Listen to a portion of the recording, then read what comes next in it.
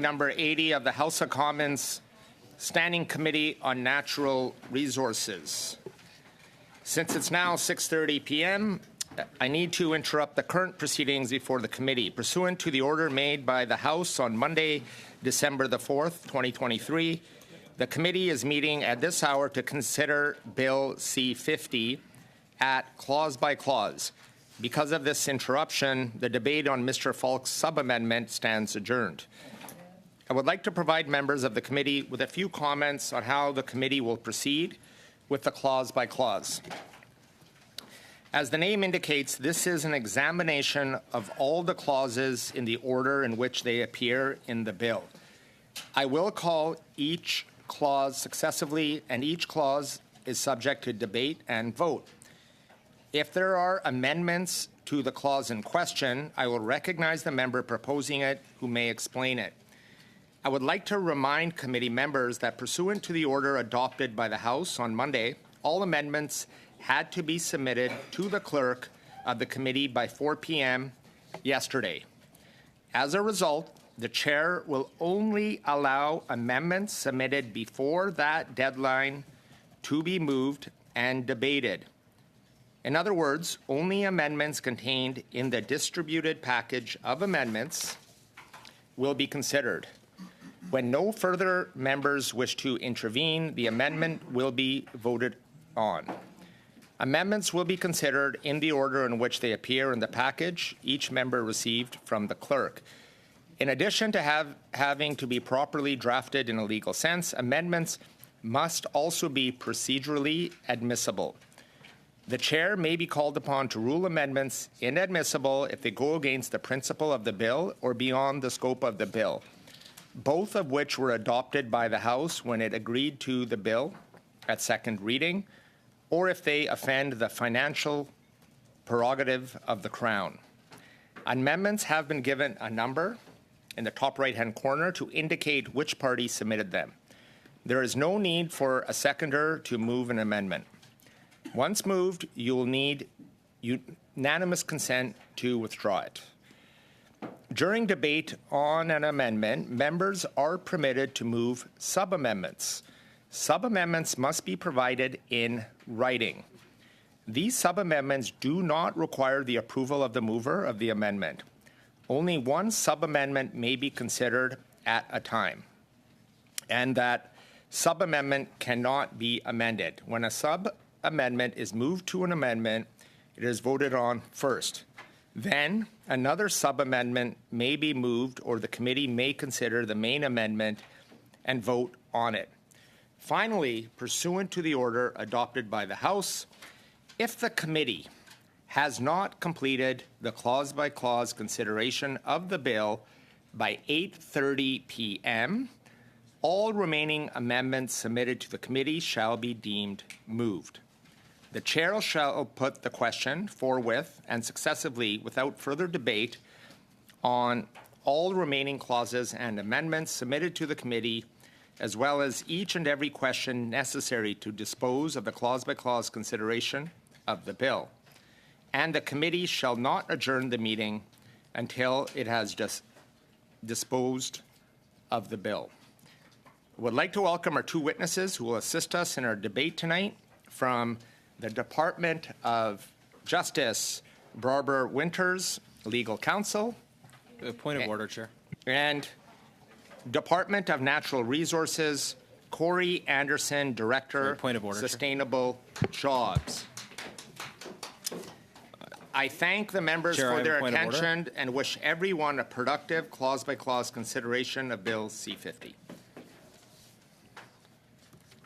Chair, I have a point of order. Yes, now on a point of order, Mr. Geddes. Thank you, Mr. Chair. I note that the motion, the order adopted by the House, you read the section about what would happen at 8:30, which in my view is quite draconian, but in any event, it was adopted by the House. And the House order also says the committee shall meet at 6:30 p.m. You, of course, started this meeting substantially after 6:30 p.m., which is a violation of the House order, as I think you'll have to acknowledge. Is it your intention to allow the full 2 hours envisioned by the House, or do you intend to interrupt proceedings at 8:30, which would limit the clause-by-clause debate further than was the intention of the House? Again, you were supposed to start this meeting at 6:30. You did not start it at 6:30. So will you interrupt the meeting at 8:30, limiting the time for debate, or will you allow the full 2 hours as envisioned by the House for debate on clause-by-clause? Point of order.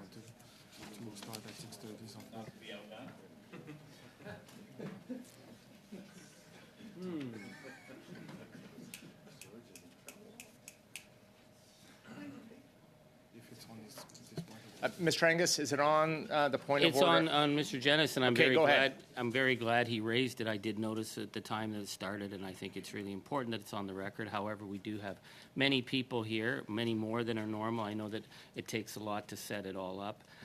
However, I would contend, raise a question that we are limiting reflection on the amendments, because at 8:30 we can continue. So I think the House order, in order to follow the House order, that 8:30 was the time that we agreed on, and that's what we came understanding. If we've understood in the past that sometimes things start later because there's so many, look at how many people are around the table, look how many people are here tonight. They all wanted to make sure it was all done properly, but at 8:30 the House told us we start, so we're certainly ready to switch over. I'm hoping we'll have it all done by 8:30 on goodwill.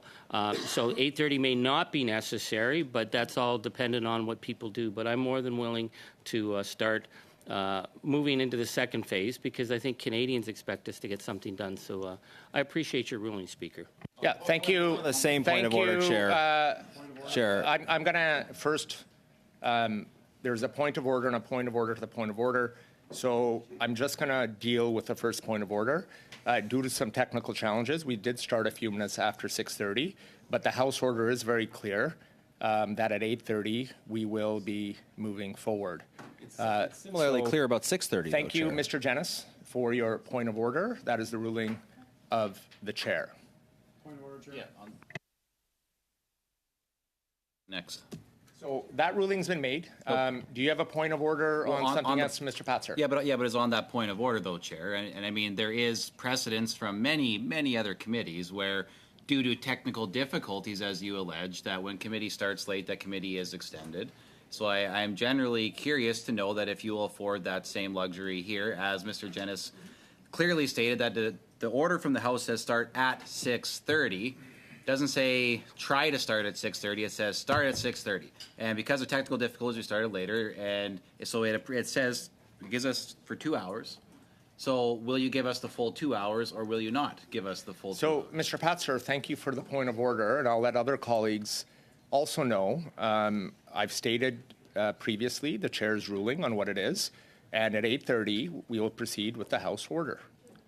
And that's the ruling. If there's a challenge to the chair on that ruling, we have a point of order from Mr. Bruson.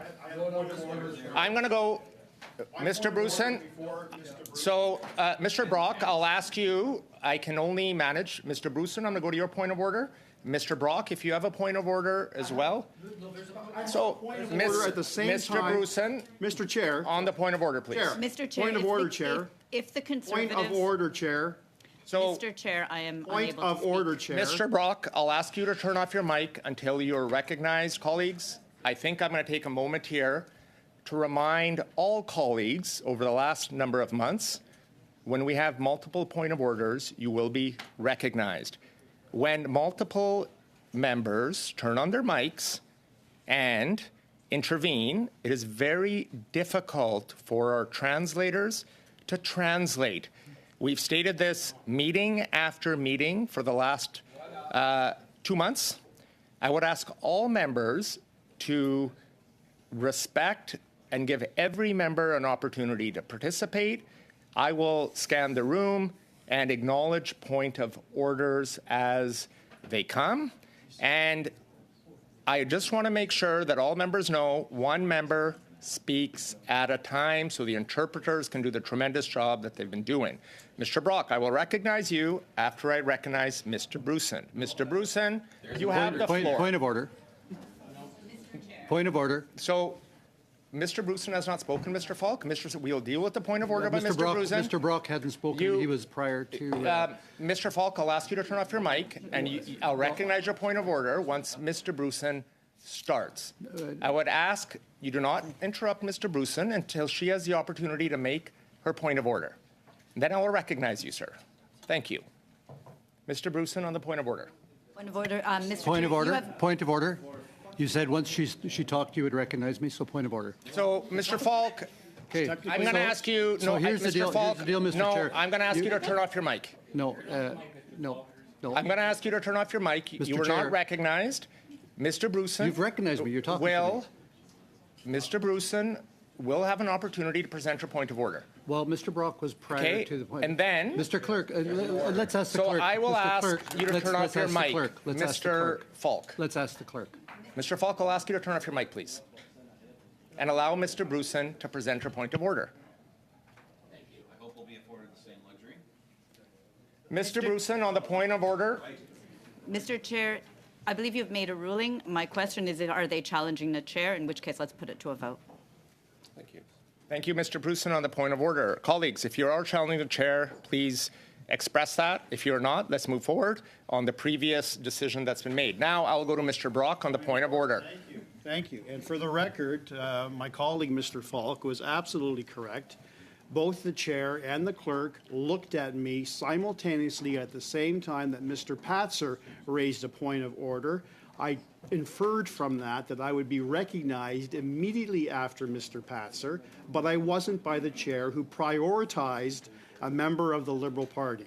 So that's one observation I wish to make. The second observation, based on the point of order from Mr. Jenis, is that this particular order says shall start at 6:30. It doesn't say may. Shall is not discretionary. My original point of order was to ask the chair to explain why there was an approximate 10-minute delay, notwithstanding all committee members were clearly seated in their seats, ready to get the meeting started. I looked over at the chair. The chair was not engaged in any discussion with any technical officials or the clerk. The chair has indicated on the record that there were technical difficulties. I would like an explanation on the record as to what those technical difficulties were, because clearly no one is on Zoom right now. So perhaps the chair can perhaps provide a little more clarity on the record as to what technical difficulties prevented you from complying with this particular order that should commence or shall commence at 6:30. Thank you. So thank you, Mr. Brock, for your point of order. A ruling has been made on that, and we will proceed. I provided clearly to committee members on what the delay was. And on the technical, so Point of order, if Chair. you have Point of if you order. would like to challenge the ruling of the chair, I ask you to do so, Mr. For a Brock. clarification, sir, which I'm entitled to do. So- You've not provided a clarification. If the chair refuses to provide a clarification, I will challenge your order. So you have the ability, Mr. Brock, to challenge the ruling that's been made. I'm going to go to the next point of order by Mr. Angus. Mr. Angus, go ahead on the point of order. Thank you. I want to totally support Mr. Brock. Mr. Brock says that if he doesn't get an explanation, he's going to challenge the chair. I totally support him. Chair, I think you made a ruling. If you do not give a technical explanation, then Mr. Brock is going to challenge the chair. So I'm more than willing to have Mr. Brock challenge the chair. He said it. If he doesn't want to follow through, then what he's doing, Mr. Chair, and I don't want to waste anyone's time. This is important legislation. He's just using his spot to try and upend our work. So if he's going to challenge the chair, I support him. Challenge the chair. If he's not, then he should actually participate as a respected member of Parliament point of order, and Chair. follow through. So, Chair, I think you've made a ruling. Let them challenge you. So, colleagues, before I go to the next point of order, I am going to remind members as well what I've done in previous meetings. I will endeavor to ask you to pause, and I will turn on my mic to ensure that our interpreters can hear one committee member at a time. So we do not have multiple committee members speaking into the mic at the same time, so our interpreters can interpret. So I would ask committee members, when you have a point of order, you look at me. I will try my best to make sure I give everybody an opportunity to participate. You can raise your hand, you can acknowledge me, but if I do turn on my mic and I ask you to pause, I would ask all committee members to pause at that point. Okay? Thank you. Now we have a point of order from Mr. Jennis. Mr. Jennis, go ahead on the point of order. Thank you, Mr. Chair. Just when Mr. Angus was speaking, I thought it would be important to clarify the rules around participation of members. I know that in the House yesterday, Mr. Angus was not able to speak because he explicitly defied the Speaker. I wonder if he is Can I have a point of order, please? he's permitted to speak in committee, to or understand if the rules still the apply. member when his mouth So- is full. So, so we have a, so I, okay, On that point of order. On that point of order. hold on. I'm gonna, Mr. Jennis, I'm happy to repeat it again. no, you've made your, thank you for your Was it intervention. audible to all others? That was not a point of order. If you could please, It is a point of order. you're Could you clarify the rules? engaging in debate. I'll ask you to turn off your mic. I'll go to Ms. McPherson It was on a point of order. a point of order. Sorry. I was just reiterating that it was difficult to understand the member because his mouth was full. So if he could please finish what he was eating before addressing the committee, that would be appreciated. Thank you, Ms. just McPherson. on the your same point of order, I'm happy to repeat the point. I'm going to go to If it Ms. was Gladue, who's unclear. been waiting very patiently. Thank you, Ms. Gladue, for waiting patiently, and you're now recognized on your point of order. I have another Thank you, point of Chair. order. What I would say in the hopes of moving things along is I think that the intent of the order from the House was to have 2 hours of full discussion. And it looks like things may become a little fractious, and perhaps it would be good to have the clerk keep a list of who has wanted to speak in order so that, we don't fight about that, and then that will move things along nicely. Thank you. Ms. Gladue. I have Mr. Patzer on a point of order, and I have Mr. Simard on a point of order. Mr. Patzer, go ahead on the point of order. Well, yeah, thank you very much, Mr. Chair. You at the start of the meeting, you are already giving us a little bit of grief, supposedly about do not interrupt other members when they're speaking, and yet when the bonus NDP member over there jumped in right away, there was not a chiding of sorts from the chair as to that. So I'm just wondering if you would be, are you going to apply the rules equally, or how this is going to work? So, okay. Mr. Aldag, do you have a point of order on the point of order? Okay, so I'm going to go ahead on the point of order. I just ask that we be respectful and not use language that's clearly meant to cause further debate. You guys, the Conservatives, have more than 4 members. You're allowed to be here. The NDP are allowed to have extras here. I welcome Ms. McPherson. And I don't think that we should be calling her out for being at the table and speaking as the Conservative members are doing. So I just ask that as we get into the evening, that we have good, respectful discussion, as you have asked us many times to do. Thank you. On that point of order, Chair. So, on that point of order. Thank you, Mr. Aldag. All members are welcome to be here and participate. Thank you, Mr. Smart, for waiting patiently. We do have a point of order on Mr. Aldag's point of order, and I'm going to come to you on Mr. Jennis on your point of order, and then I'm going to Mr. Mr. Chair, just on Mr. Aldag's point, I think some members are quite liberal about accusing people of unparliamentary language. My colleague described someone as a bonus member. I don't think bonus is a derogatory term. It's simply a description of the fact of the normal numbers and having additional numbers. So, Mr. Jennis, thank you for So your I'd like point you to of maybe order. You're clarify getting if you into view debate. bonus as no. It's a question of the rules. Do you view bonus as parliamentary or unparliamentary language? I would like to know because I was actually planning on using the word bonus at a few points later in Thank my you, remarks. Mr. So I Jennis, want to make sure for I your can moderate point of myself order. accordingly. So, colleagues, once again, I'm going to ask everybody to pause and reflect for a moment on the work we are instructed to do here. And we've seen over the last several months interventions that our committee is not allowed to move forward. We do have important work to do. I would ask all members to give another member an opportunity to participate and speak, that we do not use we avoid using unparliamentary or inflammatory language. I think that goes for everybody. We take that seriously. We make sure we consider on what we say before we say it, because our words do have impact to others. So on that note, I am going to go to Monsieur Simard. He's been waiting very patiently on that point of order.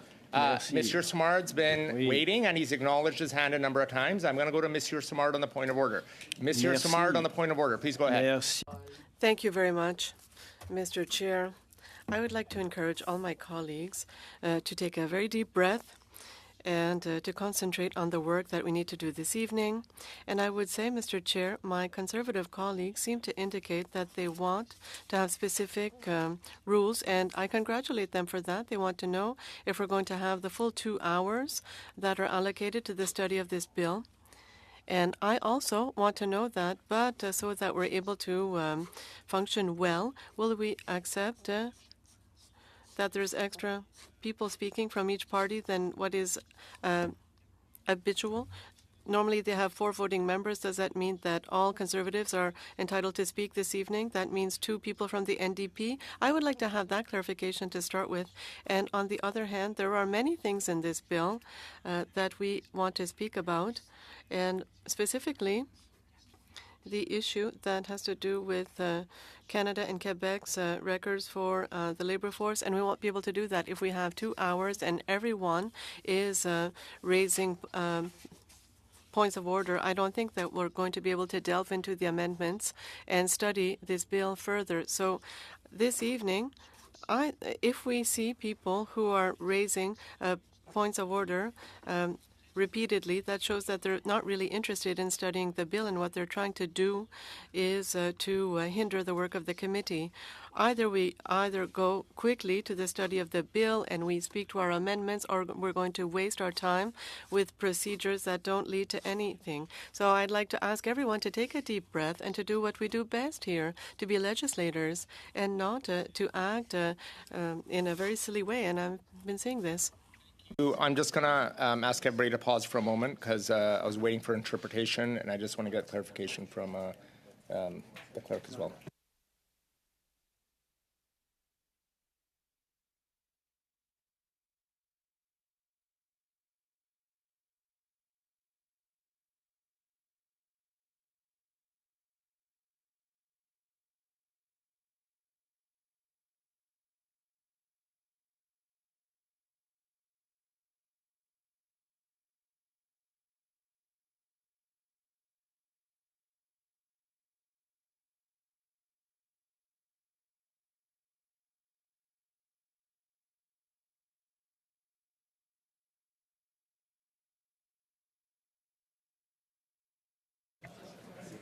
We have Mr. Brock on a point of order, and we have Mr. Angus. So, Mr. Brock, go ahead on the point of order, then I'm going to go to Mr. Angus.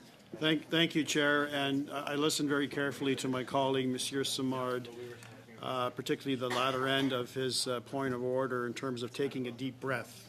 I've taken a deep breath to gather my thoughts for this second point of order, just like I did take a deep breath for my first point of order.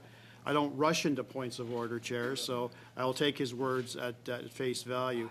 But I think it's important that I raise this issue, because this is an issue that was brought up initially at our meeting earlier this week. And there was a term used by my colleague, Mr. Falk, in reference to Ms. DeBrusen, which she took offense to. I'm not going to mention the word again, and other members of the Liberal bench took offense to. You thought about that particular word, and you cautioned all of us, if you recall, Mr. Chair, at the committee about the use of derogatory and non-parliamentary language. I didn't challenge that particular order, because it wasn't an order per se, it was a suggestion by the chair, but I asked for clarification. And I asked on more than one occasion for clarification as to whether or not the chair was going to make a ruling with respect to the use of that particular word. I asked it on more than one occasion. The chair dodged the specifics in terms of opining on whether or not that word itself was derogatory or unparliamentary. So I raised that in the context of what we just had happened tonight, where one of my colleagues used the reference to a bonus NDP member, to which MP Eldag took great offense to and raised a point of order and viewed that as unparliamentary And again, the chair, using the very same language that the chair used 2 days ago, cautioned committee about the use of derogatory terms and non-parliamentary terms. So again, I need clarification, Chair, and I think it would benefit every particular member at this committee as to what the chair deems to be derogatory and or unparliamentary. I'm of the same view that my colleague Mr. Patzer opined that the word bonus could be actually flattering as opposed to derogatory. So if the chair still feels that it's a derogatory derivation of some knock on Miss McPherson's abilities, I have great respect for Miss McPherson. I haven't had any personal conversations with her, but I always admire her interventions in the House, and I would certainly not use any derogatory terms to Miss McPherson, but my understanding, sir, the use of bonus is a bonus actually to this committee to have Miss McPherson's presence at this committee. So again, I'm asking the chair to provide clarity because, quite frankly, as this meeting progresses and as future meetings progress, and I hope that the Conservative team invites me for future resource meetings because I quite enjoy the content in these meetings, but to enable me to perform at my best, Mr. Chair, I need to know from the chair's perspective what is deemed to be derogatory and a ruling as to what is deemed to be derogatory or non-parliamentary. Thank you.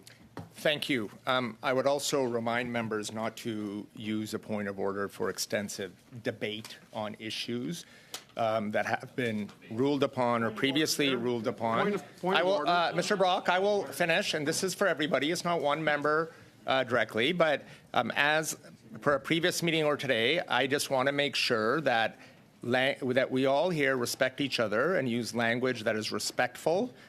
We use a tone that is respectful for all members. And I think we can do that as we thought of at last meeting as well. We did get into being working with each other quite well to finish off that meeting. I did not make a ruling at a previous meeting that specific word used was unparliamentary, as I would need a dictionary to determine every word in the context used, and I don't believe that I have the ability to, in all cases, provide. But I do have the ability here to make sure that we all have a respectful workplace for everybody around the table, and that we attempt to respect each other as colleagues around the table and use parliamentary language, and we continue in that fashion. So I'm asking you to do that again today. Thank you. Mr. Angus, on the point of order that you had. Chair, I'm hoping that I can sort of try and find some consensus here. Mr. Aldag did take offense at the term of referring to my colleague from Edmonton as a bonus NDP. Mr. Brock, I think, quite rightly points out that bonus could be positive. I think it's very, very positive that we have a member from Alberta who actually believes in climate science. That's a bonus for us. I think it's a bonus that that we have a member who met with the Carpenters Union in Edmonton who actually wanted to talk to us about this legislation. That's a bonus. Now they're trying to see they're attacking me and trying to shut me down. But I'm trying to support them.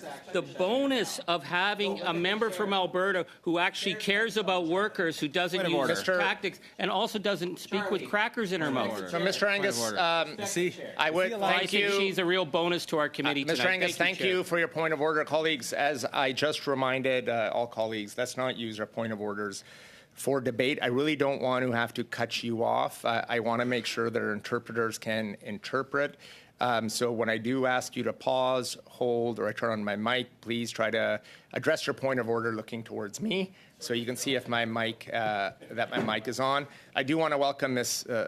McPherson and Mr. Morris, who was here a moment ago, to our committee, and other members, Ms. Gladue as well, and others who have joined us today, Mr. Jennis and Mr. Fonseca. Thank you for joining us this evening. Now, we will proceed on. Did we have a point of order, Mr. Jennis? I just had a point of order. You didn't rule on my question regarding maybe it wasn't audible, but my question regarding whether Mr. Angus is allowed to speak, or whether the fact that, or whether the Speaker's ruling in the House applies to committees as well.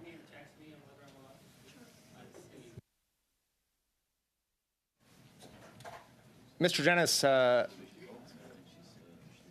thank you for your point of orders. Members who are participating here today in committee are allowed to participate, and we'll allow members to participate. So thank you for your point of order.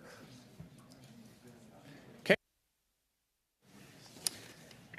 Colleagues, I just want to now, as we've gone through and we've reset where we're at. Point d'ordre, Monsieur le Président, juste pour être sûr. Point of order.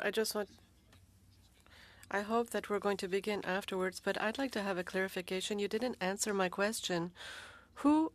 What members will be able to speak this evening?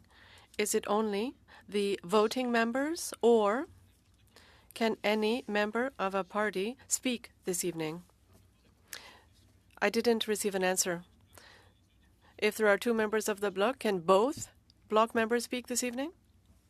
Thank you, Mr. Simard, for your point of order.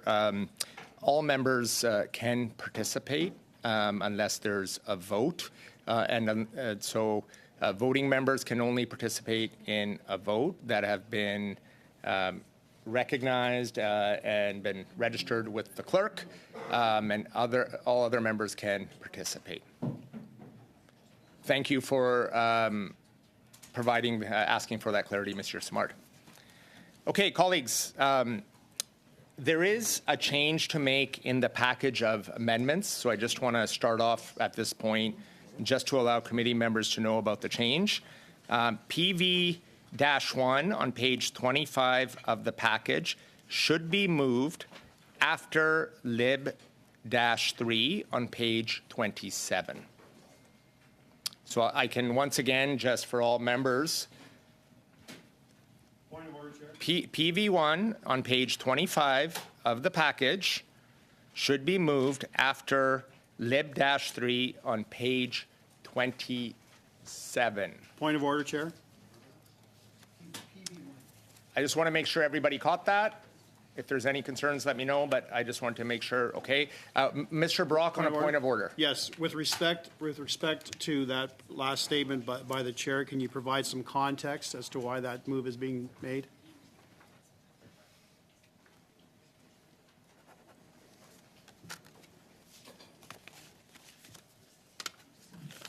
Thank you, Mr. Brock. That's the order that it appears in the bill. So as folks were putting together all this, these packages for committee members, they wanted to make sure that, to the best of their ability, they could provide it in that order. And that was information provided to me, and I wanted to bring that forward to committee members. I'm going to go to Mr. Aldag and then to Ms. Gladue. Mr. Aldag, go ahead. I'm trying to understand. Could you give it to us again? I Sure. didn't follow where I'm supposed to be, so I just need to note it down. So before I proceed, I will provide it once again, and then that might address your point of orders. So there is a change to make in the package of amendments. PV-1 on page 25 of the package should be moved after Lib-3 on page 27. Now, I'll do it once again just to make sure. PV-1 on page 25 of the package should be moved after Lib-3 on page 27. Ms. Gladue on the point of order, and then we'll go to Mr. Maurice. Go ahead. So with respect to moving PV1 after Lib-3, that would imply that it was in Clause 7. But the text of PV1 says in Clause 6. And so does that mean that that amendment has to be amended in order for it to be compliant? Thank you.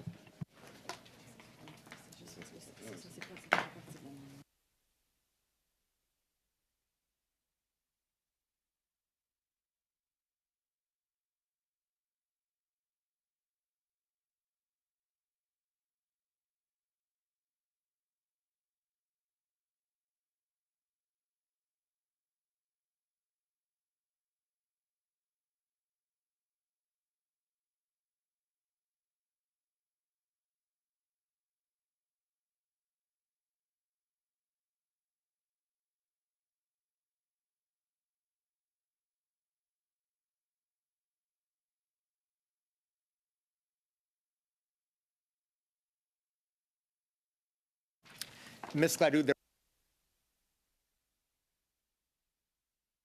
now it has been rectified and put in the right place according to the bill. Thank you for your catch. Mr. Morris, you had a point of order. Just on the same point, just looking to understand better if PV1, which I'm here hopefully to speak to with respect to a just transition for coal power workers being included as part of this bill, that's in clause 6. Libs 3 is clause 7. Why is it that PV1 would follow if it is in an earlier clause? So as... Okay. Thank you.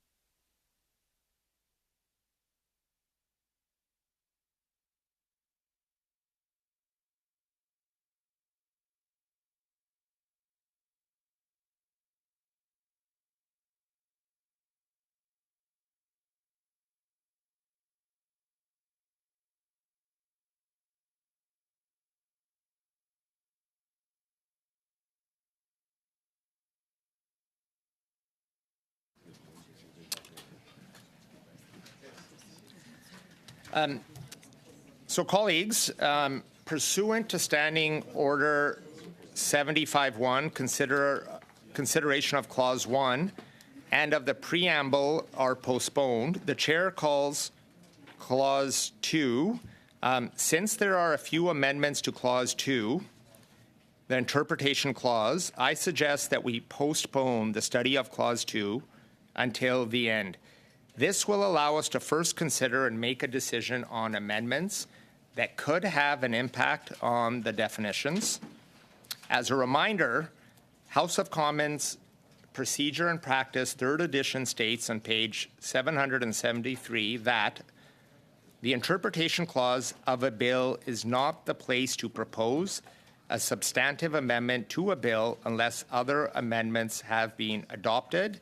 That would warrant amendments to the interpretation clause. Therefore, Clause 2 will be considered after Clause 21.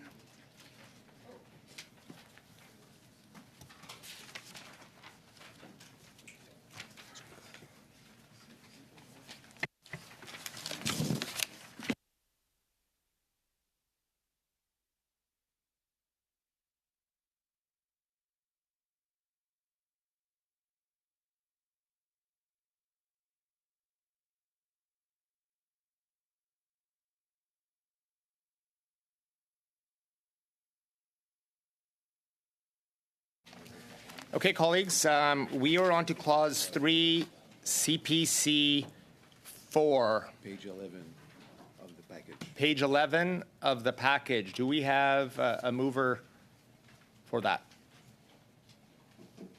Yeah. Okay, Mr. Patzer. Thank you. That Bill C-50 in Clause 3 be amended by replacing lines 3 and 4 on page 5 with the following. So this would be 3. The purpose of this act is to improve affordability and to facilitate and promote economic growth, private sector investment, the creation of sustainable jobs, and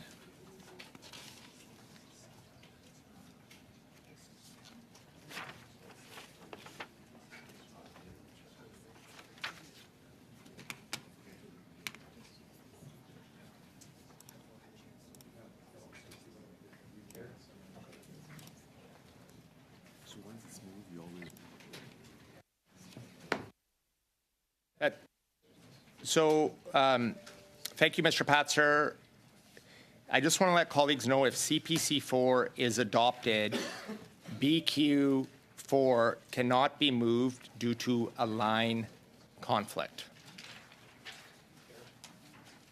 So just to remind everybody, if CPC 4 is adopted, BQ 4 cannot be moved due to a line conflict.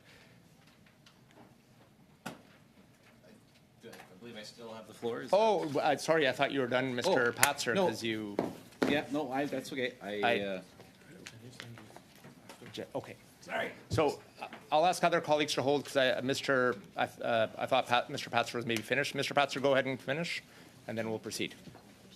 Well, yeah, no, I mean, I think it probably goes without saying, but just in case it doesn't, I thought it'd be good to just make the point, the reason why we want to see the improvement of affordability.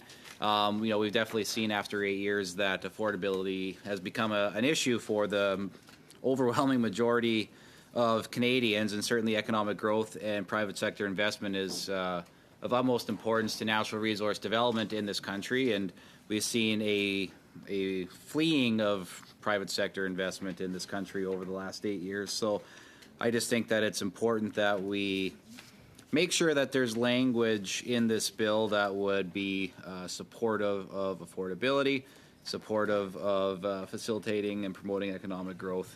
Certainly my region, and I'm sure many members around the table here would be willing to support this amendment because they also have natural resource development happening in their riding. And it's interesting because we had a sub-amendment previously, as you'll recall, talking about the need to have people come from Timmins James Bay to speak at committee. And unfortunately, the member from Timmins James Bay was missing for 3 meetings and wasn't able to speak to it. And when he did, actually, the meeting prior to him being subbed out of the committee, he didn't even spend time to talk about projects in Timmins James Bay. But we spoke at length as conservatives about what's happening in Timmins James Bay. Mr. Patzer, I'd ask you to pause for a second. We do have a point of order. Mr. Angus, on a point I of really order. like my friend Mr. Patzer. He's just got a really bad memory. I do believe I spoke extensively on the issue. not a point of order, But I don't Chair. know if that has anything to do with this, but he can carry on as long as he wants because he's got another hour and, 11 minutes? He can talk about Timmins a lot if he wants. So, thank you, Mr. Angus, on the point of order. Colleagues, I will just ask you to keep point of orders on procedural issues and not to engage in debate through point of orders. Thank you. And Mr. Patzer, I'd ask you to conclude so we can move to the next speakers. Oh, for sure. Yeah, no, thank you, Mr. Chair. And actually, I spoke for 2 hours straight about the great projects and the great work that is going on in Timmins James Bay. Yeah, actually, you did. For some reason, I wasn't sure why you missed the last 3 meetings. Maybe it had something to do with the fact that the last week was a week to acknowledge survivors of domestic abuse, and given what had happened in committee prior to you being subbed out, I think maybe that had something to do with you being removed from the committee. But anyways, I digress. I think it's important, though, that we talk about affordability, Mr. Mr. Chair. Patzer, I'll ask you to pause on affordability. Go ahead, Mr. Angus, on a point of order. I don't know what Mr. Patzer is talking about, victims of domestic abuse. If he's going to make stuff up, I think he could be clear, but not in this time. We're actually talking about C-50. If he wants to make allegations against me, he can do that anywhere he wants, but we're dealing with C-50. So could you, Chair, keep him on focus? Because I think I'm worried about my friend here. He gets so angry, he just goes off track. And so either they're serious about this or not. Mr. Angus. Point of order. Colleagues. Point of order, Chair. I'll address that, and then I'll go to your point of order, Mr. Brock. Colleagues, as we've mentioned previously, let's focus on using point of orders for procedural issues that are relevant to procedure, not for debate. I would also ask committee members through their debate focus on the motion that's been moved and how it relates to the work we're doing for Bill C-50 here today. Thank you. Mr. Brock, on the point of order, are you on a point of order of Mr. Patzer or Mr. I'm Angus? on a point of order based on the comments of Mr. Angus. Okay, go ahead. So you heard Mr. Angus's commentary with respect to Mr. Patzer, which I find to be not only offensive but unparliamentary, claiming that he was not proposing a relevant amendment on the floor to improve this bill, but rather a personal angered attack on Mr. Angus himself. So, again, I'm not asking for a ruling. Mr. Angus, I have the floor. You do not. Thank you. I'm asking that the chair not make a particular ruling per se, but rather another cautionary tale to all committee members that we all need to be respectful.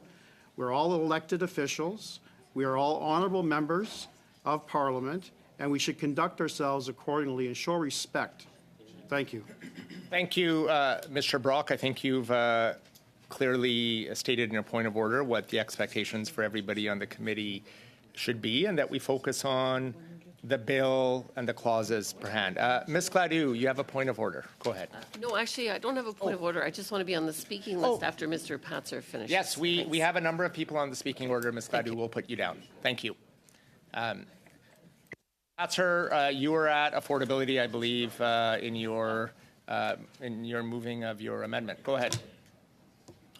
Yes, thank you. No, I was talking about affordability and economic growth and private sector investment, which we know is going to be of utmost importance to people of Timmins James Bay. And I think that they would be definitely concerned about the fact that their member missed my 2-hour intervention previously. And as there are many great points and projects that we spoke about at length as what's going on into the natural resource development up in Timmins James Bay. So unfortunately, Mr. Angus wasn't there, but I trust that he will go back and read through all the fantastic things that are happening in his riding, just so that he can refresh his own memory for when he goes back there, maybe over the Christmas break. So, Point of order, Mr. Chair. Yes, thank you. Go ahead, Mr. Jennings.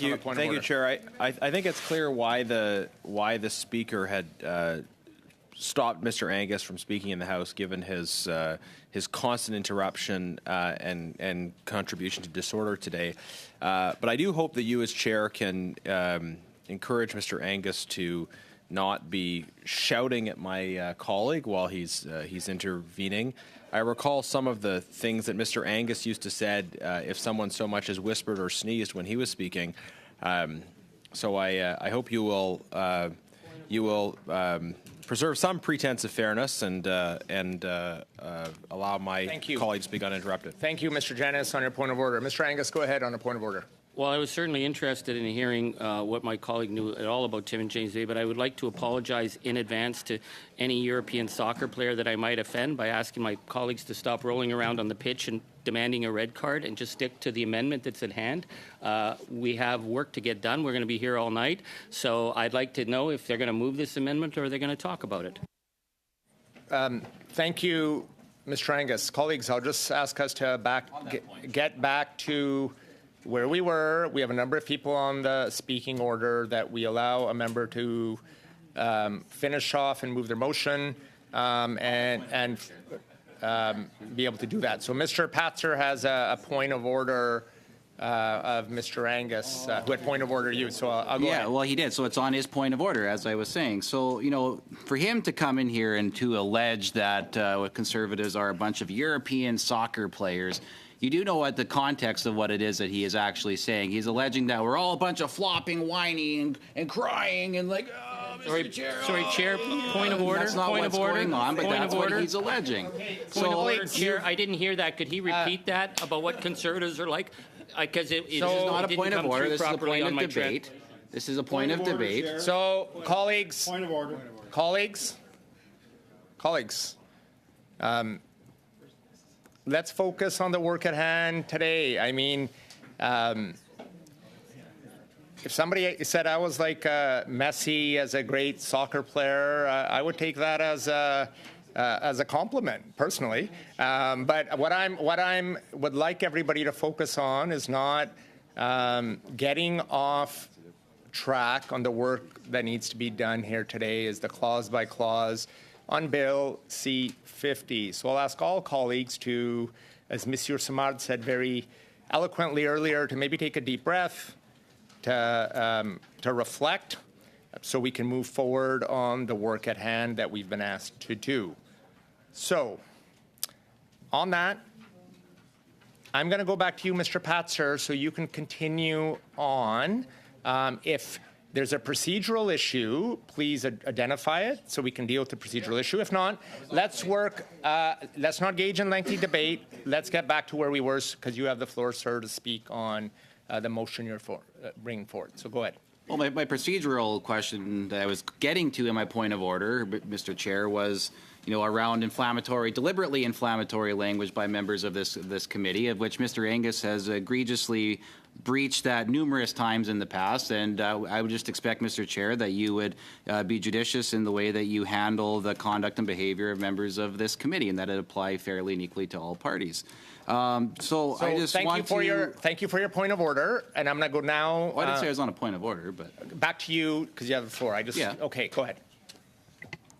Yeah, I was just making sure that I finished that thought for everybody here, and especially for you, Mr. Chair, because I do think it would be helpful. So anyways, as I was getting to the point about the private sector investment in the many great projects that are happening in Timmins, James Bay, like I was saying, it was a shame that he wasn't here to hear my intervention and the interventions of many of my colleagues as he missed 3 meetings there. And I just think that it's, when he did speak, I was just going, we have the transcripts available. We can actually see what he's talking about. And there was very little that actually was directly related to the sub-amendment. He's talking about all kinds of things all across the country. But on the... Mr. Patzer, I'll ask you to hold that we have a point of order by Mr. Bruson. Go ahead, Mr. Bruson, on the point of order. Relevance. We're looking at CPC 4. I believe he has moved it. Can we talk about the amendment, please? A little less about other members on this committee. Thank you for your point of order, Mr. Bruson. I'll ask my colleague to focus on the amendment at hand on CPC 4 and make sure that the remarks you're making are relevant to the clause by clause and the amendment you're moving. Thank you. Go ahead, Mr. Patzer. Yeah, well, like I was saying before I was interrupted again, that it was about the private sector investment in Timmins, James Bay that we would hope that you would see anyways. But, after 8 years of this government, we've seen a lot of that flee the country for sure. So, and I think making sure that at the very least that there's language that's going to provide some certainty around whether or not the government's actually serious about promoting economic growth or private sector investment. That would definitely be a big... it would be good to see, but we all know that the way that this bill is going to go is this is going to crush any opportunity for the type of economic growth that the current natural resource industries provide and the private sector investment that at one point it did prior to this government getting into power 8 years ago, and the chaos along with the NDP that it has invoked upon the provinces and on the sector at large. So I do think that this is it's a good amendment for us to be able to start this debate off of, and I think that I like I was saying, to improve affordability, that's what this gets to at its very, very heart, very core. And we know that the affordability of our small towns and our communities like Coronach and Rockglen and Willowbunch they're going to suffer when this bill gets rammed through, much like it did on in the town of Hanna in Alberta. So that's why we're making sure that we have some language like this, because we want to make sure that the government actually has to be accountable towards what they're going to be trying to do for our communities. So now the creation of sustainable jobs. Now, Mr. Chair, I'm of the opinion that the jobs that people currently have are quite sustainable, and in fact should be prioritized and not just be thrown away by the wayside, because we do know that these current jobs actually lead to the revenue that these companies make that allows them to make the private sector investment that we were talking about earlier, which leads to economic growth. So that sustainable jobs, they already exist, right? It's just, there might be some ideologically driven folks around the table that think otherwise, but we know that sustainable jobs do exist. The private sector investments from these companies, Mr. Chair, they're the ones who are largely investing in, say, wind power, say, solar. They want to be investing in some of the other emerging things that are going to be, that have come and will be available. So, for example, in my neck of the woods, and Mr. Aldag actually has family in that neck of the woods. I've talked about this before. The Sunbridge Wind Farm. It was Suncor. Well, I thought Charlie's head might have some issues with that one, but Suncor Mr. Chair. He was the one. They were the company that invested in wind. One of the very first companies, actually, in Saskatchewan, and I would suggest probably in other provinces as well. They were one of the early investors in wind, and it was Enbridge that partnered with them to be able to build that wind farm to provide power for the power utility in Saskatchewan, SaskPower. So that's why it's called the Sunbridge Wind Farm, because it was Suncor and it was Enbridge. So, but they're oil and gas companies as well. But they over 20 years ago, they made the decision that they were going to become energy companies because they saw that there was the opportunity for expanded economic growth, the opportunity to grow the type of services, the type of, the type of power and type of energy that they are going to provide to people. So they want to make sure that they were involved, and that it created jobs, it created wealth for communities, it expanded the tax bases of some communities in the area. And unfortunately, what's happening now because of what's going on with this government, that wind farm is actually being decommissioned, and it's not going to be replaced because there is a certain amount of lack of certainty that comes from this government. And this bill, C-50, is only going to further create issues for those types of companies that want to invest in energy production in this country. So I think it's important that, acknowledging what the private sector can do and the role that they actually have to play in energy production across the country and what that means for sustainable jobs. But again, these are jobs that actually already exist. It's not some new concept that this government is going to pretend to invent and take credit for, because these sustainable jobs already exist, and they do exist in the oil and gas industry. They do exist in all parts of the economy, in all sectors. So, and to make sure that we prioritize that is going to put an effort to see more affordability for Canadians, because Canada's strategic advantage for years and years and years has been affordable, reliable energy. And that's in large part due to our oil and gas companies that have provided this reliable, affordable, environmentally sustainable sources as well. Not to mention the Indigenous partnerships that have come from these resource companies, and the fact that they are continuing to work towards economic participation and self-determination for First Nations. And as such, there's companies like Natural Law Energy that this government has actually denied their ability to participate in the economy by getting rid of things like Keystone XL, not bothering to put any effort into having any advocacy on that to make sure that those projects that were good for Canada and good for our energy security and in our future going forward, there's good opportunities there that were lost. This type of a bill is going to make absolutely sure that those folks don't have that opportunity.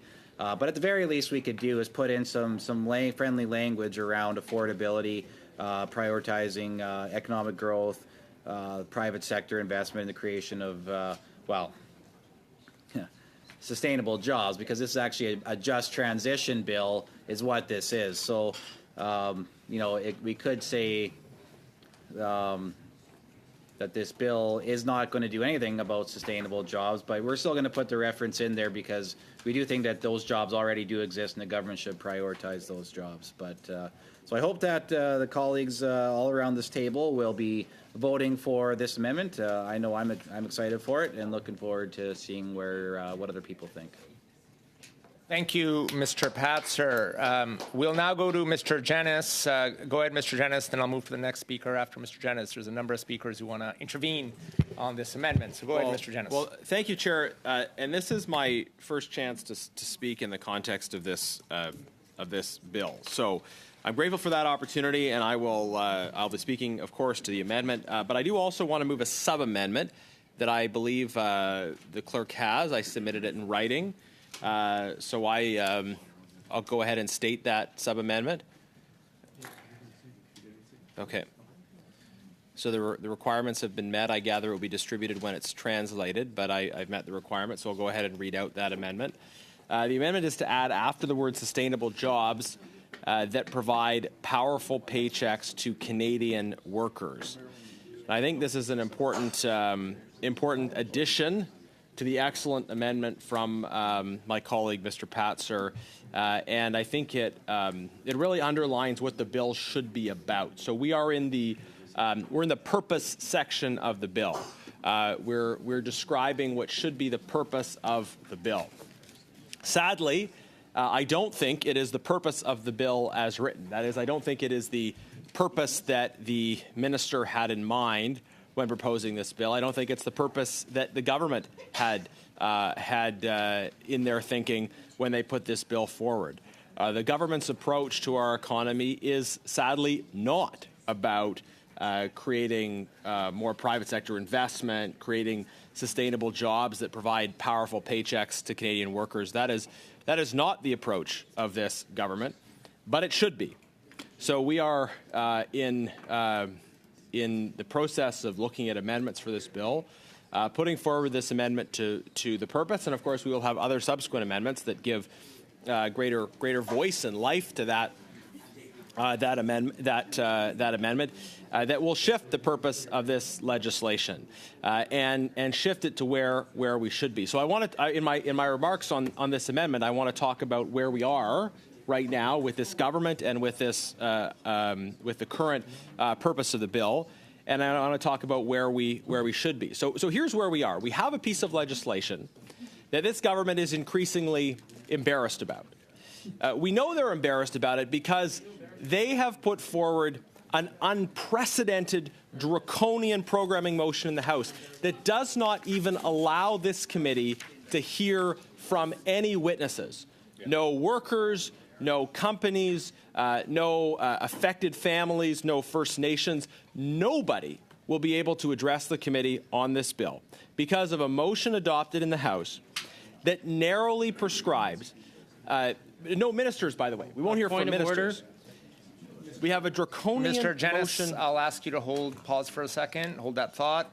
Go ahead, Mr. Angus, on the point of order. I love listening to Mr. Genis, and once he gets wind in his sails, he gets straight for the rocks. But I guess my question is, we're talking about a sub-amendment. What he's talking about has nothing to do with the sub-amendment. Can we keep focused on the issue? Thank you, Mr. Angus. I'll just ask my colleague, Mr. Genis, to, as you continue to relevant to the sub-amendment that you proposed to the amendment. So go ahead. Thank you. Point of order, Chair. Thank you, Chair. Point of order. We have a point of order. Mr. Genis, I'll ask you to hold a sec. We have a point of order by Mr. Brock. It feels like almost a deja vu moment because I recall having this point of order 2 days ago on the issue of relevancy. My Liberal colleagues were continuously interrupting members on the Conservative side during their interventions because they deemed the content not to be relevant.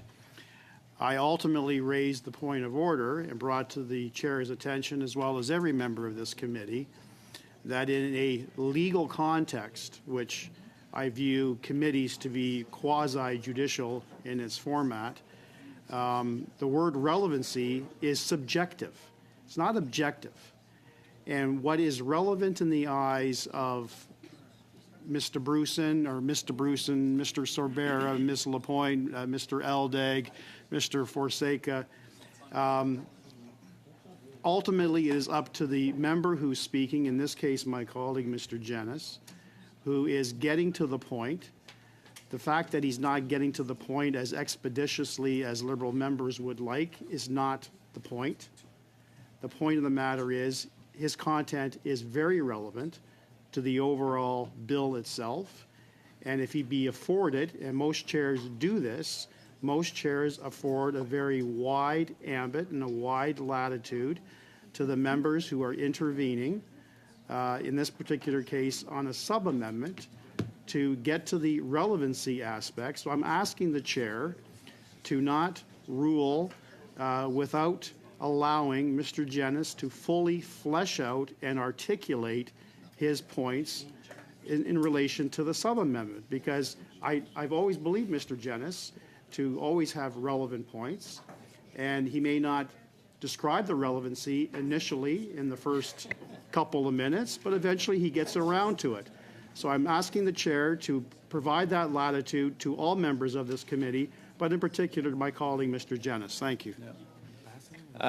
Chairman, I resume. So Thank you, Mr. Brock, for your point of order and providing that additional context. We've had a number of relevancy questions over the last 2 months as we've been debating this, and I do provide members the latitude to be able to express themselves as they move an amendment or a sub-amendment.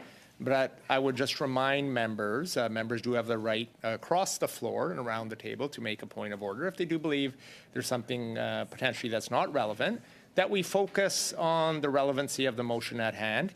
And so I'll thank you for providing your point of order and your insights on that. I'm going to return back to Mr. Genis to continue on with his intervention, and the only thing I would ask for you, Mr. Genis, is to keep it relevant to what you're providing. Thank you. Thank you very much, Chair. Mr. Angus made some comments about my remarks, relating them to having wind in one's sails. I would only say that shows he knows as much about sailing as he does about the interests of energy workers. The central issue in this sub-amendment, Mr. Angus said he's never sailed. I'm sure he'll have lots of time for that after the next election, though, and I do wish him well. Point of order. So, Mr. Genis, Mr. Genis, order. Mr. Genis, I'll ask you to pause. Mr. Angus, on the point of order. Yeah, I really think we're going to be here a long time, and I'm going to try and pull back so we don't see this kind of toxic behavior from my Conservatives. I made a comment earlier that I'd like to apologize for. I compared them to European soccer players, and then Mr. Patzer did this wah, wah, wah, rolling around thing, which I wasn't quite understanding. I'd like to apologize because certainly there's European soccer players like Beckham, De Bruyne, Mbappe, Vinicius, who get the ball in the net. So I think that my comparison to European soccer players and the behavior of the Conservatives, as we come down to about 37 minutes left while they talk the clock out, I would like to withdraw that in a way of showing goodwill towards my colleagues. Well done. So, colleagues, I don't. Colleagues, thank you, Mr. Angus, for retracting your remarks from earlier. I don't want anybody to be offended by any remarks regarding soccer or anything else. I know Mr. Fonseca is Portuguese, and Cristiano Ronaldo might be a fan of his, and others as well. We all have opinions, but what I would say is let's focus on the work we're doing here on committee on Bill C-50 and the clause by clause, and on the sub-amendment we're on now. Thank you, Mr. Angus, for your point of order. Thank you, Chair, for allowing me to do that. I feel better. And for retracting your remarks from earlier. Mr. Genis, I will ask you to proceed and maybe conclude if you're on the sub-amendment so other members can also proceed. Go ahead. Thank you very much, Chair. I do think Mr. Angus should consider letters to various European ambassadors to apologize for the gross generalizations he's made about people from a particular continent and culture. But I will bring us back. Point of order. Mr. Genis, I'm going to ask you to hold. I'm trying to work here with my colleague. I share that. I would like to work with Mr. Genis because I certainly probably do need to apologize to European ambassadors for comparing them to some of my conservative tactics. So if he's got ambassadors and can work with me, because I haven't done a lot of that international work, I know he has, I'd be more than willing to work with his office, and I would send those apologies, nice personal signed letters. So if he wants to work with me on that, I take that as a sign that we can get through this tonight. So colleagues, rather than getting into a back and forth, I'll ask members once again to focus on the work at hand. There's been a retraction made, so let's refrain from further engaging on maybe conversations that aren't involved with the work we're doing here on committee today on Bill C-50 and the amendment and now the sub-amendment that's been proposed. So, Mr. Genis, if you would focus on the work and the important sub-amendment you brought forward, and point of order, Chair. Ahead. I can't hear myself think. There is so much chatter going on outside of these desks. It's making it very difficult to understand the intervention of my colleague. Can the chair please caution those individuals who are not committee members to keep it down, please, or to take their conversations outside? Thank you. Thank you, Mr. Brock, for the important reminder for everyone. I'll ask everyone who's in the room here today to keep the tone down so members of committee can do the important work we're doing here on the clause by clause, that members only speak if you're recognized around the table. And I'll make sure, and as well with the clerk, that everybody gets a chance to participate who wants to participate. But if you do want to have a conversation that's a little more animated or loud, please take it outside. There's opportunities to have those conversations elsewhere. Thank you for providing that intervention and that important reminder. Now, we have a lot of quietness in the room. Mr. Jennis, I think that's a good opportunity for you to continue. Thank you, Chair. And just to briefly respond to Mr. Angus, I might suggest even that after the next election, when he has an abundance of time, he could do that apology tour in person and visit various European capitals. And I'm sure the newly elected Conservative MP for Timmins James Bay at that time will be happy to provide any form of assistance, letters of introduction, etc. But I am now happy to return to discussion of the sub-amendment that is before the committee, which I'll remind members adds after the words sustainable jobs in the amendment, adds the words that provide powerful paychecks to Canadian workers. And before I was interrupted by a string of quirky amendments from my New Democratic friends, I was just wanting to frame the argument for the sub-amendment in terms of where we are and where we should be, because this is sort of the core framing section of Bill C-50. It is the section that deals with the purpose of the bill. What is the bill intending to achieve? And of course, Conservatives do not agree with the government's plans in this regard. So we are proposing constructive amendments to redirect the purpose of the bill. The government's plans, sadly, do not include delivering powerful paychecks to Canadian workers. The government's plans are focused on piling taxes on Canadian workers. Our focus is on powerful paychecks for Canadian workers, and we would like to see that be the purpose of the bill instead of what is actually the purpose of the bill, which relates to their so-called just transition agenda. I can tell you that when I speak to workers, what they're looking for is not a just transition. They're looking for a Justin transition. That is, they want a new prime minister who will actually have their backs and deliver powerful paychecks for workers. Mr. Chair, the context, though, for where we are is that we have this piece of legislation with the purpose as it's presently defined, pushing this radical just transition agenda. We have this Bill C-50 that the government is clearly embarrassed about. How do we know they're embarrassed about it? Because they don't want it debated. They've put forward this intensely draconian motion in the House, which imposes very limited opportunities Mr. Jennis, for any discussion I'll ask of this you bill to here at this committee. pause. Mr. Bruson, go ahead. Mr. Chair, I think that the record is quite clear in the basis for the motion, the programming motion that we have, that in fact it was the Conservatives not a point of order. who blocked us from being able to have a scheduling motion Not a point of order. to hear from any witnesses. So this is where we are at, and it's unfortunate that they forced our hands to be here. But it was more than 25 hours that we spent, Not a point of order, we were Chair. unable to Although get I'm to happy any to witnesses. respond to it. Thank you, Mr. Bruson. Mr. Jennis, go ahead. Back to you. Yeah, thank you, Chair. So in terms of why we're here, Ms. DeBruzen is completely wrong about the context of what happened at the committee, and people can look at the record.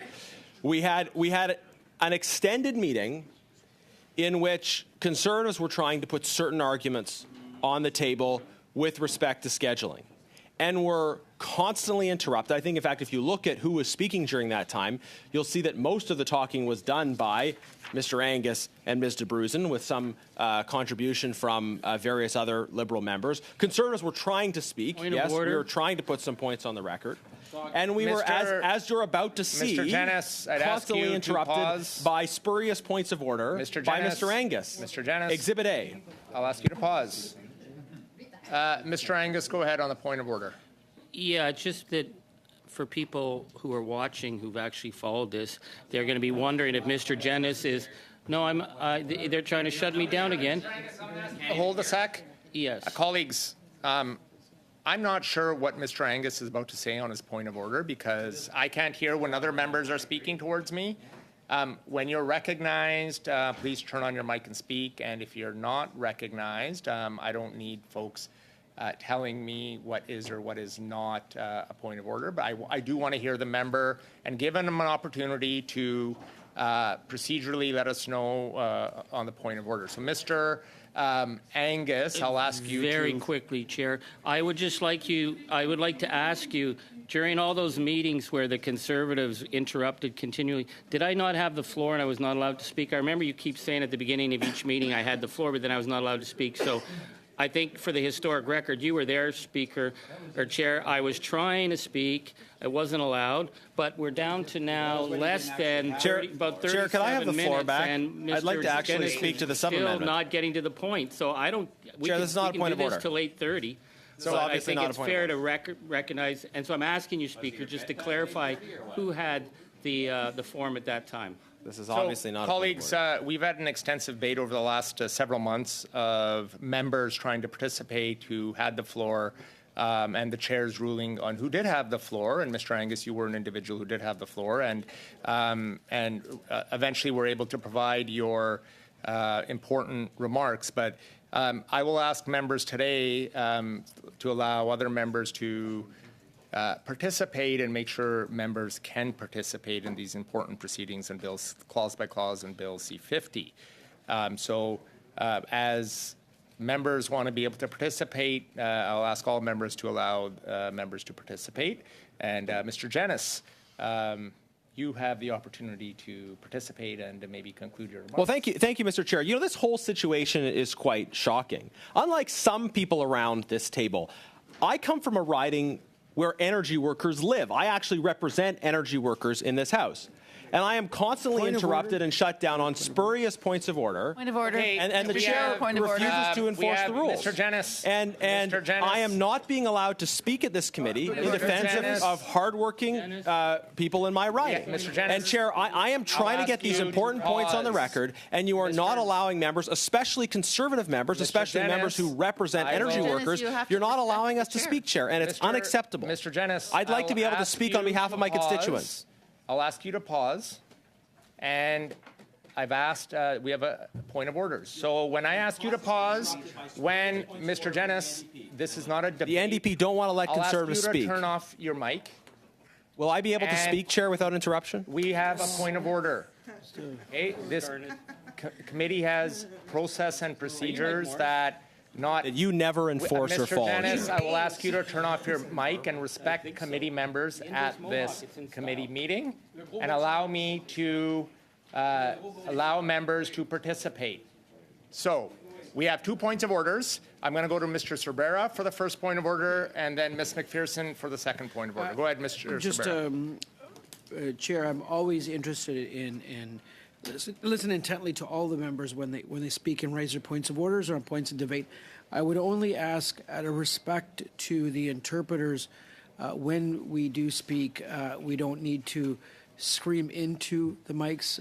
Mr. Janice, I hear your passion about the constituents you represent, but I think out of respect for the interpreters, that we speak in a more mild manner and a lower tone, so we're not screaming into it. Mr. Janice, you're quite loud and quite passionate. I get it. But I think out of respect to the interpreters and what they do for us and the job they perform, we could be a little more subdued, if I can use that term. Thank you. Thank you, Mr. Cervera, for that reminder. Colleagues, it is important that we refrain from multiple individuals speaking in the mic at the same time. It makes it extremely difficult for our interpreters to do the great job they're doing on interpreting. Also, when we do be loud, or if we do end up... May I speak, Chair? And I'm supposed to have the Mr. floor. Janice, I have the floor, and I will recognize you. I have the floor. You will be recognized after we deal with this point of order. And I'll ask you not to turn on your mic unless you're recognized. I will I'll ask you not to recognize turn me. off I have your the mic floor. until you're recognized. Thank you. Ms. McPherson, you on a point of order. Thank you, Mr. Chair. And I also want to just reiterate what my colleague, Mr. Sabero, said. We have to be very cautious and careful of our translators. They do such incredible work for us.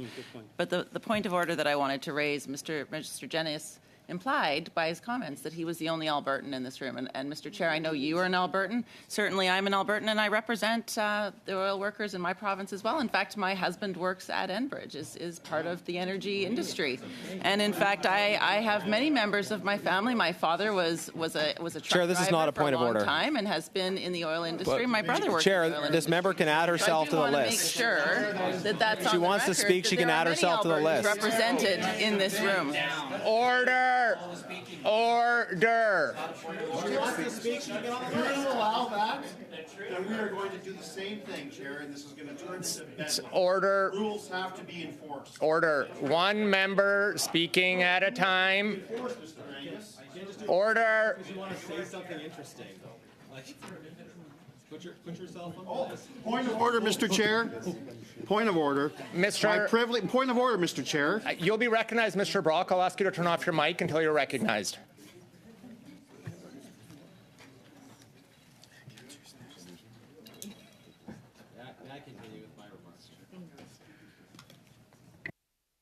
Ms. Gladue on a point of order. Yes, Chair, on the same point of order that Ms. Matheson was speaking to. McPherson, I'm so sorry.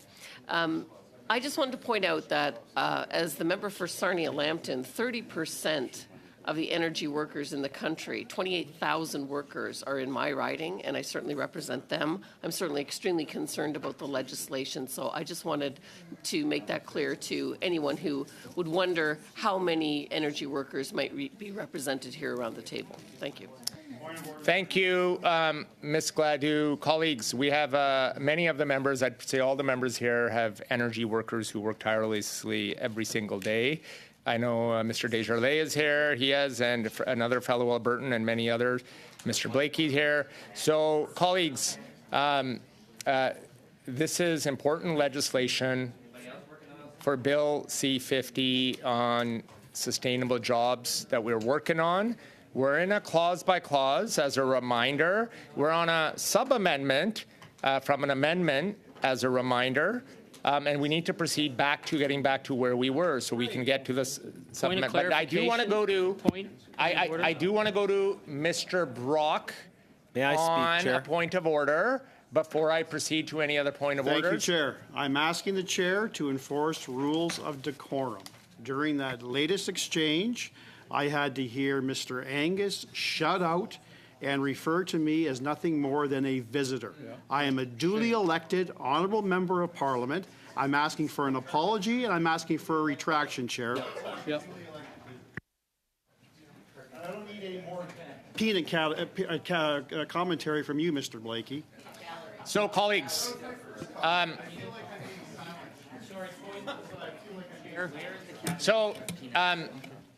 Chair, may I just continue with my remarks? No, Mr. Janice, I'll ask you to turn off your mic until you're recognized. But I was recognized. I have the floor. Mr. Janice, I'll ask you to wait until you're recognized. We have point of orders. You know very well on the use of a point of order, so I'll ask you to wait until others have their opportunity to provide their point of order. Mr. Angus on a point of order. Yes, Chair. I just, because I think if people back home are watching, they're going to obviously think that this might be disgraceful. I don't think Mr. Blakey makes peanut comments. Maybe he does. I'm not sure. I've never heard of peanut comments. This is not a point of order, Chair. This is editorializing. It's a matter of debate. It's almost 1 minute past 8. So could you clarify? You can't just have a point of order to editorialize. Chair, could you clarify I'm going to ask. the rules? Hold on, Mr. Angus. Colleagues, I cannot hear what Mr. Angus is saying from here because we have multiple individuals speaking. I'll ask you to let him finish, and if his point of order is not a point of order, he will be told he knows that a point of order is on a procedural issue. He can provide his procedural issue he has a point of order on. So, Mr. Angus, I'll ask you to conclude your point of order, and then we'll resume our Absolutely, report. thank you, Chair. I just want to clarify. So we are now we're now 1 minute after 8, going on to 2 minutes after 8. So at 8:30. If I heard you correctly, we then move to vote clause by clause, so we don't have to have these constant interruptions, constant points of order. Is that how the process works at 8:30? If the Conservatives choose not to bring their amendment before 8:30, it will then just be deemed adopted and we How vote? could Is we? that You're the constantly process? interrupting. Because we're at 8:30, I certainly don't want to have any chaos happening. I think we would then sit down to business. So I'm asking you to clarify, Chair, if now we're like 28 minutes left, 27 and 30 seconds, say, that we're ready to get down to business. So could you clarify where we'll be at that point? Yes, Mr. Angus, as I provided for committee members at the opening of today's meeting, pursuant to the order adopted by the House, the committee, if the committee has not completed the clause-by-clause consideration of the bill by 8:30, we will proceed at that time to begin by going through each clause by clause. So 8:30 is the time that we will, as per the House order, proceed with that. I hope that provides clarity to all committee members. Thank you, Mr. Chair. I do want to go to Ms. Barron on a point of order. Go ahead, Ms. Barron. Thank you very much, Chair. I wanted to bring to your attention that my colleague, Mr. Jennis, continues to turn on his microphone while others are speaking. This is happening repeatedly, and I am very concerned about the well-being of the translators who are doing their very best to be able to navigate this very challenging meeting. And so I'd please ask through the Chair if we can ensure that my colleagues are not turning on their microphones before they have been acknowledged by the Chair. Before I move to the next point of order, I will just remind colleagues that please do not turn on your mic until you are recognized.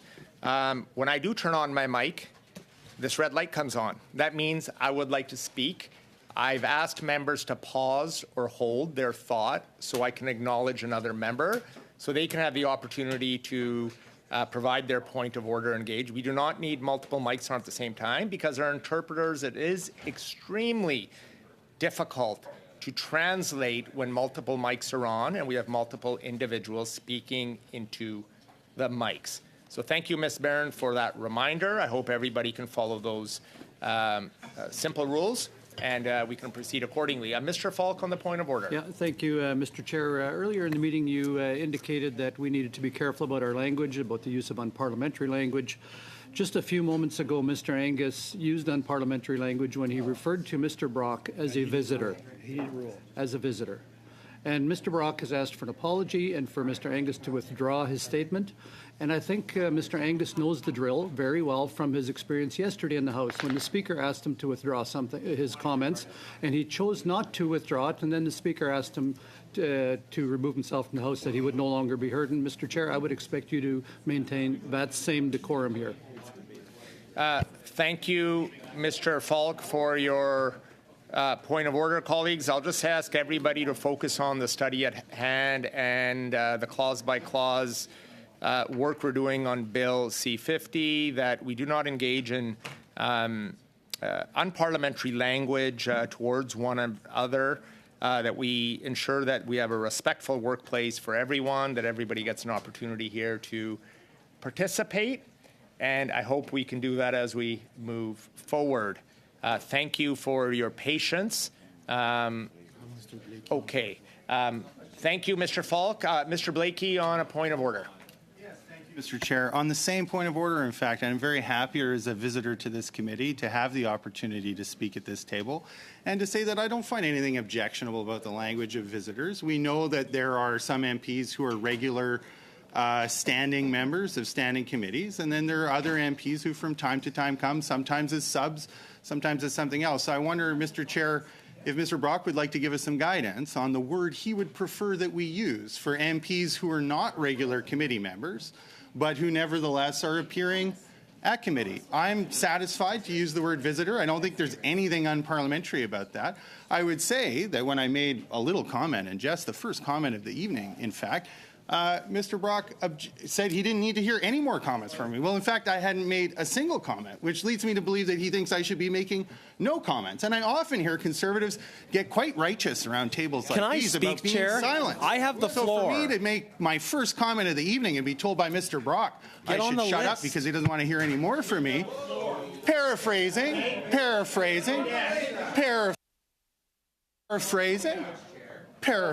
pardon me if my paraphrasing So, was Mr. a little Blakey, more I'd ask aggressive you to conclude your on the in point his of own order. language. Pardon me? Just to conclude on the point of order.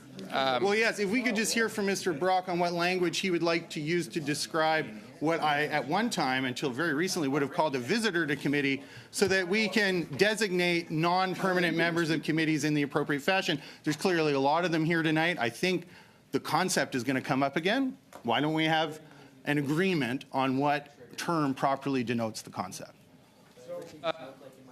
Colleagues, earlier in the meeting, I did have a conversation with committee on who's able to participate. Members here are allowed to participate, whether we have some voting members and we have some members who have come to participate. And everybody's welcome here, and we want to give all members, whether you're a long-time committee member or whether you're just coming here for the first time today, that you have the ability to participate in this important discussion we're having on the Canada Sustainable Jobs Act, Bill C-50, and the clause-by-clause work that we're doing today. I would encourage members at this time also not to, once again, I'm trying to do the best I can, but when multiple committee members are directing toward telling me who said what and what said, I can't make much of what's being said. So I'll ask all committee members once again. As a reminder, we speak one at a time. We speak when we're recognized by the chair, and we do not turn on multiple mics on at the same time because it is very difficult for our interpreters. Now, thank you, Mr. Blakey. I am going to go to Mr. Perkins on a point of order. Mr. Perkins on a point of order.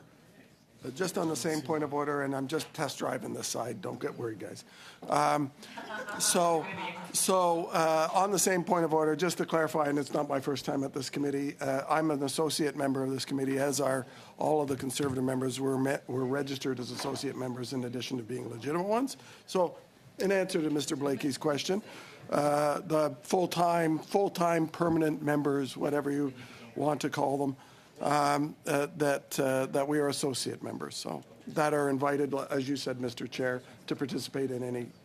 The associate member is defined in the big green book. You can look at it. Okay, Chair, may I continue? So, Mr. Jennis, I've asked you several times to wait till you're acknowledged. We do have another point of order. We have another point of order by another member. Monsieur Samad, thank you for your patience, sir. Go ahead on the point of order. Merci. Bon. Thank you. As you know, Mr. Chair, I very often hear in the House of Commons people say that they are part of Team Canada. And that's quite strange for a sovereigntist. But when Conservative, Liberal, and MDP members say these things, it's because they feel like they belong to something. They belong to Canada. And belonging to Canada means upholding the value of its institutions. Tonight, I see everything but. I hear members who are having fun, who are creating chaos to figure out who should be speaking, who should not be speaking, who should be sitting here, who shouldn't be. The goal of this meeting is to talk about a bill. We only have 20 minutes left, and we won't have even spent 5 minutes on this bill. We will have just sunk into endless points of order. We know that we can disagree with each other. We may have different political opinions, but I find it to be quite ironic that it is a sovereigntist MP who is showing the utmost respect for Canadian institutions. So I'm asking my friends, there are people listening to us. I'm going to ask my friends and my Conservative friends and my NDP friends to possibly review their behavior and elevate the debate. I do not want to be associated with this, and people who are listening to this from home must think that we're idiots, and I don't want to be associated with this idiocy. So could we please discuss our amendments? Could we please debate this bill? I think that everyone would be happy for that.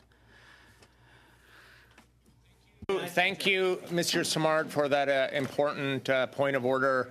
As a reminder of why we're here today and the important work we're here to do. That's the clause-by-clause work that the House has ordered us to focus on and do.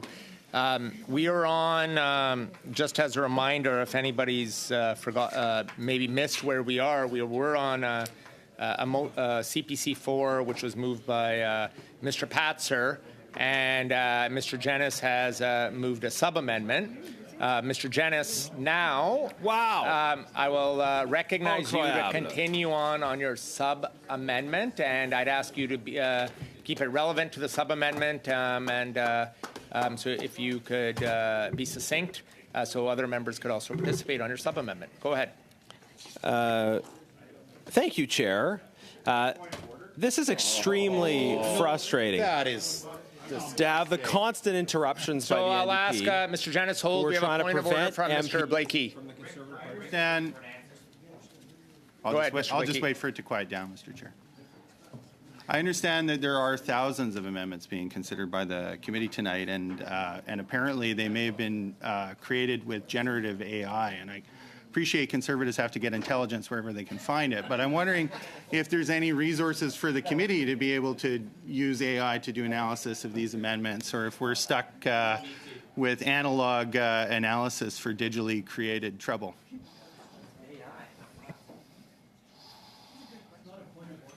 May I actually speak, Chair, since I have the floor? Point of order.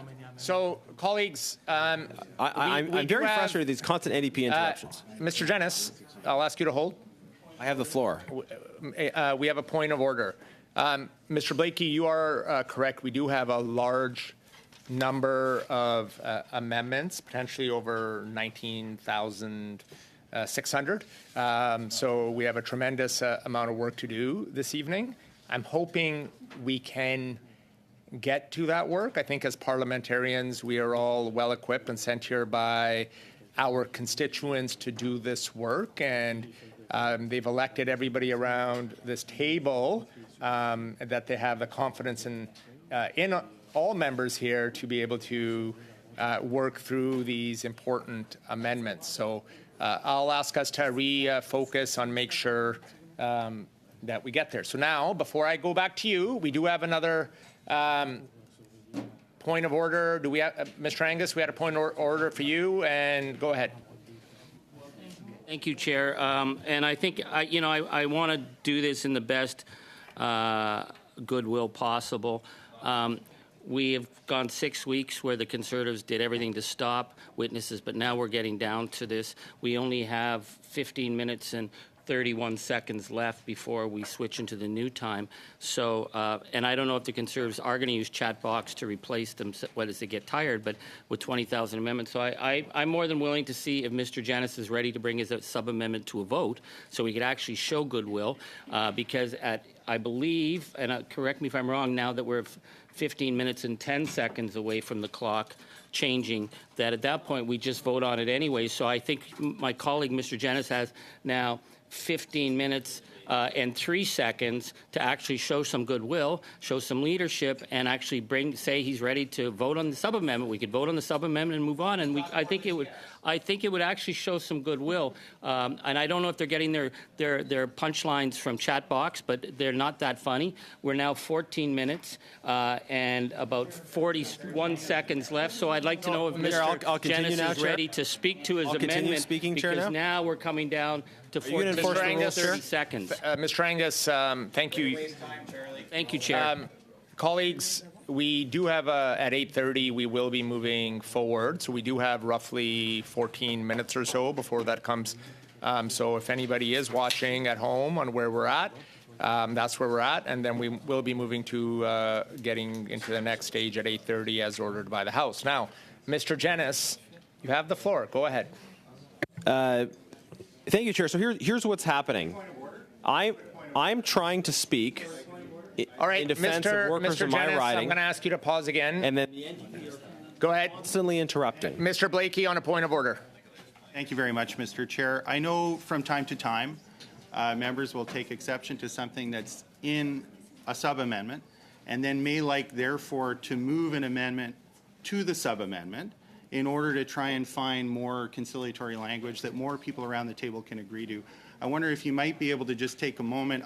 In some cases, you can amend a sub-amendment, and other cases you can't. I'm not exactly sure the context we're working in because I'm a visitor. Scratch that. Associate member. I don't want to upset anyone in the peanut gallery. This is not a point of order, Chair. You might be able to just take a moment and advise the committee if amending this sub-amendment is possible, in which case we may wish to undertake such a thing. But if it's not possible, of course, then, Mr. Chair, we would not want to do that and waste any more of the time. Thank you, Mr. Blakey. If you give me a moment, I can provide some further commentary on that. I'll ask you to hold, all members to hold for a moment. Chair, he can't move a further amendment while I have the floor anyways. So why don't you allow me to speak while you consult on that? Chair, maybe I'll just continue. Mr. Jennings, the floor. Mr. Jennings, I'll ask you to hold until you're recognized. But I have the floor, do I not? When you're recognized, you will. When you're recognized. So, Mr. Blakey, there has been an amendment brought forward by Mr. Patzer. There is a further sub-amendment brought forward by Mr. Jennings, and we cannot move another sub-amendment to the sub-amendment. I think that provides the clarification you were looking for on your point of order. Thank you. Thank you for that, Mr. Blakey. Okay, Mr. Jennings, go ahead. Thank you, Chair. And I do want to briefly just thank the officials who are here, by the way. Far into his comments and then so, Mr. Jennings, I will ask you, colleagues, go ahead, Mr. Blakey, on the point of order. Well, I've noticed. Point of order. Again. Point of order. This is an abusive process. Show some consistency.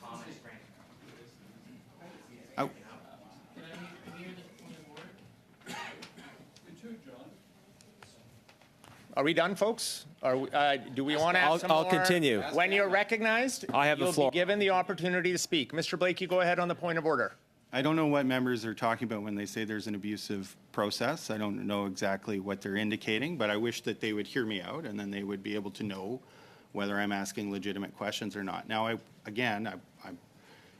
the temptation is to use the word visitor because I thought of myself as a visiting committee member when I came in, but I know that's upsetting to some conservatives with thin skin. So I notice there are a lot of associate members around the table tonight, and I know that from time to time, papers aren't filed the way they ought to be, and that can create problems later. I wonder if you could consult with the officials at the table just to check and make sure that all of the paperwork has been appropriately filed for people who may be substituting. Others, of course, are here as visitors or associate members, so it's not as big a deal. But for some who may be substituting, I wonder if we could know who's a substitution, who's an associate member, and whether all the paperwork is in good order. Chair, may I continue? This member could have gone up and...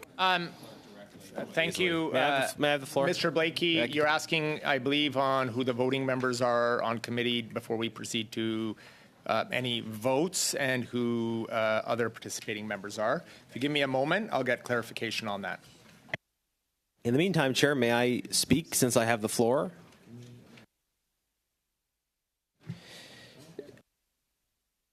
I have been speaking... Mr. Jennings, I have not recognized you again. I'm dealing with the point of order raised by Mr. Blakey, which I think is an important point of order so members know. The member has asked on who the voting members are. Yeah. And who, Chair, just on that, the clerk will. I would like Mr. Jennings, I will ask you to turn off your mic and not keep turning it on until you're recognized. Okay, I'll ask the clerk on who the voting members are before we proceed to any votes. Go ahead, clerk. Well, thank you, Mr. Chair. I have Mr. Aldag, Ms. Dabruzen. I have Ms. Jones, Madame Lapointe, Mr. Sorbara, Mr. Brock, Mr. Falk, Mr. Padzer, Mr. Jennings, Monsieur Simard, and finally, Mr. Angus. Thank you. So I hope, Mr. Blakey, that provides clarity on the point of order. Now we have another point of order by Mr. Angus. Mr. Angus, go ahead on the point of order. Thank you. Yes, it's just that being that I'm the only technically New Democrat vote here, but if I have to step out or say my mom calls and she's sick and I have to deal with that, we do have a process that I can transfer the voting chair that belongs to Mr. Angus. Right? I'm just asking clarification because we're dealing with really important legislation, Mr. Chair. We've had 6 weeks of gong show stuff where we couldn't get to the legislation. So tonight, I just want to make sure I don't undermine the role of the New Democrats by having to say, go talk to my 84-year-old mother, whose birthday it was, by the way, yesterday. Oh, happy birthday. Yeah, I know. So Mom calls me. Like, if I step out, how do I have to tell the clerk? So, colleagues, that is actually, for colleagues, it is an important point of order to get clarification from Mr. Blakey's point of order. We do have voting members. If a voting member is leaving, your whip needs to advise our clerk on who the voting member is and who that voting member is being substituted for. I think that's quite clear, and I think it's standard amongst committees here for many years. So if you do need to, Mr. Angus, step out, your whip needs to let the clerk know on who is replacing you as the voting member. Okay, so just to that point then, so it's not me that steps out and says, I'm leaving, I'm going to have Daniel or Ms. McPherson. I have to go to the whip, and then the whip goes to the clerk, is that, and then the clerk will let you know? So I just want to make sure, because it's been a while. This is a farce. I just want to make sure that sorry, I can't hear. I'll turn my mic off. I can't hear because they keep talking. Thank you. Colleagues, what I'd ask is, prior to you stepping out, that you ask your whip to send an email to the clerk, to the committee inbox, identifying who the committee member is and who the voting member is going to be replaced by, so the clerk has, before you leave, so it's very clear. It's very clear to the clerk on that a voting member has been substituted by another member. All right, I think that provides clarity on that procedural issue. Now, I'm going to proceed to a reminder where we were. We were on an amendment. Can I just speak, Chair? CPC 4, moved by Mr. Patzer. Now we're on a sub-amendment by Mr. Jennis, who has the floor. Mr. Jennis. Thank you, Chair. I have been trying to speak on my sub-amendment for about half an hour, and I'm constantly getting interrupted by New Democrats who are committed to preventing me from speaking. Mr. Jennis. Because they don't want my constituents. I'm going to ask you to pause, and we have a point of order. This is disgusting, Chair. Bring these members to order and let me speak because I have the floor. Mr. Blakey on the point of order. Thank you very much, Mr. Chair. I have to say, prior to coming here this evening, I thought I knew something about parliamentary procedure. And what I thought I knew was that the chair determined who it was that had the floor. And that only when the chair said to a member that they had the floor, that then they could speak and their microphone would come on. Now, sometimes members have the floor. Something arises in the course of the remarks, a point of order or a point of privilege has to be raised. At that point, it was my understanding that the chair has the authority to tell the member who has the floor to wait while he gives the floor to someone else in order to make that procedural point. And when that's resolved, then the floor is returned to the person who was speaking before. But in observing Mr. Genuis's behavior tonight, it seems to me that on some committees, members decide for themselves when they have the floor. They turn on their own microphone, and then they just sort of declare by fiat that they have the floor. They talk over others. Let me speak, Chair. The hearing of this the is not point of order. Mr. This is not a point of order, and I have the floor. So let me speak. This has given rise to some important confusion.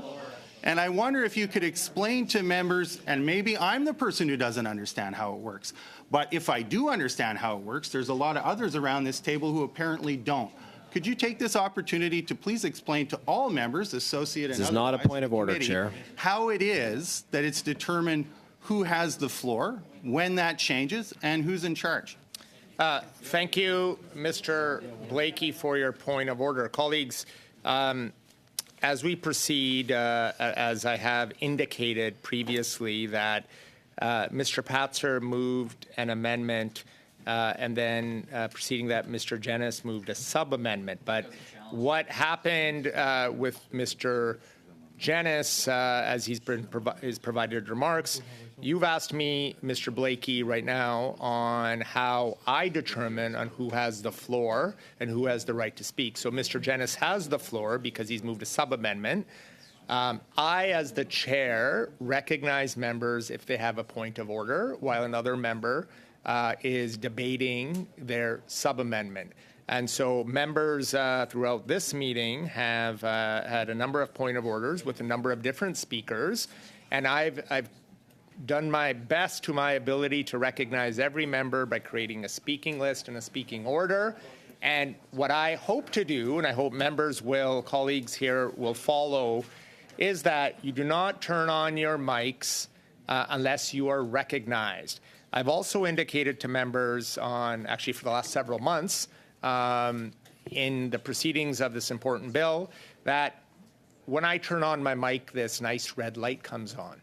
That indicates I would like to intervene, and I would like a member to pause in their intervention so I don't have to cut them off. But more importantly, that the interpreters have the ability to interpret what's being said into the mic, that we do not have a number of mics that are turned on at the same time, which provides order, tremendous You're challenge. filibustering. You've repeated this 5 minutes ago.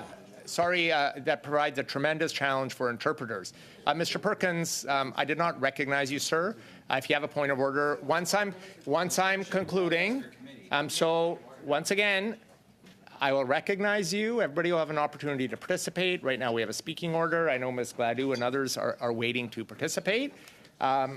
I hope that provides a context on process, procedure, and how this committee's been working over the last few months and how we've been trying to make sure that everybody can participate while thanking and respecting the great work our interpreters have done. Now, Mr. Perkins, on the point of order, you have a point of order on Mr. Jenis? I'll just point out that you're filibustering. Over to Mr. Jenis.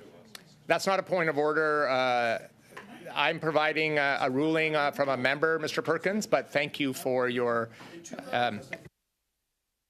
Thank you, Chair. Mr. Jenis, now, you do have the floor, so I'm going to give the floor to you. Whoa. You can continue. Whoa. Sure, I think members see what's happening. The NDP are doing everything they can to deprive Conservatives of the right to freedom of speech. I'm going to ask we were supposed to have pause. 2 hours for discussion of this. We're supposed to have Mr. 2 hours. I'm going to ask you to pause. Constantly interrupting. Mr. Jenis. Ridiculous points of order. I'm going to chair are playing their game. Mr. Jenis. Members should be allowed to speak. I'm going to. These are absurd points of order that have nothing to do with matters of order. Mr. Jenis. And you're constantly preventing Conservatives from speaking. Conservatives have a right to speak on behalf of their constituents, and you Mr. need to Jenis, enforce the rules, Chair. So I have the floor, and we need to stop with these absurd base. Mr. Jenis. Order. You Democrats are trying to shut down our discussion, and we have a right to represent our constituents, Chair. I'm asking you to pause and allow a member to proceed with their point of order. It's been 40 minutes. I've been trying to speak, and I've had the floor. You will get your opportunity, Mr. Jenis, once we finish all the point of orders. So, Ms. Barron, I'm actually, before you begin, Ms. Barron, I've asked the member to pause, and the member has turned on his mic, and I'm asking when this is on, a member pauses so I can allow other members to participate. So, Ms. Barron, I would like you to participate. I will turn I'll give you the floor on your point of order. And please go ahead. Thank you so much, Chair, for allowing me to participate.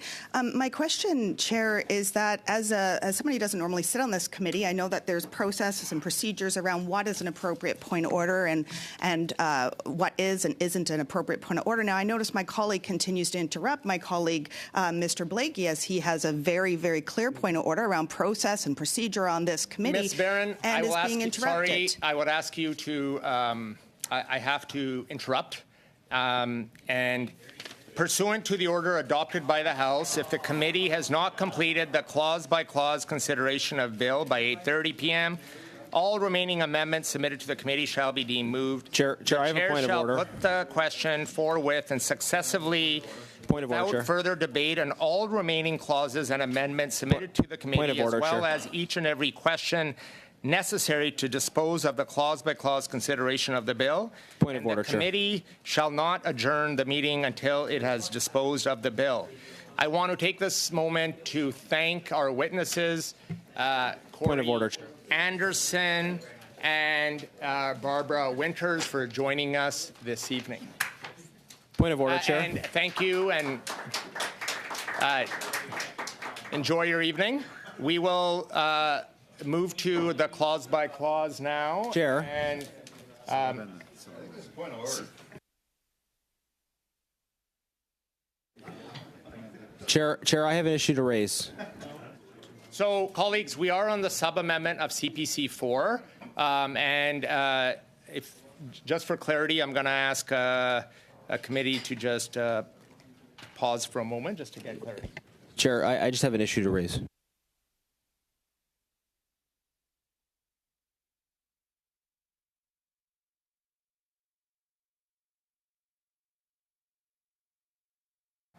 So on CPC 4, on The sub-amendment. Chair, I have a point of order to raise. Chair, I have a point of order to raise. we are going to the sub-amendment. Chair, I have a on point of order to CPC raise. 4, and we'll go to the vote. Chair, I have a point of order to raise. There is nothing in the House order that prevents me from doing that. I have a point of order to raise, and there is nothing in the House of order that prevents that. Told you to recognize. There is nothing in the House order that prevents it. No, it just says amendments, not so.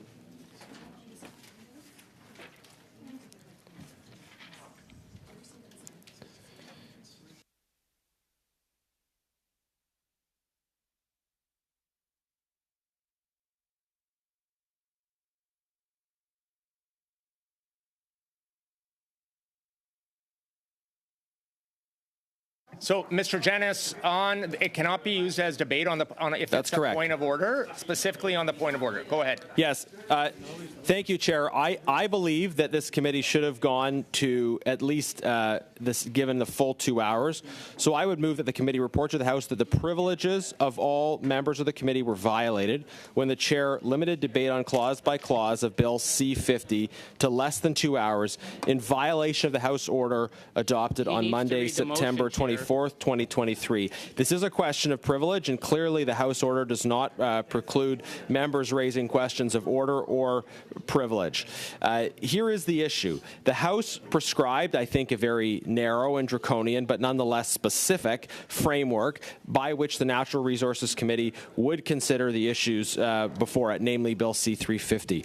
That motion prescribed within it that the committee would begin at 6:30, would be able to meet for 2 hours, and that then at 8:30 the successive voting would be taken up on clause by clause. I think there's an argument that there are privilege issues raised even by that issue. Nonetheless, it was an order adopted by the House. Now, when the House adopted that order, it was very specific at what time the committee had to start. It said the committee shall meet at 6:30. The Chair provided an explanation for the committee not beginning at 6:30, saying that there were technical impediments. But regardless of whether or not there were technical impediments, whether it was through malintent or simply by accident, the fact is the House order was not followed. The House order required that the committee met at 6:30, and that did not occur, which was a violation of the directive of the House. Now, normally speaking, the privileges of members, which include the right to speak, are protected. They're sacrosanct. The rights of members are prescribed in the standing orders, and it is only when the House adopts a special order that those can be abridged. Obviously, we are operating under a special order, but any further abridgment of the rights and privileges of members that goes beyond the special order is a violation of their privileges. Standing Order 116 specifies that in a standing special or legislative committee, the standing orders shall apply so far as they may be applicable, except the standing orders as to the election of a speaker, seconding of motions, limiting the times of speeches, and the length of speeches. Section 2B provides that if the Chair, in violation of Part 1 of the standing order, violates the privileges of members, that they we are can't getting appeal to the into House. debate. This is not a question of privilege. This is my ruling. We will proceed. That's the ruling of the Chair. Point of order, Chair. So, Chair. Point of order, Chair. We cannot debate a ruling. If a member does play. want to challenge the Chair, fair I play. would ask a member to challenge the Chair. Chair, I have a right to make arguments about So, privilege Mr. before. Mr. Jenness, You've the prevented ruling me has from making been arguments. Made. Chair, you If a didn't member listen to the argument. Would like to challenge the chair. Please go ahead and challenge the chair. Point of order, Ruling has Chair. been made. Point of order. Members have a right Amendment. to make arguments about the matter of privilege. Now, you presumed to make a ruling about whether or not it was a matter of privilege before I had come anywhere near Mr. the Jenness, making I'll of ask arguments. You to turn off your mic. Point of order, Chair. I'll ask you to turn off your mic. The chair has made a ruling. Point of order, Chair. A chair has made a ruling. Point of order. The ruling is not debatable. The ruling has been made. Point of order. Are we on the sub-amendment? So, Point of order. Sub-amendment? Point of order, Chair.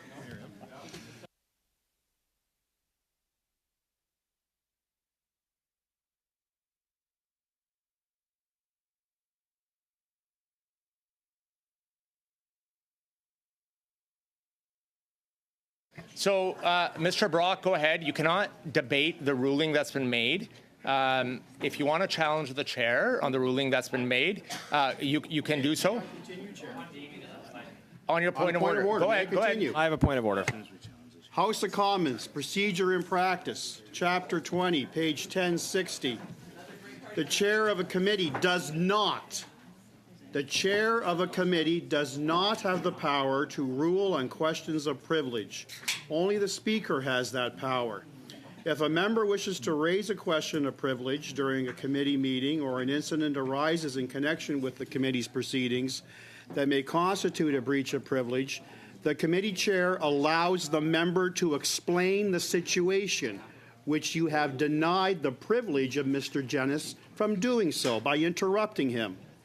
The chair then determines whether the question raised, in fact, relates to parliamentary privilege. If the chair determines that the question does relate to parliamentary privilege, the committee may then consider presenting a report on the question to the House. The report should clearly describe the situation, summarize the facts, provide the names of the people involved if applicable, state that there may be a breach of privilege, and ask the House to take such measures as it deems appropriate. Ordinarily, presentation of a report to the House is a prerequisite for any question of privilege arising from the proceedings of a committee. You, Chair, did not allow the member to fully explain the privilege. Mr. Brock, thank you. I made a ruling. Thank you. We'll not engage in further debate on that. Ms. Gladue on the point of order. Point of order. Yes, Chair. First of all, let me say I've never seen anything like this. I chaired a committee for years on status of women. This is unbelievable. But on the specific point, I did witness Mr. Genuis being prevented from speaking by multiple numerous interruptions, and he was making a motion about a point of privilege. So, Ms. Gladue, we're getting into debate. A ruling has been made. If there's a challenge to the chair, a ruling has been made. If there's a challenge to the chair, please challenge the chair. Otherwise, we will be proceeding to Chair, I have a vote point. on the sub-amendment on CPC. Point of order. 4. Point of order, Chair. So I will now call a vote on the sub-amendment. Chair, I have a point of order. Vote's been I've been called. trying to raise a point of order. Point of order. A vote has been called on sub-amendment to CPC. No, point of order. Point of order, Chair. Point of order, Chair. Point of order, Chair. We will suspend.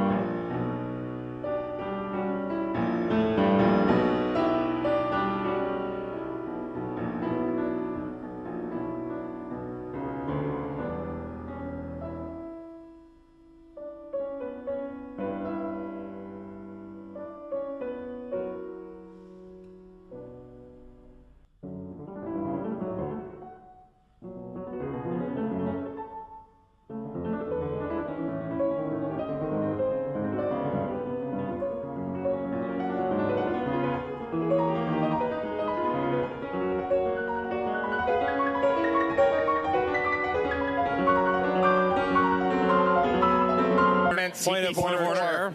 Point of order. Vote. Point of order, Chair. CPC 4. Point of order. Requested a recorded vote. Yeah. Point of order. Point of order.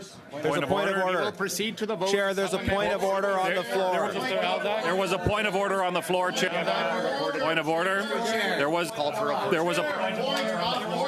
Please go ahead. Mr. Aldag? There was a point of order on the chair. There was a point of order on the floor, Chair. There was a point. Ms. Dabruzin? Point of order on the floor. Points of order. Point of order. Vote no. The point. No. The chair is disregarding the practices and procedures of point this of order place on the chair. in order to pursue an agenda that There's a point of order. violates Vote no. privileges of duly points of order. There's a series of points of order on the floor. There's a point of order on the floor. There's a point of order on the floor. Points of order on the floor. Points of order on the floor. There's points of order on the there's points of order on the floor. There's been points of orders raised prior to the call of the vote. Prior to the vote, there was points of order. Mr. Jennings? There were points of order on the chair. I would like to raise a point of points of order on the chair. And I believe that points point of order on the floor before the vote. Vote no. There were points of order on the floor. There was points of order on the floor. There was points of order on the floor. There was points of orders on the floor. Point of order, Point of Chair. order. Point of Chair, order. point of order. Point of Chair. order. Point of order. Chair, point of Point order. of order. Amendment has been defeated. Shall CPC Point of order. carry? Point of Point of order, order. Chair. Vote. Chair, I have a point of order. Point of order.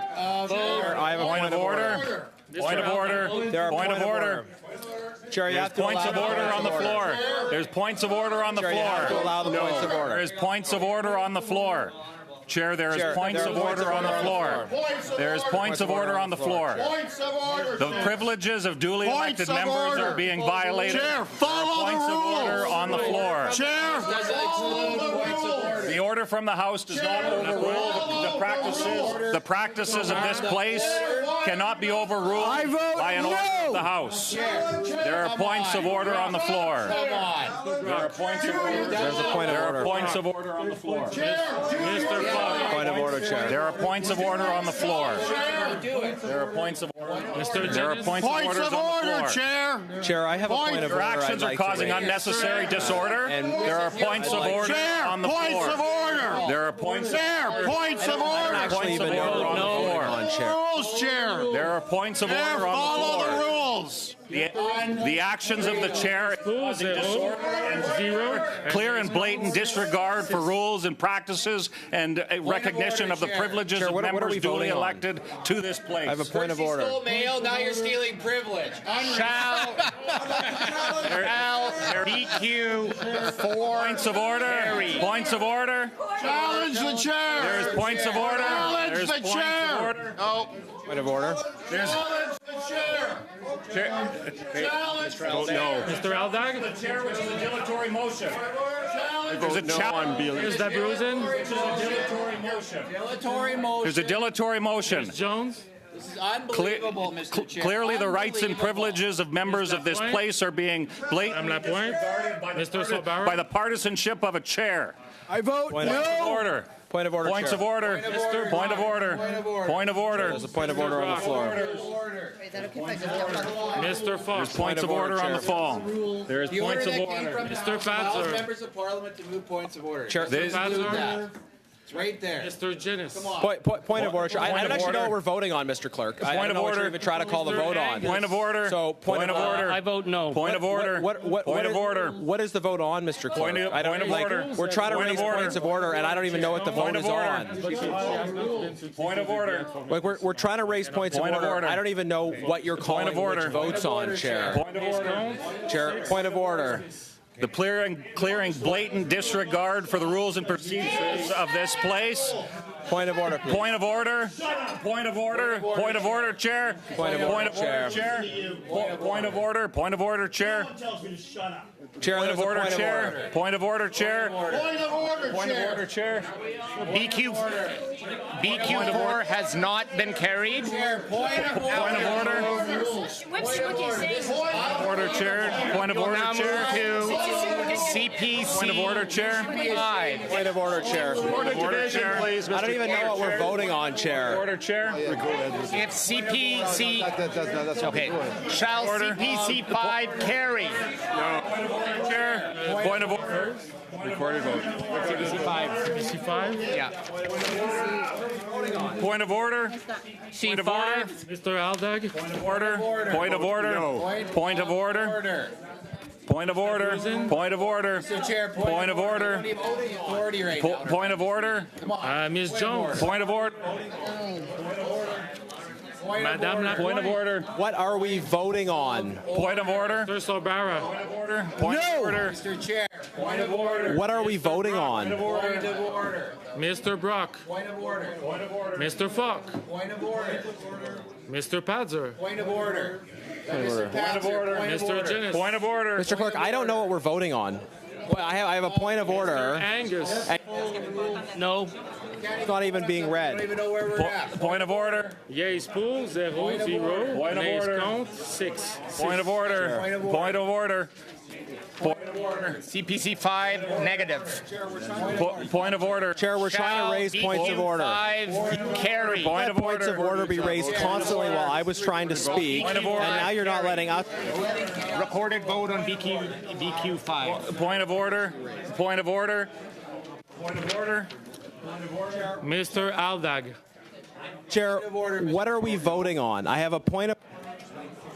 Ms. Dabruzen. There's a point of order. There's a point of order.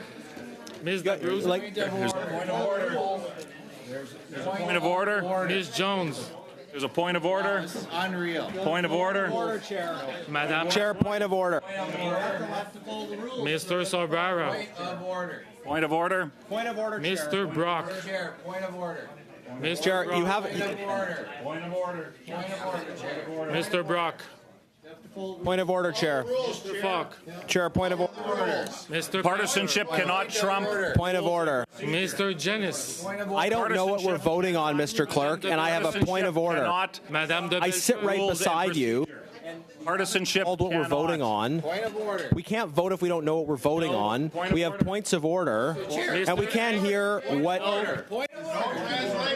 Mr. Angus. Point of order. Translation, Chair. Point of order. Point of order. Chair, no translation.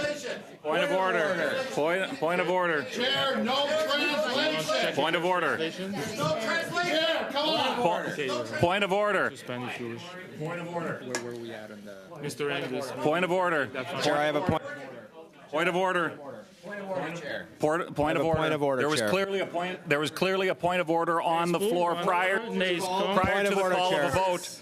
The rules and procedures of this place cannot be trumped by partisanship.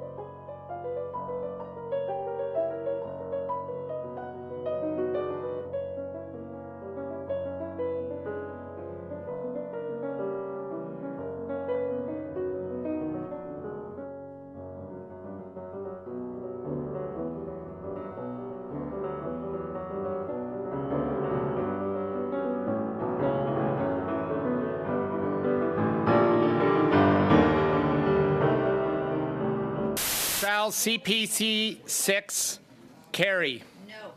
No. Nope. Recorded vote, please. Chair. Mr. Aldag? I vote no. Ms. Dabruzen?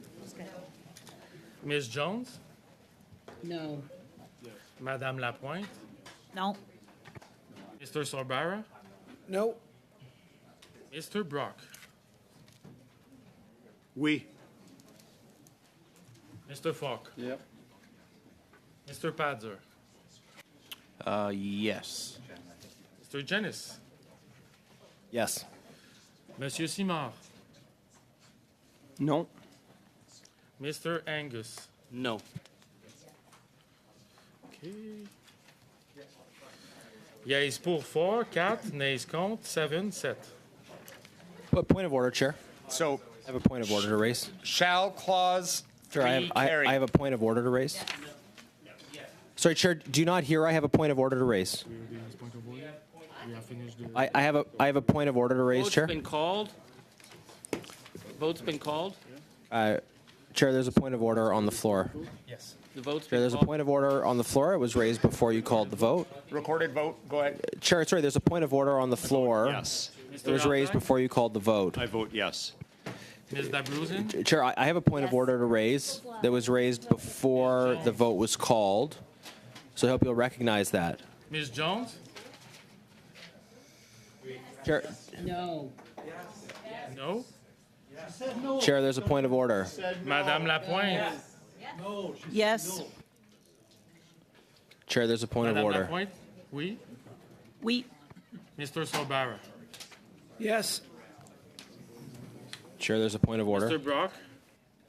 Chair, I'd like to No. change my vote to yes. Okay. Duly noted. It's two. Mr. Falk? That requires unanimous consent. Yeah, We're not you- getting- Doesn't the changing the vote require unanimous consent? Mr. Chair, We'll finish the vote. Mr. first. Chair. Let's finish the vote first. Perhaps the clerk can just advise. I'm sure the chair wouldn't be trying to Requires silence the unanimous clerk like he's done consent. before. Trying to raise a point of order. Does that previous vote require unanimous consent to change? $400. I couldn't hear the vote and I couldn't hear the question. No. That the members has expressed.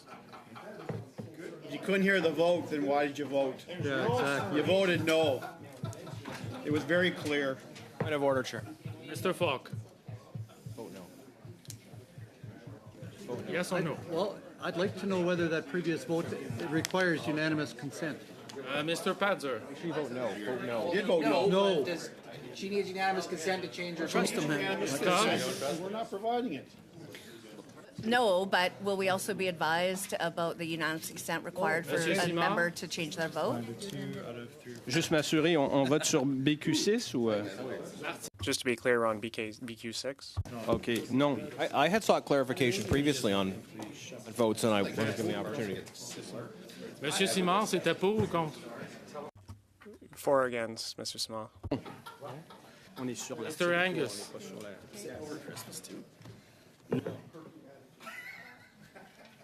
Would you like to hear the point of order about Ms. Jones' vote? You guys just sing over Christmas. You'll piss all the wives off and all the husbands off. That's all you guys will do.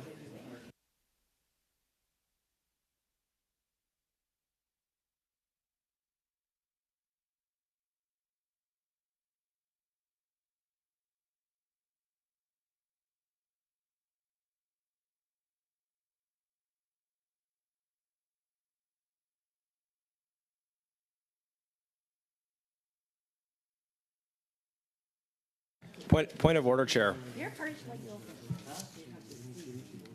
We're going to continue to work together for Métis settlement. Are we going to be on clause 4 now? Always believed Albertans are hard, good-working people. Such a Until we see it. Then I see the worst. Ms. Jones had voted nay. Do we have unanimous consent to Ms. Jones to vote yay? No, we don't. No. No. Point of order, Chair. There's a point of order. Sorry.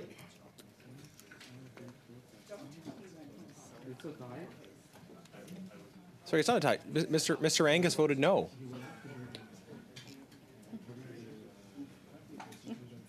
Mention that Charlie voted no. Sorry. Point of Sorry, order, Chair. It's impossible to hear where we're at. Are we on clause 3? Because There were 7 nays. I voted yes. I can't hear because of the Conservatives interrupting. Yeah, he's saying it's a tie. It's not a tie. There were 7 nays. It's not a tie. We can all add, and it happened in public. There were 7 nays. The NDP are yelling at staff? No, there were 7 nays. No. On what basis are you saying We don't get to have our own. We don't get to have our own math here either, right? on what basis are you saying it was 5-5? There were 7 nay votes.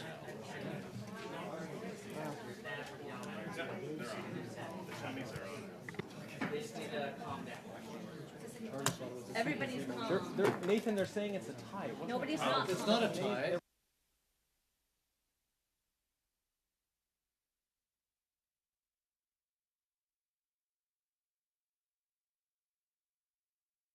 Chair, there were 7 nay votes. There was not a tie. Clerk, how many nay Oh, votes and now all of were a there? sudden you Clerk, get the can book you out. please Mr. Clerk, summarize? how many nay votes were there? Please Since the summarize chair the won't votes, which answer? all just happened in public, which we were all just present for. We can also all add.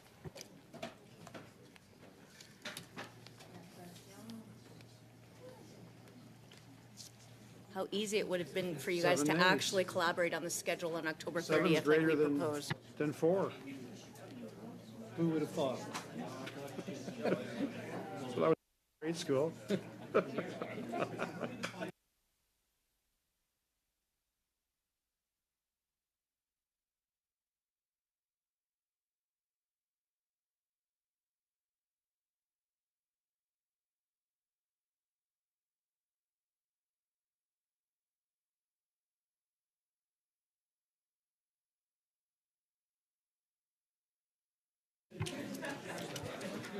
Mr. Chair, on clause 3, yeas pour, 4, 4, nays contre, 6, 6.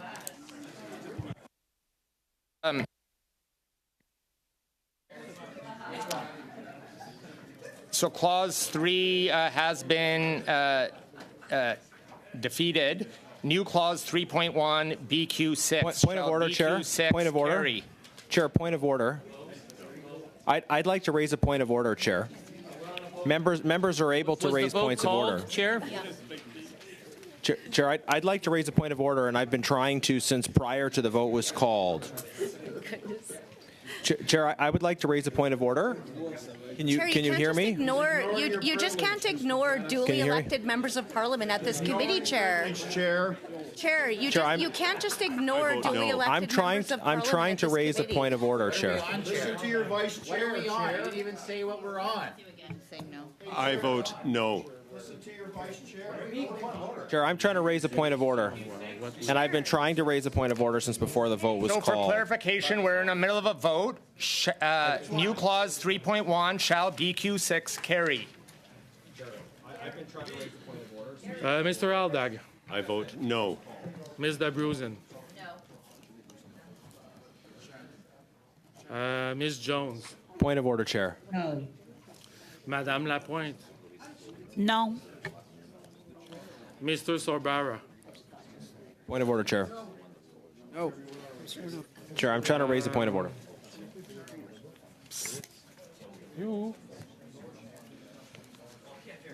J'ai pas les substituts. There aren't any. Mr. Drishin is not there.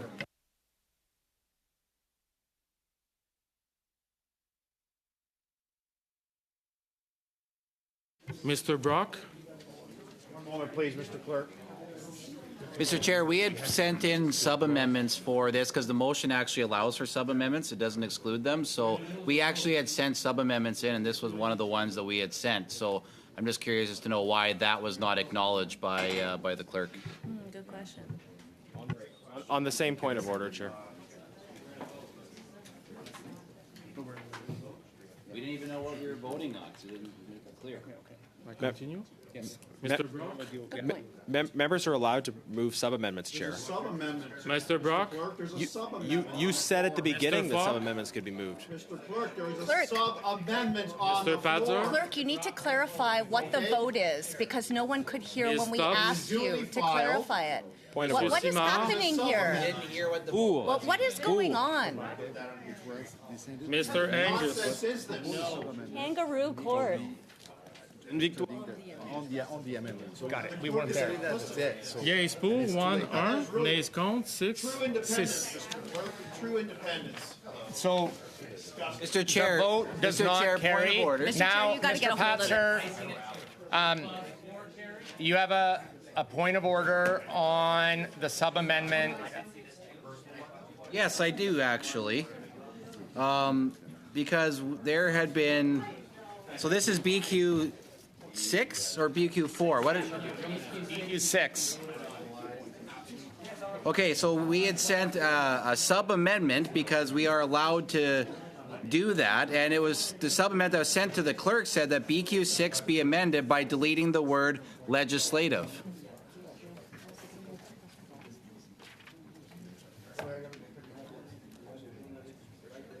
So Chair, I'd like to speak on the point of order it's as well. important that we acknowledge that there have been sub-amendments submitted to the clerk. Now, the problem is that nobody, even when it's been quiet in here, we still can't even hear what we're voting on because you haven't made it abundantly clear to the committee as to which ones we're voting on here. So we didn't even know what we were on. Therefore, there was no cue to try to get your attention to make double sure that you actually had received the sub-amendments that we had submitted. Because when I read through the motion as provided by the House of Commons, it does not say anything about sub-amendments, which therefore would imply that we have the full right and ability to do so. So, Mr. Patzer, thank you for your point of order. Sub-amendments are not permissible after 8:30.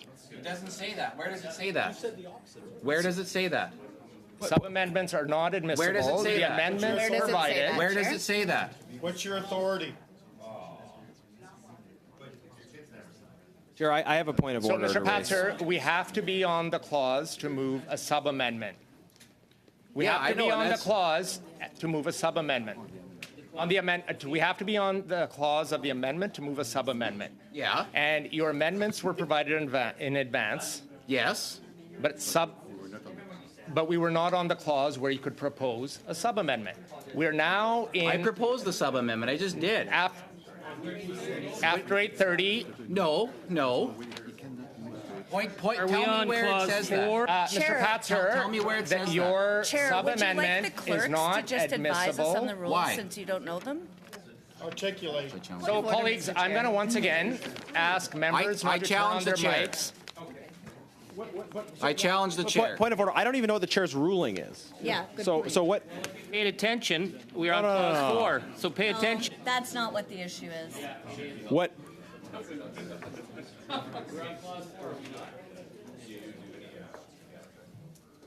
I know it's all the train wreck trailers. Chair, It's not our fault. I have a point of order. And I just challenged you, Chair, so So the motion, colleagues, it's very clear to Mr. Patzer's point of order. It says, and if the committee has not completed the clause-by-clause consideration of the bill by 8:30 p.m., all remaining amendments submitted to the committee shall be deemed moved. So now they have been moved, and we are in a vote. We are voting on each one without further debate. it's not debate. It's a sub-amendment, Mr. Chair, and the House order says nothing about moving sub-amendments. Well, So we just please voted point to on the the spot in clause. here that says where we cannot move a sub-amendment. Clause 4 So now? Mr. Patzer has challenged the chair, and there's a vote on the floor. Shall the chair's ruling be sustained? What is the ruling, What is the Chair? ruling? We don't know what the ruling is because you won't even tell us what the topic is. The ruling is, Told us the ruling. the ruling is you cannot move sub-amendments at this point. So And what's your I've made a authority? ruling, and the chair's ruling, the vote is, because Mr. Patzer challenged the chair, shall the chair's ruling be sustained? Please go to a What's your vote, authority Mr. for the Clerk. ruling? Chair? Chair, what's your authority? With the chair's ruling, you vote yes. What's your authority, Chair? La décision du président, vous votez oui. Si vous êtes en désaccord, vous votez non. If you're in disagreement with the chair's ruling, you vote no. Make it up on the fly. With that, Mr. Aldag, I vote yes. Ms. Dabruzen, Yes. Ms. Jones. Yes. Madame Lapointe. Oui. Mr. Sorbara. Yes. Mr. Brock. Mr. Brock. No. Mr. Falk. Mr. Padzer. No. Ms. Stubbs. No. Monsieur Simard. Oui. Mr. Angus. Oui.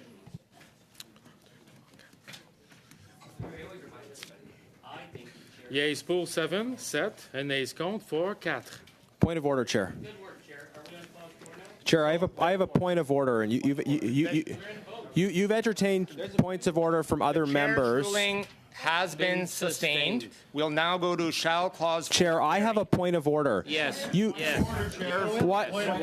You've recognized points of order from other members, Chair, and not from me. Chair, point of order. Chair, I have a point of order before the vote. You are selectively recognizing some members and not others on points of order, Chair. Chair, point of order. At least be consistent in your application of the prohibition or not on points of order. But you are entertaining points of order from some members in some parties and ignoring points of order from other members in other parties. So you just cannot justify doing that. I have a point of order, Chair. I have a point of order. And you are entertaining points of order from some members in some parties, and you are ignoring points of order from other members in other parties. And you cannot do that. Follow the rules, Chair. You've got to be consistent in how you apply the rules Chair, to different members from different parties. You cannot ignore some members' points of order and accept the points of order of other members. Oui. Yeah. Mr. Sorbara. Chair, I have a point of order. I've been asking since before the vote to raise a point of order. Mr. Brock. When Ms. Dabruzen, when other members have raised points of order, you've allowed their points of order, and you're not allowing mine. Mr. Falk. Why are you allowing points of order Point of order. from some members and not allowing point of order? Mr. Dennis, I have not raised a point of order during a But there's vote. a point of order, Mr. Clerk. Why are you doing this? Chair, I have a point of order. My vote, I've been trying to raise a point of order. That's what you're doing, Mr. Clerk. That's not right. Unilaterally You're not recording a supposed vote. to do that. Simard. Okay? Mr. Angus. No accountability. Point of order, Chair. Follow the rules. Chair, I've been trying to raise a point of order. John, I don't think you need to suggest that microphones need to be turned You've off. entertained Duly points of elected order members of from Parliament some when the chair members can't, enforce and not the others. rules. Yeas pour 6, nays contre 1, 1. Point of order, Chair. Is that a... Point of order. 4, carry. Point of order, Chair. Point of order. Point of order. Chair, I have a point of order. Chair, I have a point of Why order. are you ignoring conservative points Chair, of order? I have a point of order. Chair, why Chair, are I you have a point of ignoring order, Chair. conservative points of order? Point of order. You can't entertain some points of order. Okay? Why, Chair?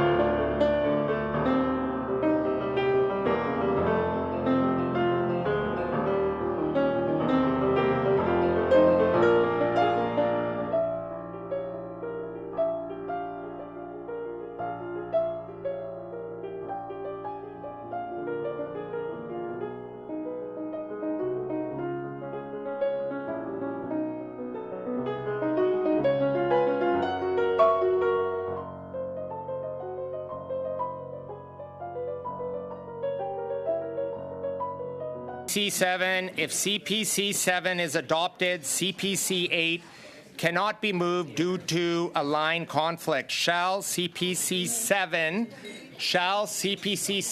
carry? Yes. Yes. Yes. Recorded vote, please.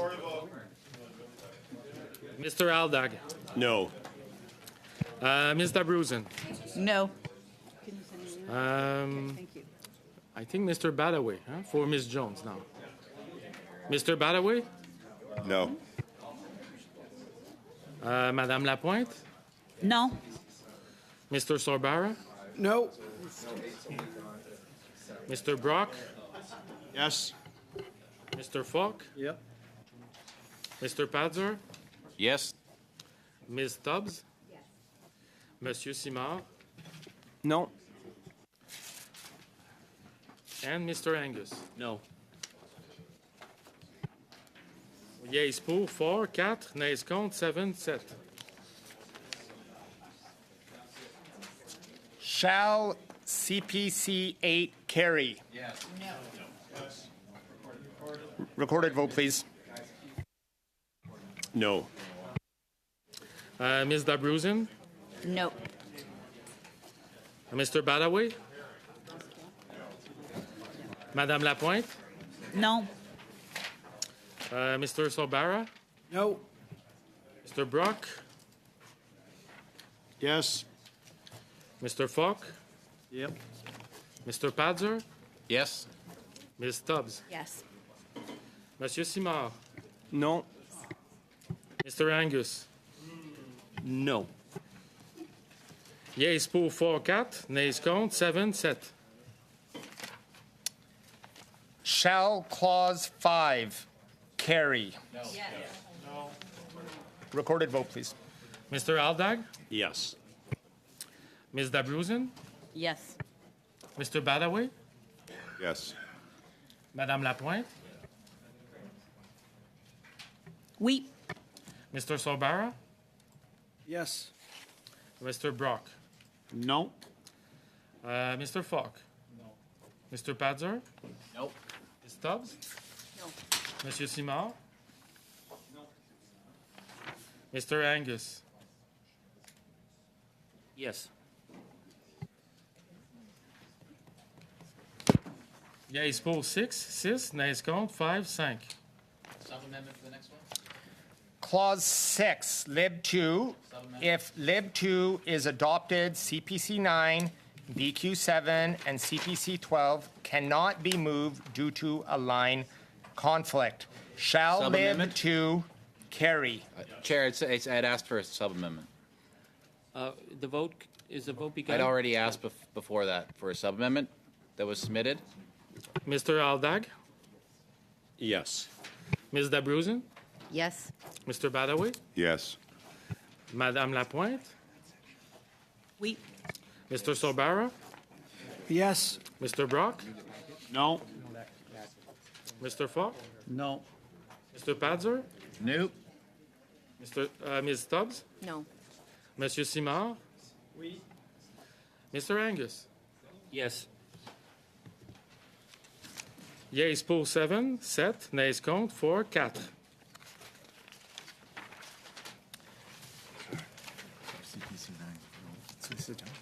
Yeah, sure. Yeah, no, that's not. Yeah, can't read.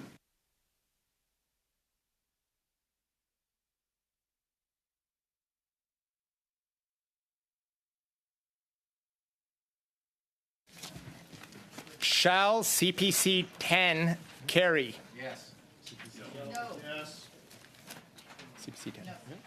Recorded vote? Mr. Aldag? No. Ms. Dabruzen? No. Mr. Badaway? No. Skip 9. You skip 9 and you skip the water. Mr. Badaway? No. Madame Lapointe?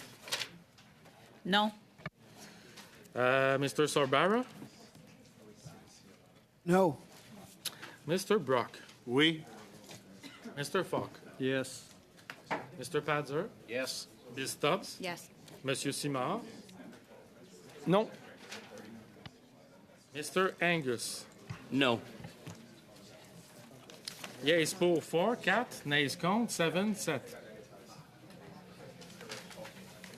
Shall CPC 11 carry? Yes. Recorded vote, please. Mr. Aldag? No. Ms. Dabruzen? No. Mr. Badawi? No. Madame Lapointe? No. Mr. Sorbara? No. Mr. Brock? Yes. Mr. Falk? Yes. Mr. Padzer? Yes. Ms. Tubbs? Yes. Monsieur Simard? Non. Mr. Angus? No. Yeas pour 4, 4. Nays contre 7, 7. Shall clause 6 carry? Yes. As amended, as amended. As amended. That's clause 6 as amended. What about 12 there, Chair, though? CPC 12 would have moved up. So, colleagues, CPC 12 had a line conflict from an earlier vote and was not Oh, from the... previous vote. Okay. Okay, on Lib 2. Shall clause 6 carry as amended? Yes. Yes. Mr. Aldag? Yes. Ms. Dabruzen? Yes. Mr. Badawi? Yes. Madame Lapointe? Oui. Mr. Sorbara? We. Mr. Brock? Is this, I just want to clarify, is this clause 6? Okay. Yeah, I vote no. Mr. Falk?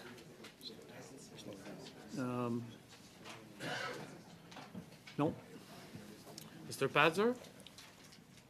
Yeah, sorry, we got that one coming up that has to be reordered, so no. Ms. Tubbs? No. Monsieur Simard? Non. Mr. Angus? Are we on clause 7?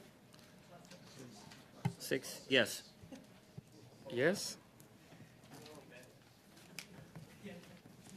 Yeas pour 6, 6. Nays contre 5, 5. Clause 7, CPC 13. Shall CPC 13 carry? Yes. No. Yes.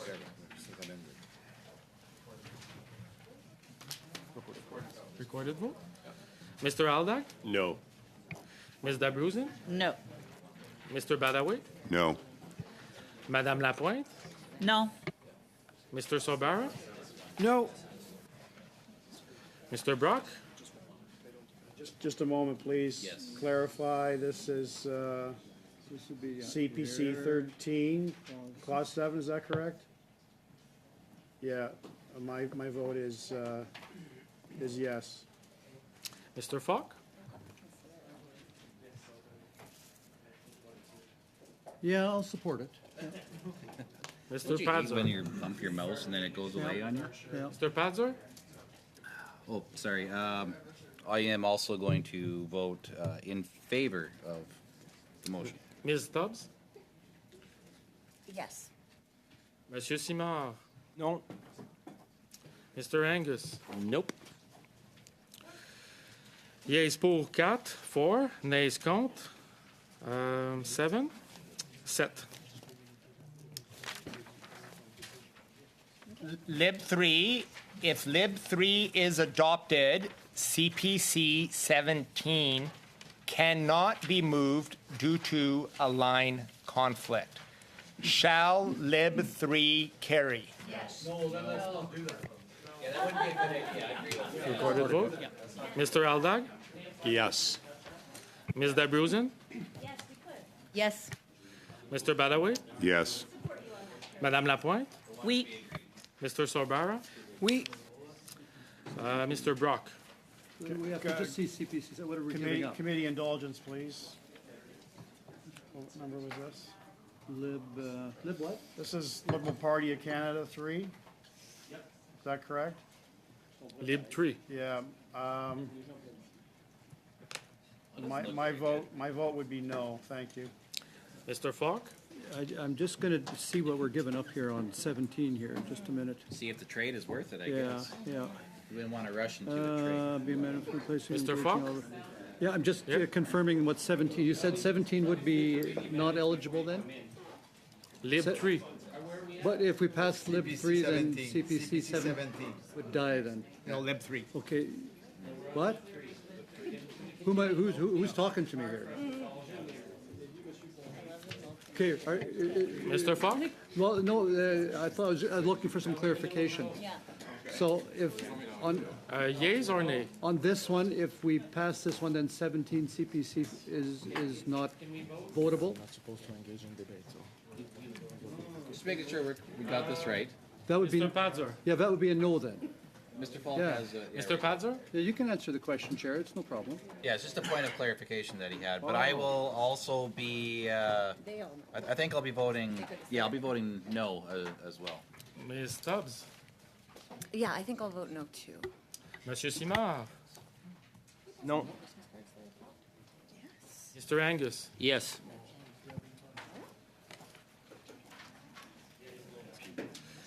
Yeas pour 6, et nays contre 5. PV-1, shall PV-1 carry? Recorded vote. Recorded vote. Mr. Aldag? No. Ms. Dabruzen? Nope. Mr. Badaway? No. Madame Lapointe? No. Mr. Sorbara? No. Mr. Brock? This is the Green Party PV1, is that correct? I think I'm going to vote no, I'm not going to do in. I'm going to vote no. Thank you very much. Mr. Falk? Yeah, I'll have to vote no on that. Mr. Padzer? Well, I thought Mike was going to speak to it, so unfortunately, I guess I'm going to have to vote no because he's not here to tell us why they wanted to move it. So, no. Ms. Stubbs? Well, you kept. Well, at least Ms. May's amendment is the only one that's honest about how this bill is actually the just transition, but I'll vote no. Monsieur Simard? It carry either way. Oui. Mr. Angus? No. OK, donc. Yeas pour 1, nays contre 10. CPC 14, if CPC 14 is adopted, CPC 15 becomes moot and cannot be moved and voted on. Shall CPC Sorry. 14 carry? Yes. Excuse me, Chair, can you just repeat that again? Sorry. So, colleagues, CPC 14, if CPC 14 is adopted, CPC 15 becomes moot and cannot be moved and voted on. Shall CPC 14 carry? Recorded vote? Chair, can you just Mr. explain Alba? why? No. Ms. Dabruzen? No. Mr. Badaway? No. Madame Lapointe? No. Mr. Sorbara? No. Mr. Brock? Again, to clarify, this is CPC 14, which would be in Clause 7, is that correct? I think that's correct. Yes. Indulgence, please. I'm just reading it. Yes, I would be voting in favor. Thank you. Mr. Falk? Yeah, I'll vote in favor. Mr. Padzer? Yeah, I mean, of course, I think we should pass this one. This would be good. Ms. Stubbs? Well, my amendment, of course, is to create economic opportunities for Indigenous communities, so I'm not sure why every Liberal voted no, but I'll certainly vote yes. Ms. Stubbs? It's not debate. I vote yes. That's not debate. Monsieur Simard? Mr. Angus? Nope. Yeas pour 4, nays contre 7. Shall, 15, no. but it's not adopted. Sorry. Yeah. Shall CPC 15 carry? Yes. Recorded vote. Mr. Aldag? No. Ms. Dabrowski? Nope. Mr. Badaway? No. Madame Lapointe? No. Mr. Sorbara? No. Mr. Brock? I have some difficulties, some technical difficulties. Can the chair read out the amendment for me, please? I want to make sure I understand what I'm voting on. I want to understand what I'm voting on, Mr. Chair. That might take all night. Do you want to say that there's no debate? Mr. Brock? Your class act, Mr. Angus, real class act. I'll be voting in favor, thank you. Mr. Falk? Yes, of course, I want to support opportunities for Indigenous people. Mr. Padzer?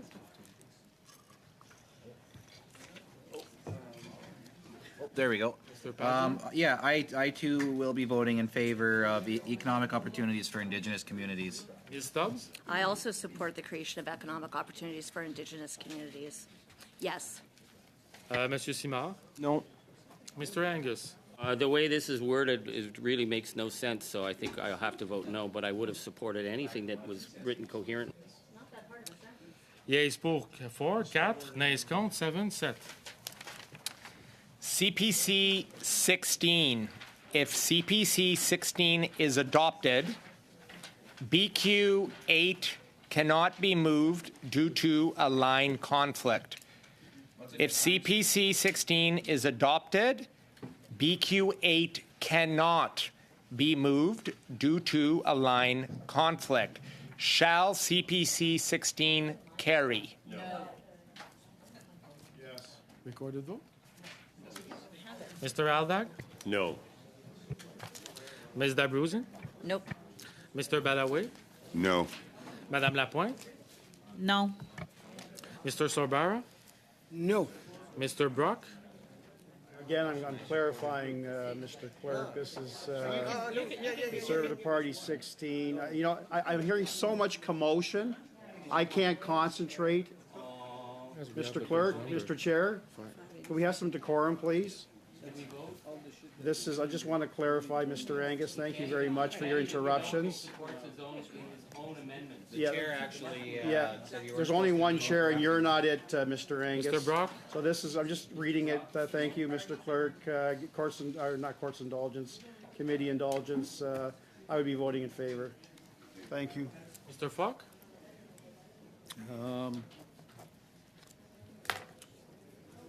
Yes. Ms. Stubbs?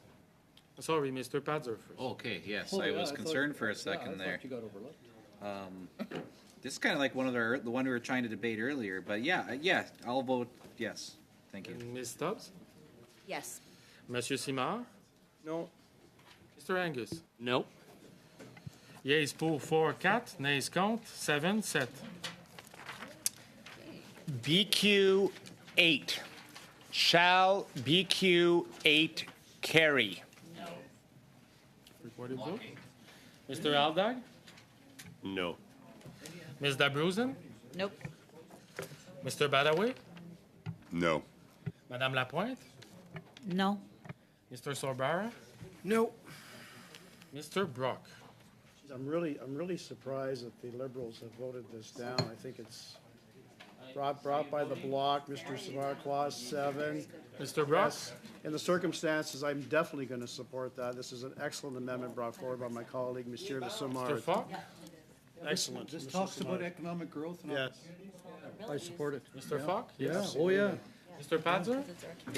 Yeah, the vulnerabilities of various sectors. I mean, that kind of gets to the heart of it in the region. So yes, Yeah. I will vote yes. Yeah, we appreciate Monsieur the Simard? bloc member for talking about the vulnerabilities of the people we represent. We'll Mr. support his Angus? motion. Nope.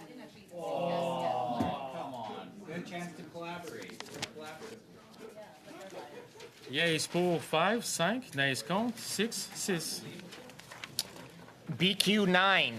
Shall BQ 9 carry?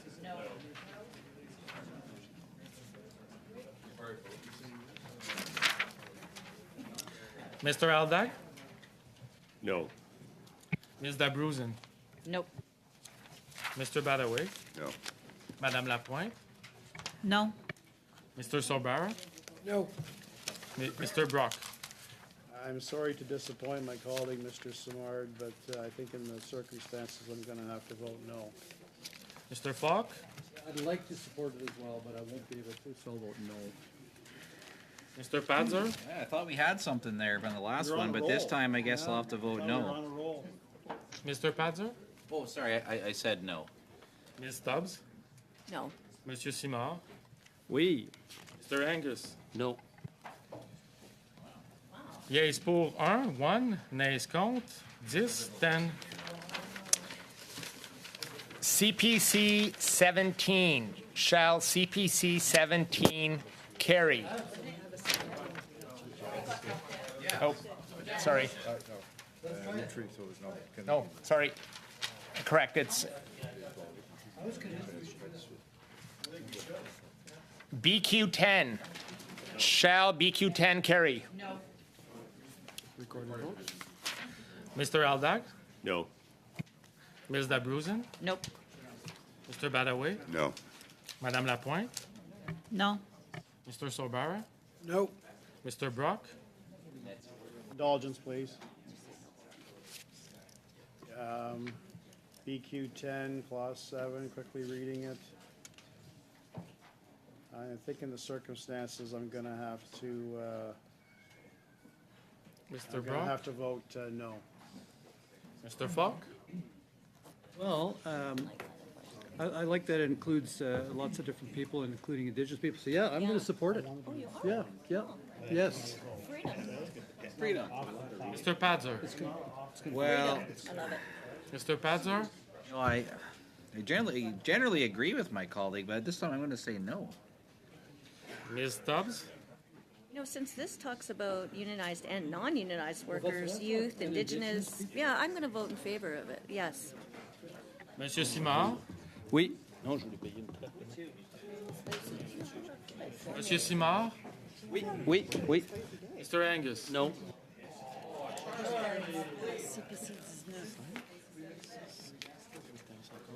Yeas pour 3, nays contre, 8, 8. CPC 18. Yes. Shall CPC 18 carry? Mr. Aldag. No. Mrs. Dabrousin. Nope. Mr. Badaway. No. Madame Lapointe. No. Mr. Sobara. No. Mr. Brock. This is an excellent amendment put forth by my colleague, Ms. Stubbs. I have zero difficulty in fully supporting this motion, so I'm voting yes. Thank you. Mr. Falk. I'm kind of the same opinion as Mr. Brock. Yes, I'm going to support it. Mr. Padzer. Well, yeah, I'm all about jurisdiction and the authority of government. So yes. Provincial. Ms. Stubbs. Well, this requires coordination and consultation with the provincial government, which currently Bill C-50 doesn't, so yes. Monsieur Simard. Mr. Angus. Nope. Okay.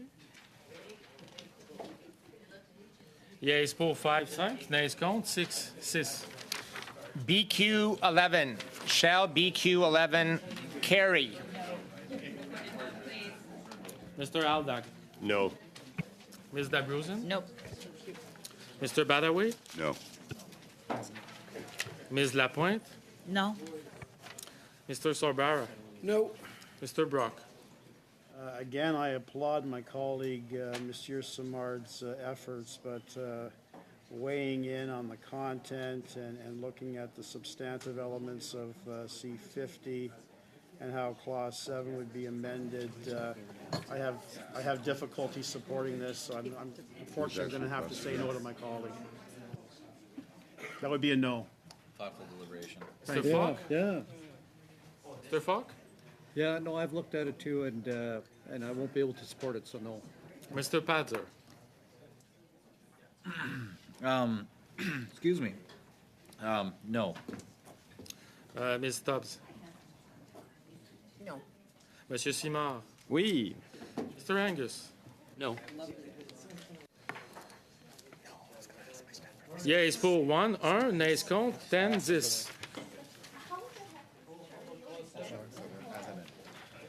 Shall clause 7 carry as amended? Mr. Aldag? Yes. Ms. Dabruzen? Yes. Mr. Badawi? Oui. Ms. Lapointe? Oui. Mr. Sorbara? Oui. Mr. Brock? Just quickly perusing Clause 7 in Bill 50. Committee indulgence just for a moment, please. Now, there's some difficult language and difficult principles here that I can't see myself supporting, so I think in the circumstances, I'm going to have my vote recorded as a no. Thank you. Mr. Falk? Yeah, no, if we would have approved some of those amendments, I think then I could have supported this, but no, I won't be able to support it. Mr. Padzar? Oh, there it is. No. Ms. Stubbs? No. Monsieur Simard? No. Mr. Angus? Yes. Yeas pour 6, nays contre 5, 5.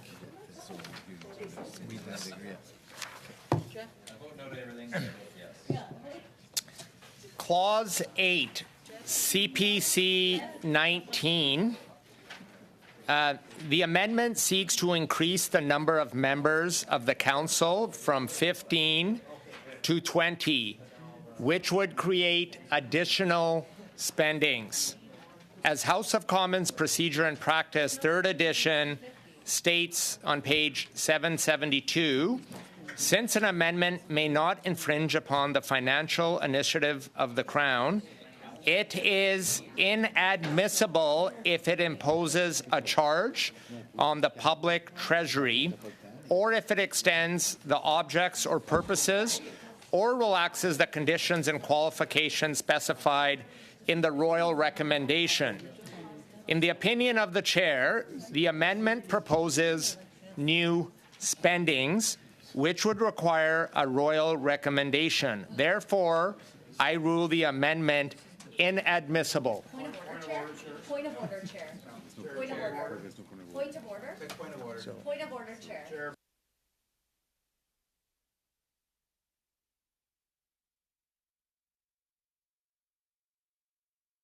19 carry. Point of order. Point of order, Chair. Come on. Point of order.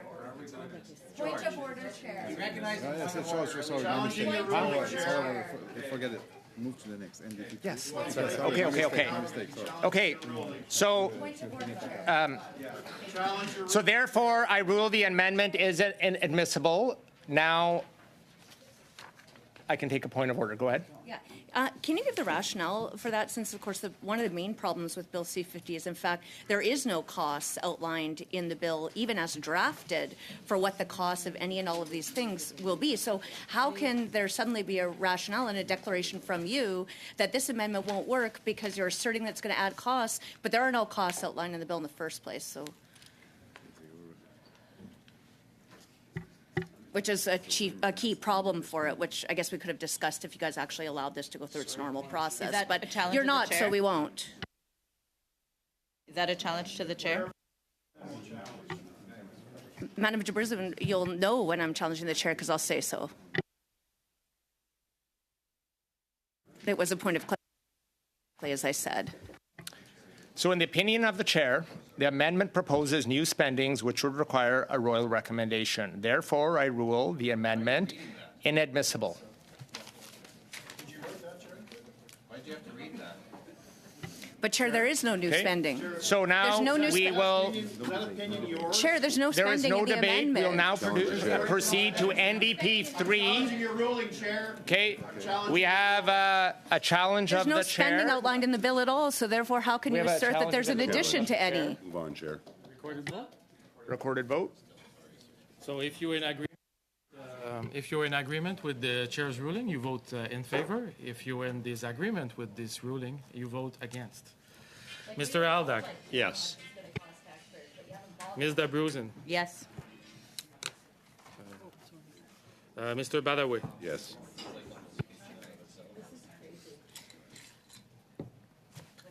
Mr. Yes. Badaway, yes. Madame Lapointe, Oui. Mr. Sorbara, I sustain the chair, yes.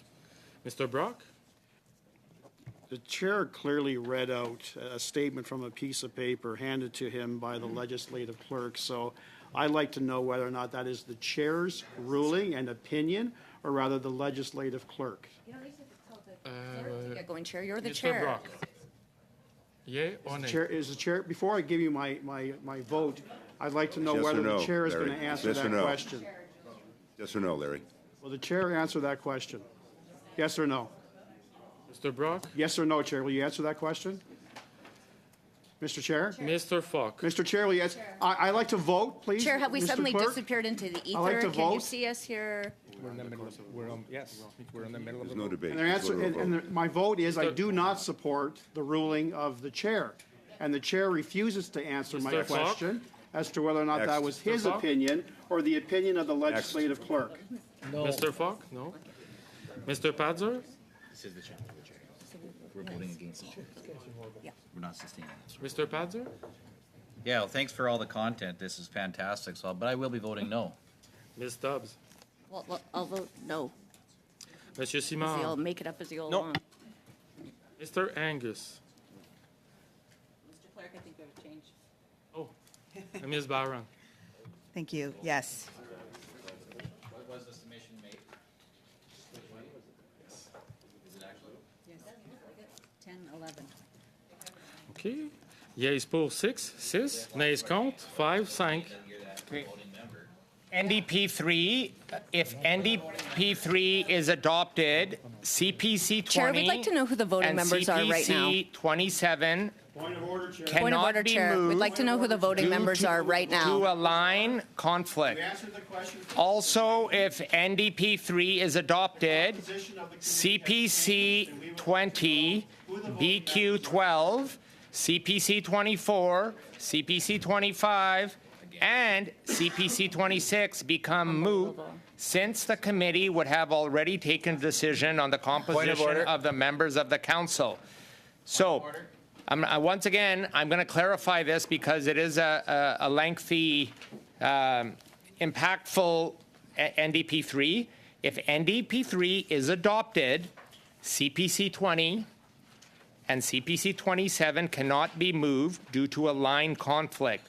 Also, if NDP 3 is adopted, CPC 20, BQ 12, CPC 24, CPC 25, and CPC 26 become moot, since the committee would have already taken a decision on the composition of the members of the council. Shall NDP 3 carry? Mr. Chair, we'd asked who the voting members Mr. Aldag, Yes. Ms. Dabrousin, Yes. Mr. Badaway, Yes. Ms. Lapointe, Oui. Mr. Sorbara, We, Mr. Brock, Before I enter my vote, I need to know what the line conflict is. I want an informed vote, and I want to know what the line Mr. Brock? conflict is. Mr. Chair? Chair and clerk, like, have we suddenly disappeared into the ether or everyone's lost their hearing? Like, can someone acknowledge us? We do represent Mr. millions Brock? of Canadians. Can I get So could someone just clarification as to acknowledge what that the we're line actually sitting at conflict this is, table and speaking out loud on please? behalf of the people who sent us here? Before I vote, Mr. Brock, I'd like to know what the line conflict is. Mr. Falk, Chair, please answer this duly elected member of Parliament's What the hell's question. going Mr. on Padzer, here? What is happening, Chair? Ms. There's a Stubbs, question for clarity here. Come on. Monsieur Simard, Non. Ms. Barron, Yes. Is she even a voting member? We haven't got the clarity yet. need the clarity. We've asked for it. yeas pour 6, nays contre, 1. Okay. Chair, So, you guys are part of the voting members.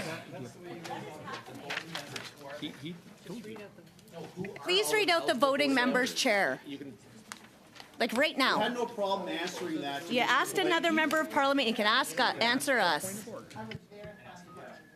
Point of order. Tell us who the voting members are right now. Before you call the vote. Point of order, No. Chair. Point of order, Chair. Colleagues, Point of order. colleagues, Point of order, so Mr. Chair. Yell at I'm us, just going to Mr. give Chair. everybody You're a ignoring reminder. us. You don't get to yell at In us the in middle response of once you a acknowledge vote, us. there is no debate not or in the no middle of a vote. conversation. It's not the middle Now, of a vote. A the point of member has order, asked please. in a point of order who the voting members are for clarification. Is that correct? Yes, correct. Okay, so now is the appropriate time to. Yes, go ahead. Thank you, Your Majesty. Alors, les députés qui sont en mesure de voter présentement autour de la table sont M. Aldag, Like, Mme what on Dabrouzen, earth? Ms. Lapointe, Mr. Sorbara, Mr. Brock, Mr. Falk, Mr. Patzer, Ms. Stubbs, Mr. Simard, and Ms. Barron. Thank you.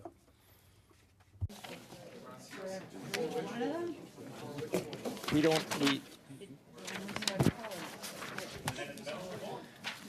Shall CPC 21? Shall CPC 21 carry? No. Yes.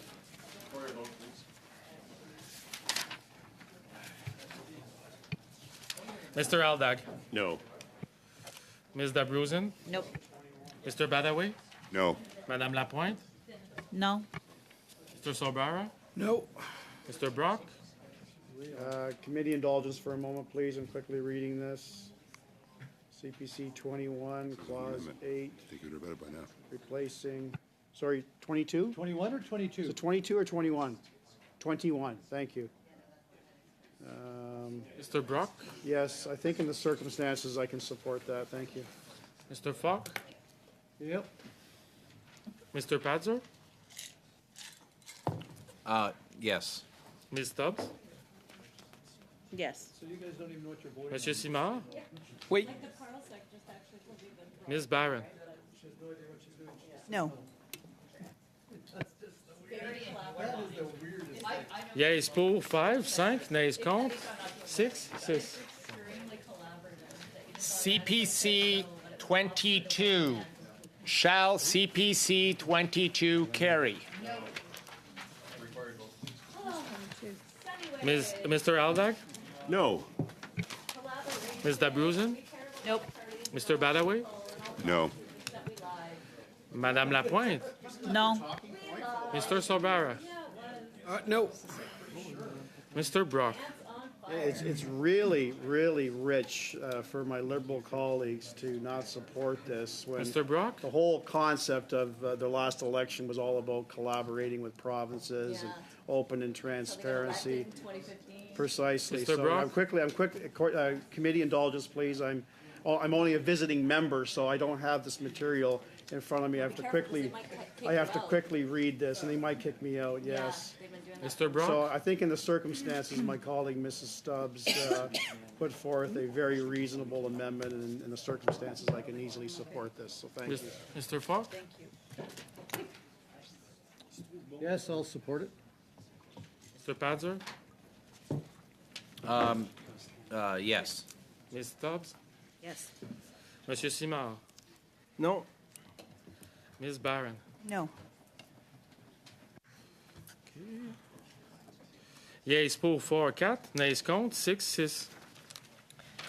BQ 13. Shall BQ 13 carry? No.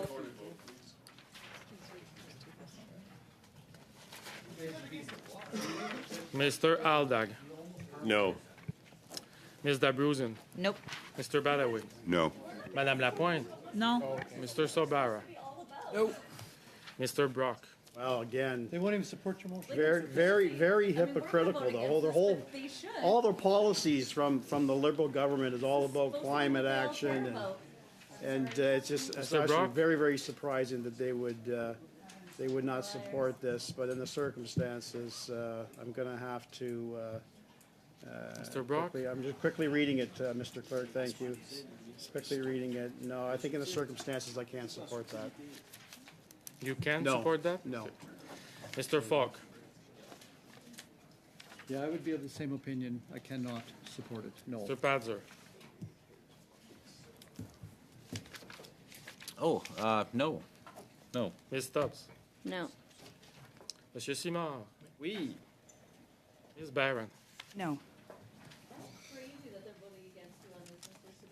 Yeas pour 1, nays contre 10, 10. That's defeated. CPC 23. Shall CPC 23 carry? No. Mr. Aldag. No.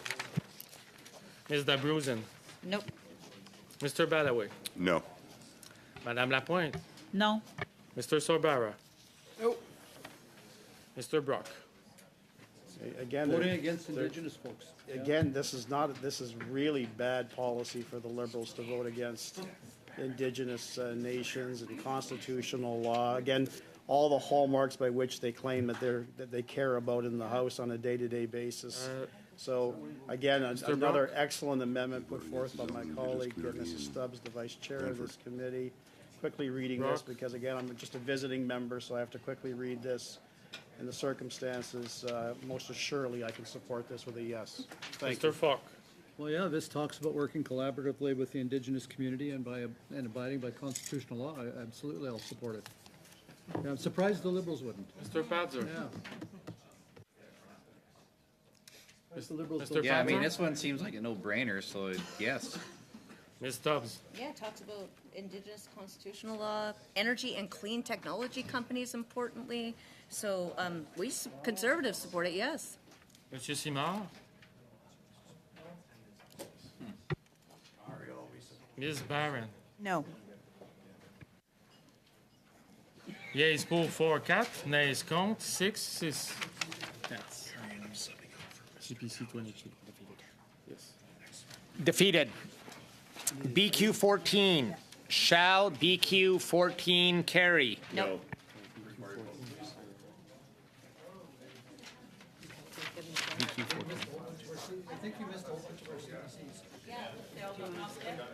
What? BQ 14. Mr. Aldag. No. Ms. Dabruzen. Nope.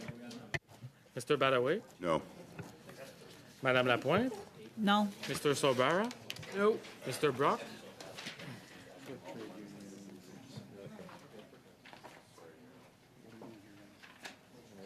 Mr. Brock.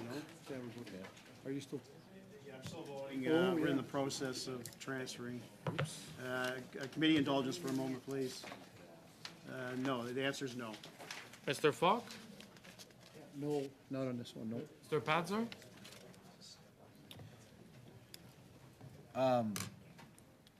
It'd be helpful in the future if when we list all the things that get punted, that would go a little bit slower so we can actually keep track, because I was trying to write it down before, but no, I won't. Ms. Stubbs. No. Monsieur Simard. Non.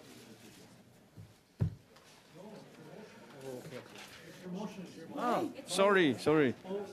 Oui, je suis pas à bonne page. I wasn't on the right page. Does he have unanimous consent? Oh, yeah, Mario. Ms. Barron. No. Simard voted no against his own motion. But he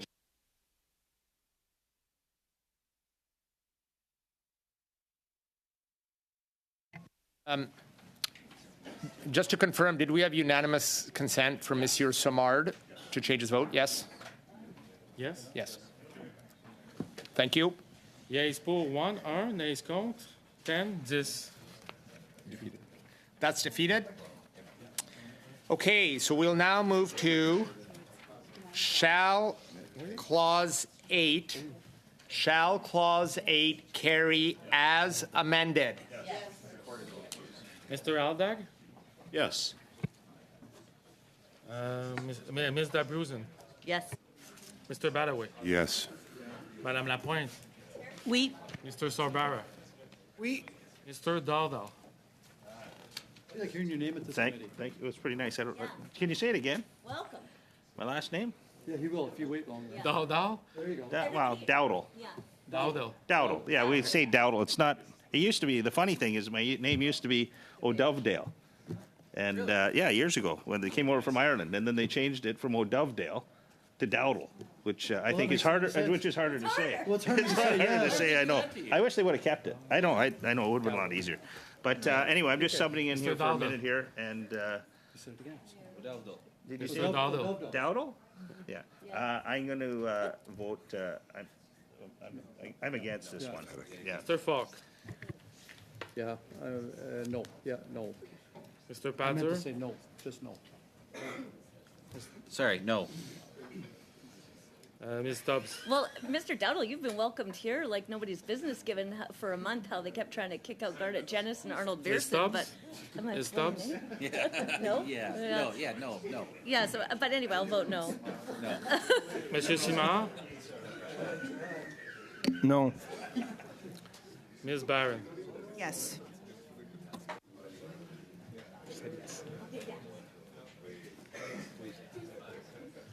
Yeas pour, 6, 6.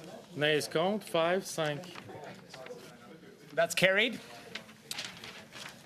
Shall Clause 9 carry? Mr. Aldag. Yes. Ms. Dabrousin. Yes. Mr. Badaway. Yes. Madame Lapointe. Oui. Mr. Sorbara. Oui. Mr. Dowdle. They should have just said it. Mr. What?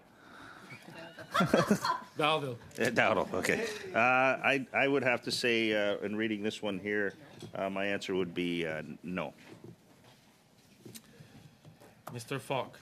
Well, you know what, when I read this clause here, if you would have, But there's no money. if you would have just explained the other clause as requiring a royal rec, based Mr. on Falk? clause number 9, it would have made sense, but no, I can't support it, no. Mr. Padzer. Yeah, taxpayer money to kill jobs. That's an easy no. Yeah, hard no. Mr. Brock? Mr. Brock. Ms. Stubbs. Well, it's wild that this doesn't have a royal rec thing since it's talking about remuneration. I'm sure taxpayers would love to know how much they are going to pay for all this, but you all don't seem to care, and so I guess I vote no. Monsieur Simard. No.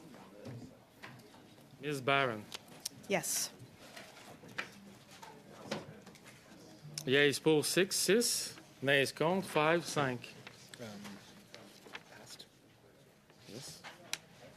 That carries. Okay, Mr. Drishan is here. Okay. Shall Clause 10 carry? No. Mr. Aldag. Yes.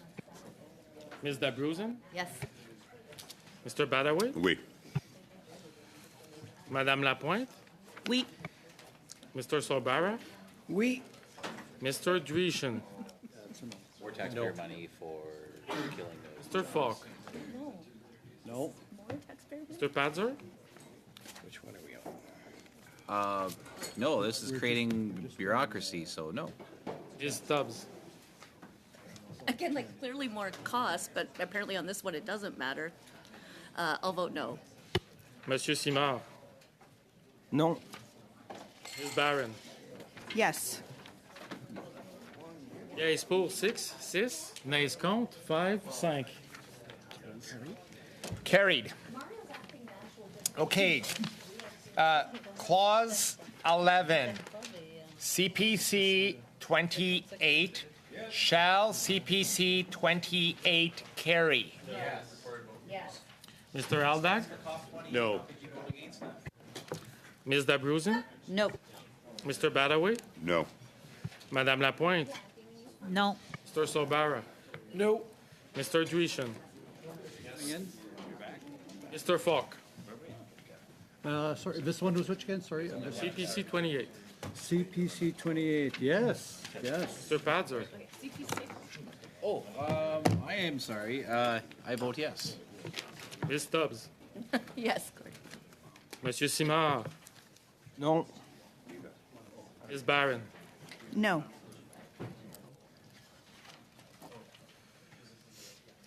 Okay.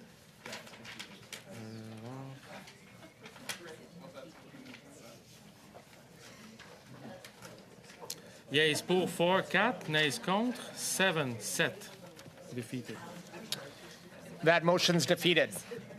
CPC 29. Shall CPC 29 carry? Mr. Aldag, No. Ms. Dabrousin, Nope. Mr. Badaway, No. Madame Lapointe, No. Mr. Sorbara, No.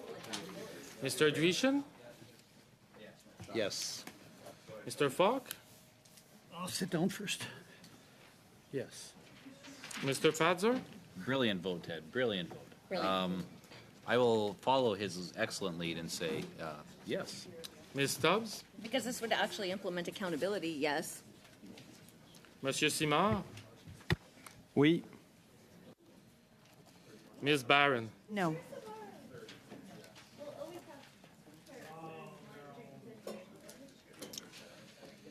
Yeas pour 5, 5, nays contre 6. 6.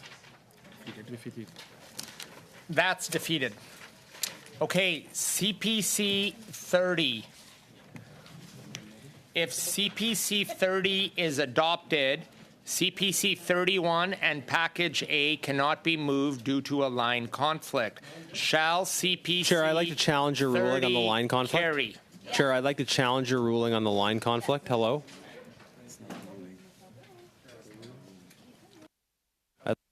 Ruling on the Chair, again, I don't know if you've Aldag? momentarily lost your point of hearing, order, but- Chair. Ms. Dabrousin, Yes. Chair, I have a point of Mr. order. Badaway? I wanted to challenge. Yes. Madame Lapointe, Oui. Mr. Sorbara, Oui. Mr. Drishin, No. Mr. Drishin, Point Ms. of order, Chair. Newman, No, not tonight. Drishin, yes or no? Point of order, Chair.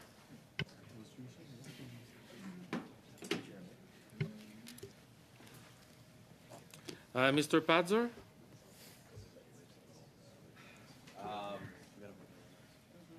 Thank you. Sorry, I can't reach around all the time.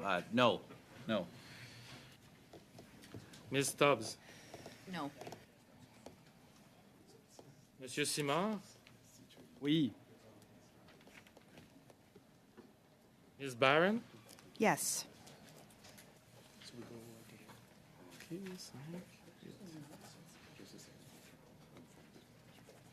Yeas pour 8, 8, nays contre 3. 3. Point of order, Chair.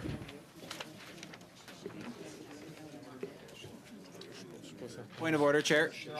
I have a point of order. Am I inaudible or am I audible? Because I'm raising a point of order, Chair.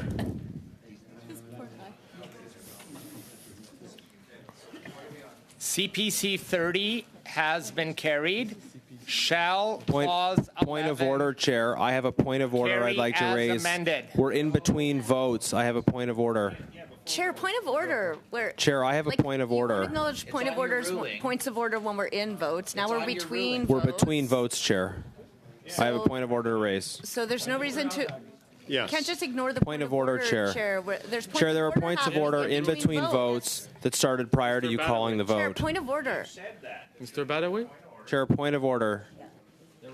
There was points of order called in between Madame votes, Lapointe. Chair, and you ignored them. Oui. Order. Mr. Sorbara, Point of order, Chair. Mr. Drishin, Point of order, Chair. Mr. Chair, there's a Drishin, point of order. I would say no. There's a point of order, Chair. Ms. Graham-Newman, The point of order was called prior to the start of the vote. No, but there's There a was point a of point. order. That's There was a been point. called. Before the vote, there was Start of the vote. Mr. Padzer, Watch the video. There was a There's a point of point of order order. card called prior to the start of the vote, Chair. Since there was a So- point of sorry, order like- called before the vote, I mean, it's an obvious no because we're throwing the rules out once again. I mean, Yes. this is insane. Chair, there's a point of It's order called. before. It's based on the chair's ruling from the previous clause. So it was pretty clear that we had a point of order order, that needed Chair. to be addressed and dealt with, and the chair willfully ignored the rights and privileges of the Mr. member. Padzer? over Point of order, here. Chair. So that was absolutely ridiculous. Point of order. Clerk, you or can nay? stop calling the vote because the duly elected members of parliament trying to talk to the duly elected chair is just Mr. ignoring Padzer? us. Point of order. Point of order, You Chair. guys are trying to do your job, but the chair has to answer us. Chair, I'm trying to raise a point of order. Mr. Padzer, Yeah, so because the point of order is being ignored, Mr. Chair, I don't know how we can proceed Pazzo? because, I mean, I'm obviously going to have to Ms. say Stubbs? no because this doesn't make any sense why we're ignoring a point of order that was raised Monsieur after Simard? the ruling was made. On est sur 30, c'est bien ça? C'est Are we on the CPC 30? 31. No?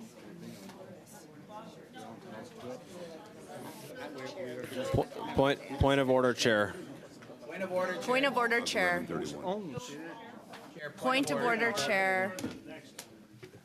Chair, point of order. Point of order, Chair. On your ruling. Point of order, Chair. Yeah, this is crazy.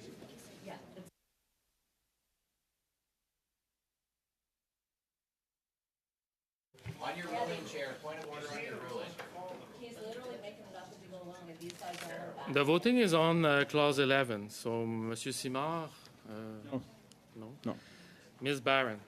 Yes. So on your ruling, Chair, point of order.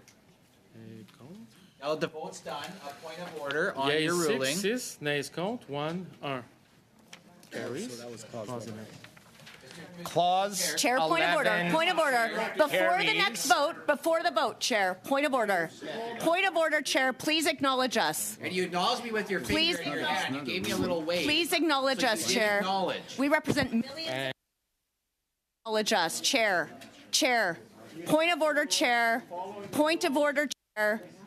Chair, you said you would acknowledge points of order between votes. Ms. Stubbs, go ahead on the point of Great. order. Garnet, go ahead. No, Ms. Stubbs, go ahead. Chair, have to get Chair, back to Chair. his point First of of order all, I between the want last- to clarify if your ruling is that with the adoption of CPC 30, the first amendment in CPC Package A could not be moved. Is that correct? Thank you for your point of order, and I will clarify this. As per House Procedure Practice, 3rd edition, page 769, amendments must be proposed following the order of the text to be amended. Once a line of clause by clause has been amended by the committee, it cannot be further amended by a subsequent amendment, as a given line may be amended only once. So now we will proceed to clause 12, I have a CPC point of order on that. 32. If CPC 32 is adopted, We're not done. Point of order. Package B cannot be moved due to a line Point conflict. of order. Shall CPC 32 carry? Point of order. Mr. Aldag? Yes. Ms. Dabruzen? Yes. Point of order, Chair. Ms. Dabruzen? Yes. Mr. Badaway? Yes. Madame Lapointe? Oui. Mr. Sorbara? Oui. Mr. Dreeshen? Mr. Chair, Mr. Dreeshen? once again, I'm going to be saying no, but under objection with the way in which these things are being counted. No? Definitely no. Lots of no's. Ms. Graham-Newman? No, definitely no, but I don't understand it and I can't appreciate the process that's happening right here. Like, this is Mr. unacceptable. The chair and the clerk are running roughshod over the committee and the process, so it's an obvious no. And after this vote's recorded, point of order. Ms. Stubbs? And the clerks are, of course, doing the best that they can, but the problem here is the chair, who needs to acknowledge duly elected members of parliament who are members of this committee, and I vote no. Challenge the chair if you have a problem. Is Monsieur Simard? Oui? Like Ms. Ms. Barron? DeBruzen, we can't even get acknowledged for a point of order. Yes.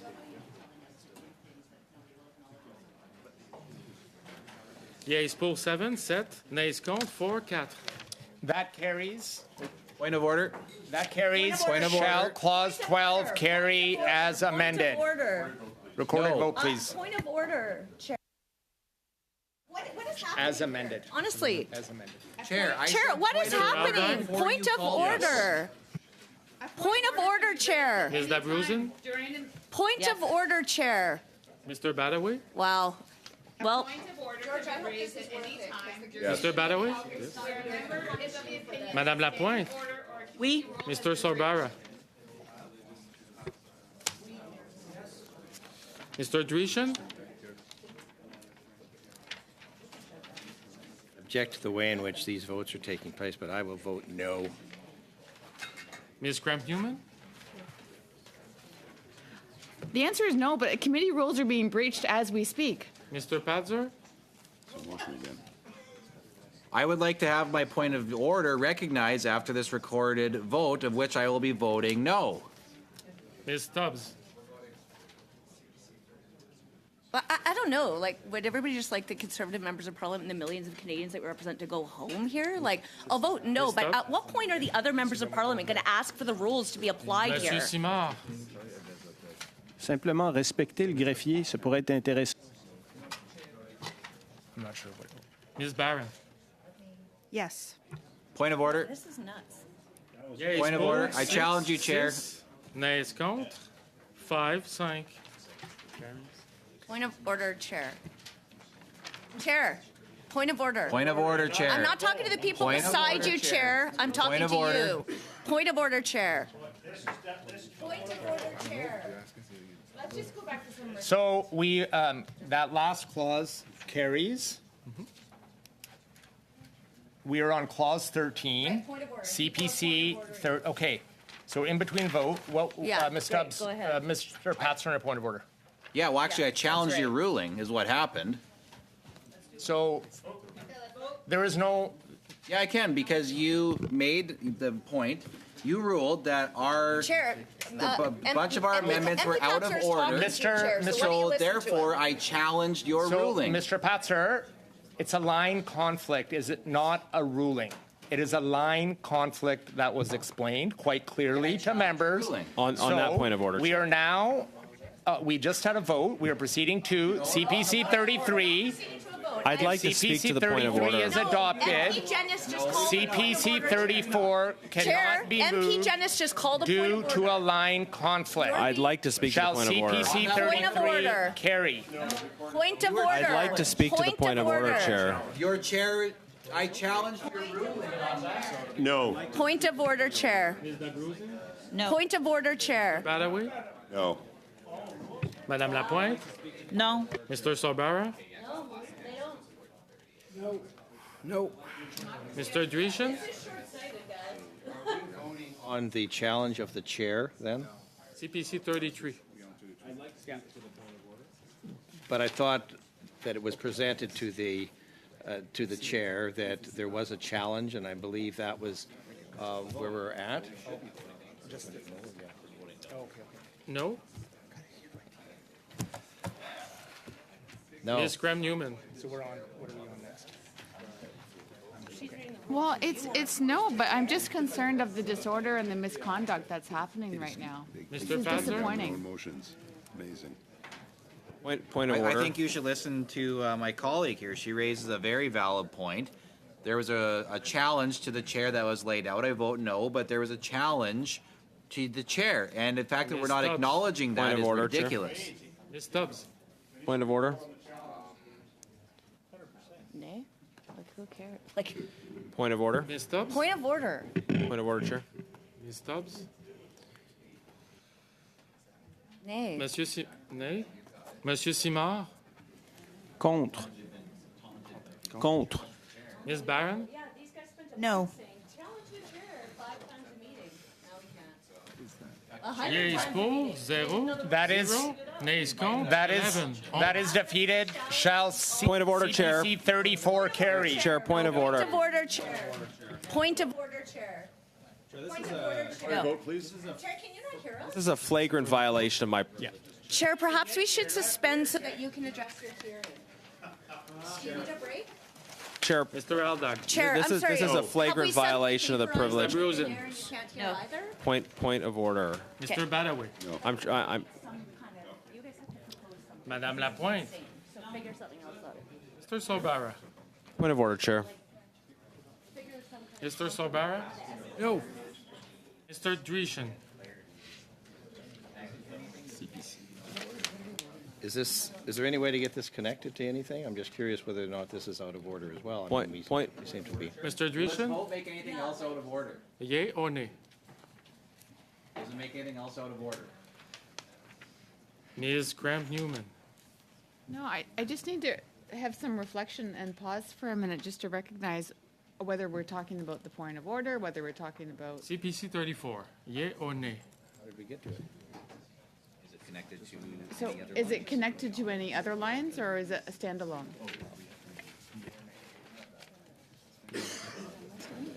Ms. Graham-Newman? Mr. Padzer? We're, Mr. Clerk, Mr. Chair, whoever wants to answer the question, is this going to make any other votes? I have a point of order to Yes raise, or no? Chair. Just yes or no, Chair. It's At not least a the people inside are helping, but the chair won't even look or acknowledge or answer us now. Chair. It's a simple question. Ms. Stubbs? Do you want to, can you elbow just the chair beside you for a second and get him to acknowledge me? Ms. Stubbs? No, nay, I guess, but, I mean, like, the two people to his right are Monsieur clearly Chair, I have not a to point of help order. us. But he won't even look at us or talk to us. Contre, Monsieur le greffier. Point of Et order, vous faites Chair. une très bonne job. Against Mr. Clerk, and you're doing a great job. Thank you. Order, Chair.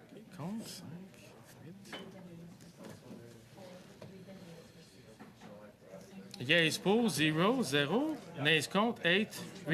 Point of order, Chair. Point of order. Point of order. We're in between. We have a recorded vote. We're in between votes, and I have a point of order. What about the Point of order. members have privileges, and they have the right to raise Yes. points of How order? are we supposed to represent Mr. Badaway? Yes.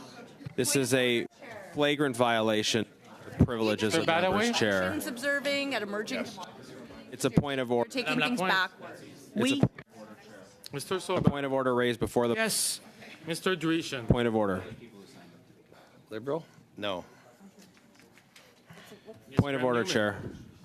Chair, point of order No. raised before the vote was called. Mr. Padzer? No. Ms. Stubbs? No. Monsieur Simard? Non. Ms. Barron? No. OK, contre. 6. Yeas pour, 5. 5. Nays contre, 6. Point of order. That's defeated. We're in between. That's defeated. Point of order now. 35. If CPC 35 is adopted, package C Point of cannot be order, moved Chair. due to a line conflict. We're in between votes. Shall CPC 35 Point of carry? order, Chair. Point of order, Chair. Point of order, Chair. Chair, we're in between votes. Point of order. Point of order, Chair. We're in between votes. Recorded vote? Ruling. It's your own ruling, Chair. Point of order. Point of order, Chair. Yes. Point Mr. of Alda? order, Chair. Yes. Ms. Dabruzen? Yes. Mr. Badaway? Yes. Madame Lapointe? Oui. Mr. Sorbara? Yes. Mr. Dreeshen? Which one are we on? No. Ms. Graham-Newman? No. Mr. Padzer? Sorry. No. Ms. Stubbs? No. Monsieur Simard? Pardon, on est sur quoi là? On est sur? Where are we at? CPC 35. Ms. Barron? Yes. Yeas pour, 6. Nays contre, 5, 5. Point of order, Chair. Rappel au règlement. C'est adopté. L'article 13 est-il adopté tel que modifié? J'ai un rappel au règlement à soulever entre deux votes. Order, Chair. Yes. Point Ms. of Dabruzen? Yes. Mr. Badaway? Yes. Madame Lapointe? Oui. Mr. Sorbara? Yes. Mr. Dreeshen? No. Ms. Graham-Newman? No. Mr. Padzer? No. Ms. Stubbs? No. Monsieur Simard? Point of order, Chair. Non. Rappel au règlement. Ms. Barron? Yes. Yeas pour 6, nays contre 5. That carries. C'est adopté. Nous allons lever la séance, plutôt suspendre la séance.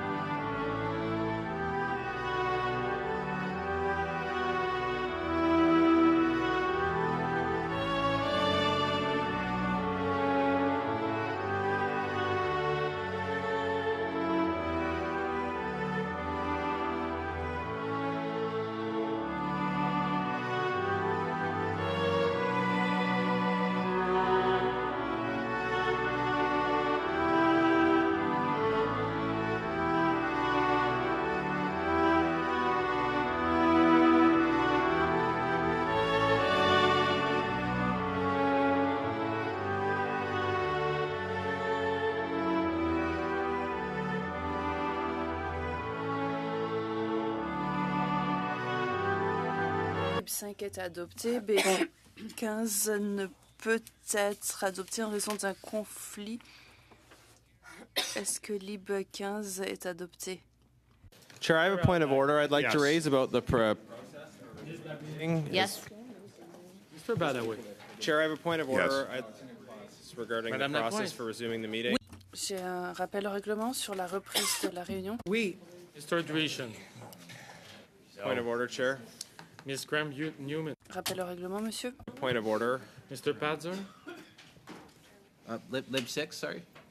Lib 5. Point of order, Chair. Rappel au règlement. Sorry, my mistake. Chair, point of order. No. Rappel au règlement. Ms. Stubbs. What does that even mean? That's sort of nonsensical, so no. Point of order, Chair. Monsieur Simard. Pour. Ms. Barron. Yes. Yeas pour, 7, 7. Nays That- contre, 4, 4. That carries. Shall clause 4. C'est adopté. L'article 14 est-il adopté tel que modifié?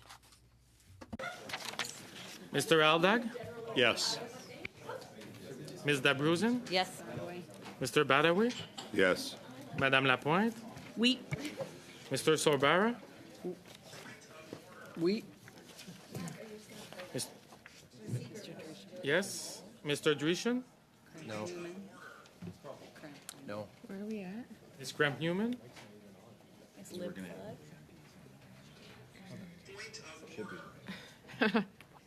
No. Mr. Padzer. I was gonna lip sync it. No, it should not. Ms. Stubbs. No. Monsieur Simard. Pardon, on est.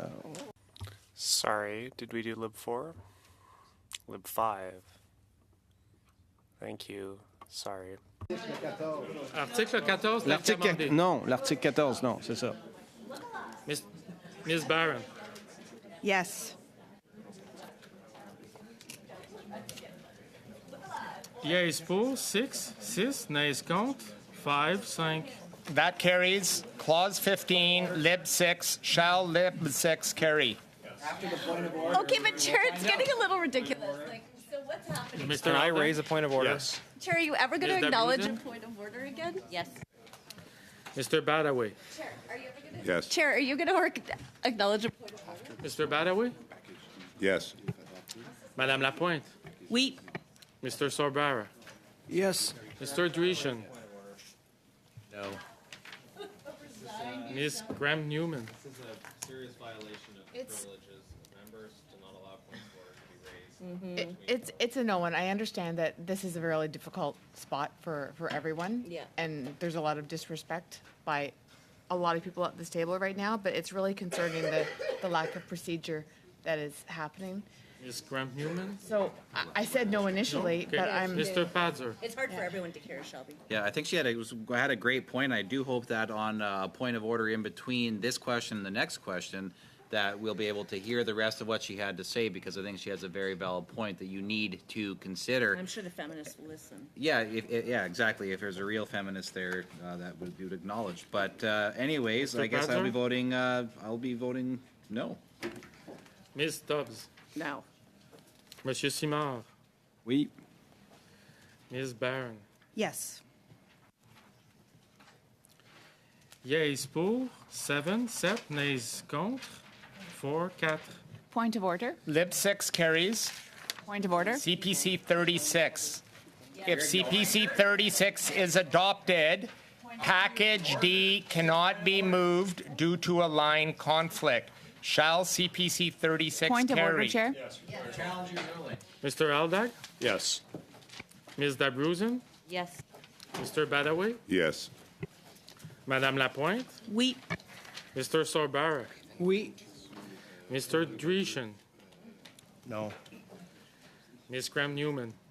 Well, I recognize that it was just the meeting was just suspended because you tried to, get some control back in the room. But it's not happening because there's lack of communication and eye contact. So my Ms. vote is Graham-Newman? my vote is no, but I'm concerned right now just the Mr. process. Padzer. Well, right before the vote started, I actually said I challenged the chair. So I hope that will be acknowledged after this vote. So I will be saying it again, and as such, I will be saying no. Ms. Stubbs. No. Monsieur Simard. Non. Ms. Barron. Yes. I challenge the chair. Yeas pour 6, nays contre 5. CPC 36 I challenge the carries. chair. We now have Challenge the chair. CPC 37. If Challenge the CPC chair. 37 is adopted, And you're being. CPC 38 becomes moot and cannot be voted Chair, you've gotta on. Shall CPC 37 carry? I already challenged you, Chair. You actually have you asked us No. to challenge you so many times previously, and now we're actually No. Ms. Dabrouzin, no.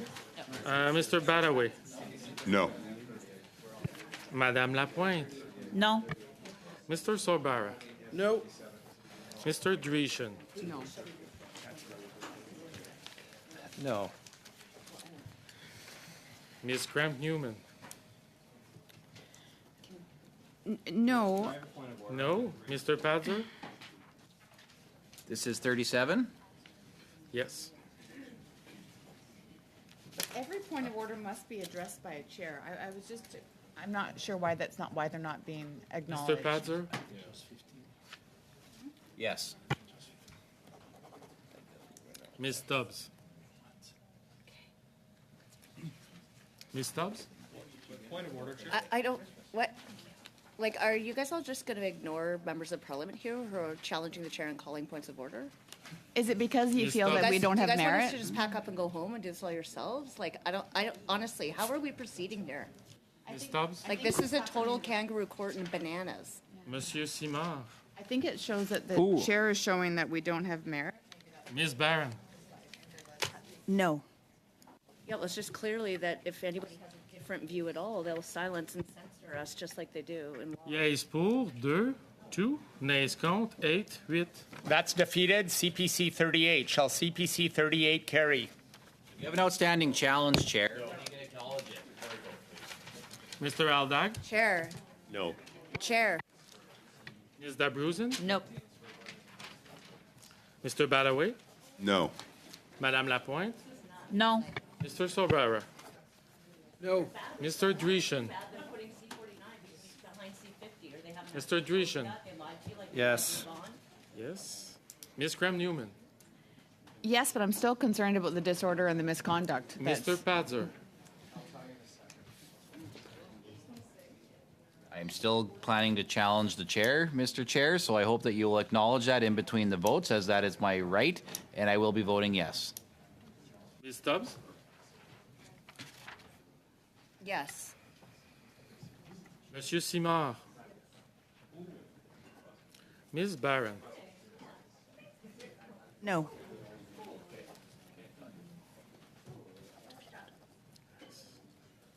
Yeas pour 5, 5, nays contre. That is defeated. Point of order, Chair. Shall Point of order. Point of order.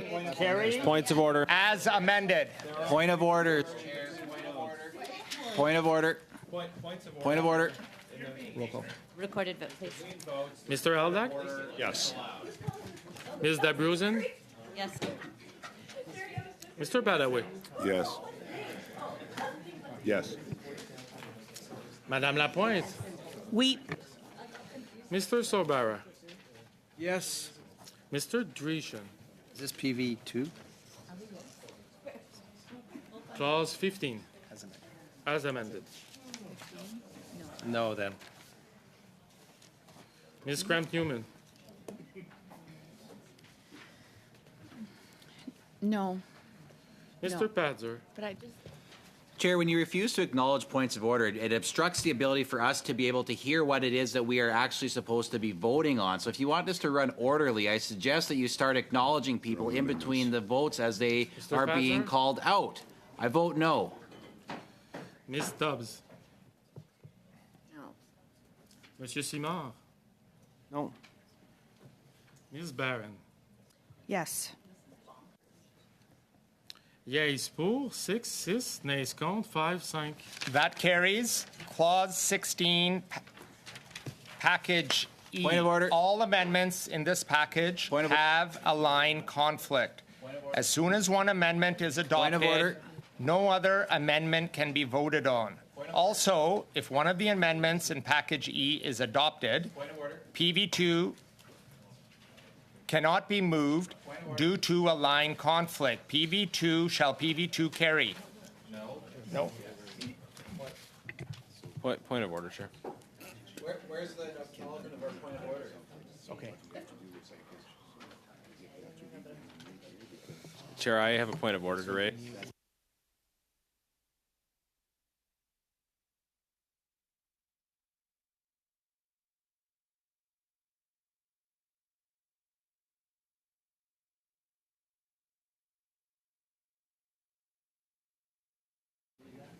Point.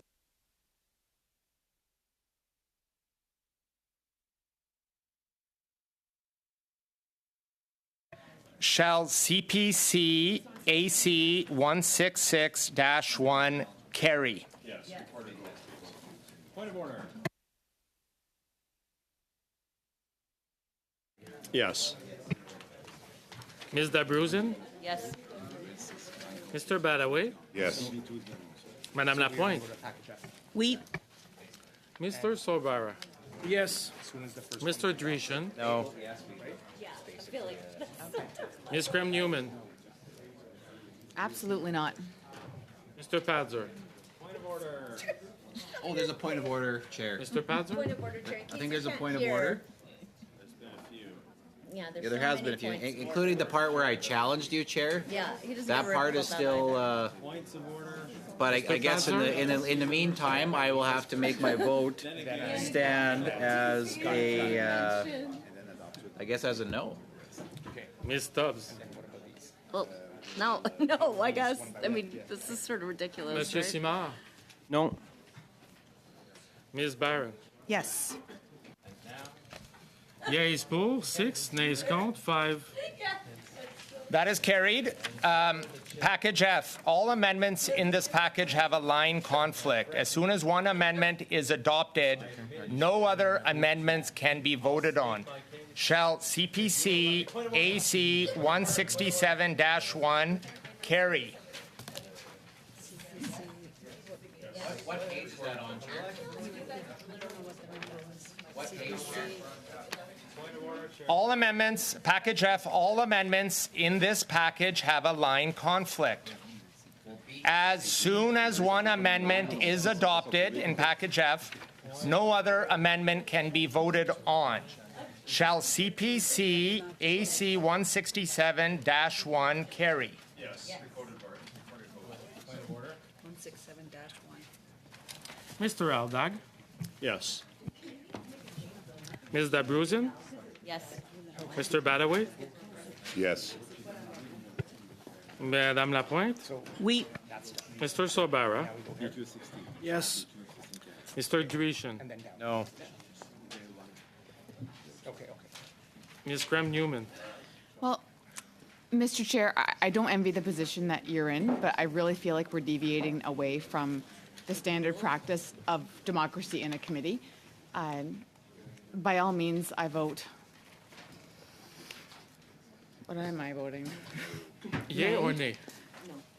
I'm going to be consistent with my team here, and we're nay, but we need to reevaluate how we're Mr. doing Panzer? this. Yeah.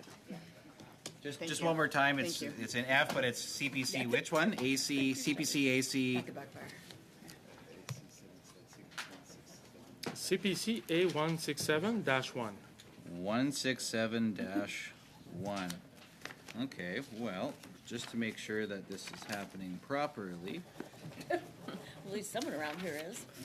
There it is. 1? You're good. Ah, there Mr. it is. Padzer. There it is. So since he said there was a conflict and if any of them passed, so therefore no. Ms. Stubbs? No. Oh. No. Monsieur Simard? Ms. Barron? Yes. Yeas pour, 7, nays contre, 4, 4. That carries. BQ 16. Shall BQ 16 carry? BQ 16. Yeah. Mr. Aldag? No.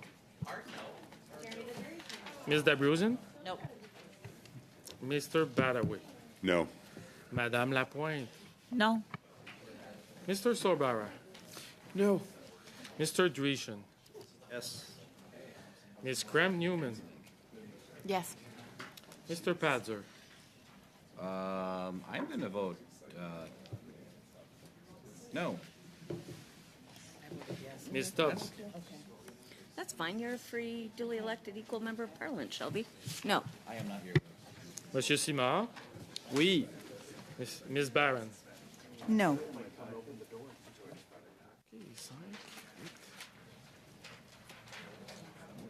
Yeas pour, 3-3. Nays contre, 8-8. That's defeated. CPC 39. Shall CPC 39 carry? Mr. Aldag? No. Ms. Dabrowski? Nope. Mr. Badaway? No. Madame Lapointe? No. Mr. Sorbara? No. Mr. Dreeshen? Yes. Ms. Graham Newman? Oui. Mr. Padzer? This one is also in conflict with all the other ones, is that correct? Mr. Padzer? No? Okay, then I vote yes. Ms. Stubbs? Yes. Monsieur Simard? No. Ms. Barron?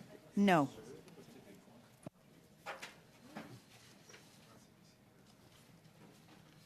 Yeas pour, 4, 4. Nays contre, 7, 7. That's defeated. CPC 40. Shall CPC 40 carry? Mr. Aldag? No. Ms. Dabrowski? Nope. Mr. Badaway? No. Madame Lapointe? No. Mr. Sorbara? No. Mr. Dreeshen? Well, this one deals with the growth of indigenous communities, so I'm certainly going to say yes. Ms. Graham Newman?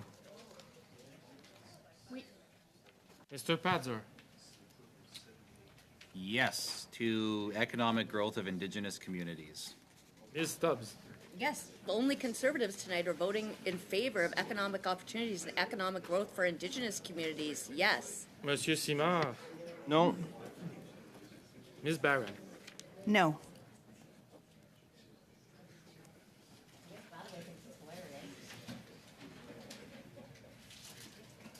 Yeas pour, 4, 4. Nays contre, That's defeated. 7, 7. That's defeated. BQ 17. Shall BQ 17 carry? No. Mr. Aldag? No. Ms. Dabrowski? Nope. Mr. Badaway? No. Madame Lapointe? No. Mr. Sorbara? No. Mr. Dreeshen? I got to say no. I didn't hear Mr. Dreeshen. Said no. No? Ms. Graham Newman?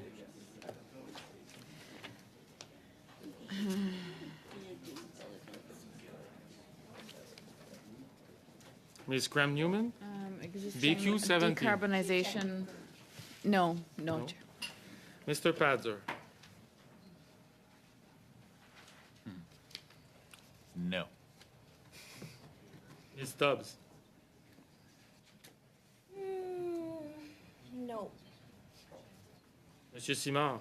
Hear me, my mic's not even on. Ms. Barron? Motions. No. Yeas pour, 1, 1. Nays contre, 10, 10. That's defeated. NDP 4. Shall NDP 4 carry? Mr. Aldag? Yes. Ms. Dabrowski? Yes. Mr. Badaway? Yes. Madame Lapointe?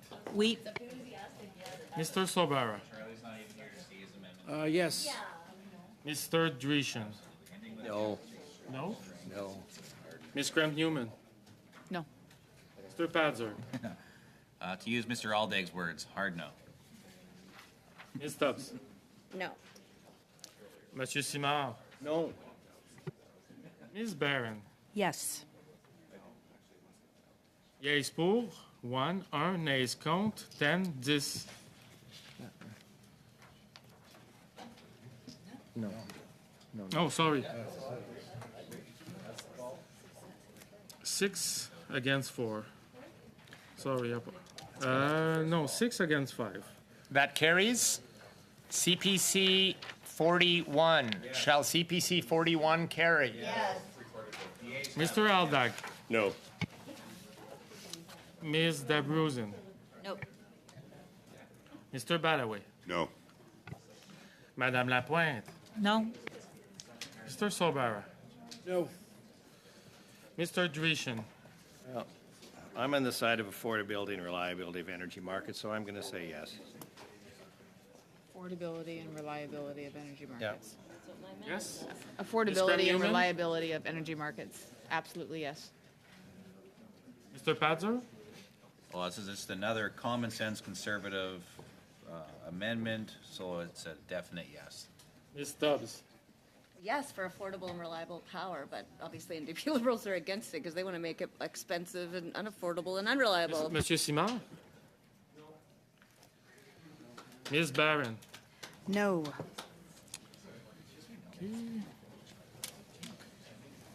Yeas pour, 4, 4, nays contre, 7, 7. That's defeated. CPC 42. Shall CPC 42 carry? Mr. Aldag, No. Ms. Dabruzen, No. Mr. Badaway, No. Madame Lapointe, No. Mr. Sobara, No. Mr. Drishin, Yes to delivering on time and on budget. Ms. Graham Newman, I think it goes without saying, on time, on budget. Yes? Mr. Padzer. What a novel concept that something would be delivered on time and on budget. Wow. But since budgets don't balance themselves, I guess, Mr. Padzer, I'll vote yes. Ms. Stubbs, Well, this is for major and clean energy projects to happen on time Clean and energy. on budget. So I guess, once again, conservatives are the only ones to support that, so I vote yes. Monsieur Simard, No. Ms. Barron,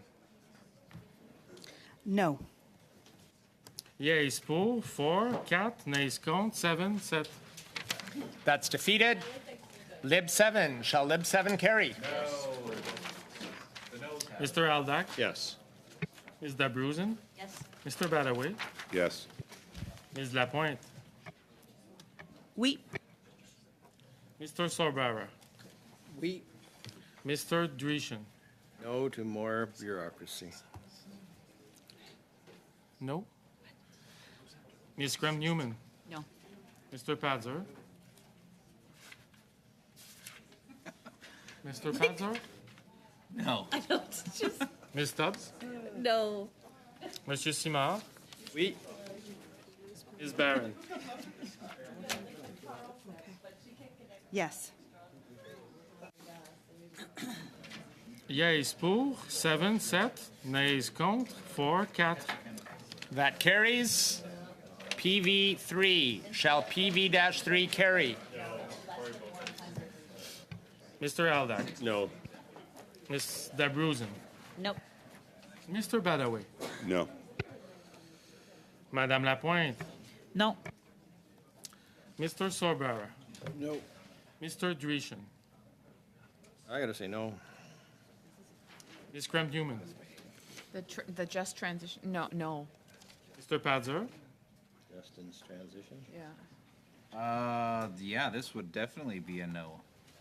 Ms. Stubbs, Just transition. Well, again, I would commend Ms. May for being the only one who's honest about the fact that Bill C-50 is the just transition, which 84% Canadians don't know about, but the majority don't like it when they do know.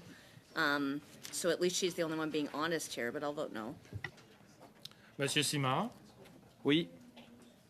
Ms. Barron, No.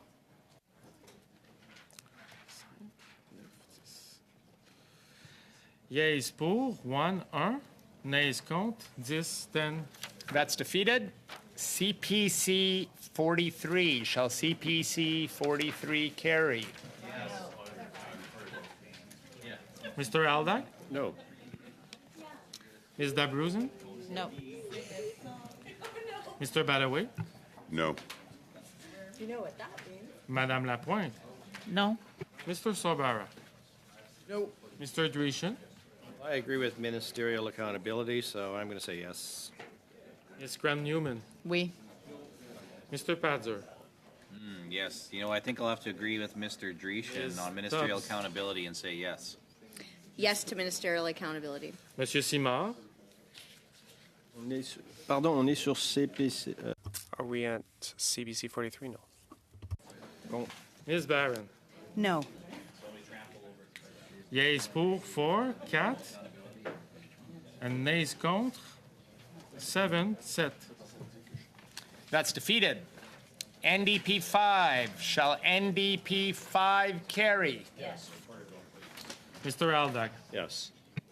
Ms. Dabruzen. Yes. Mr. Badaway. Yes. Madame Lapointe. Oui. Mr. Sorbara. Yes. Mr. Drishin. Well, we seem to have Charlie's Angels over there, but I'm going to say no to this. Ms. Graham-Newman? No. No. Mr. Padzer. Oh, the no defining principles, no. Ms. Stubbs. No. Monsieur Simard. No. Ms. Barron. Yes.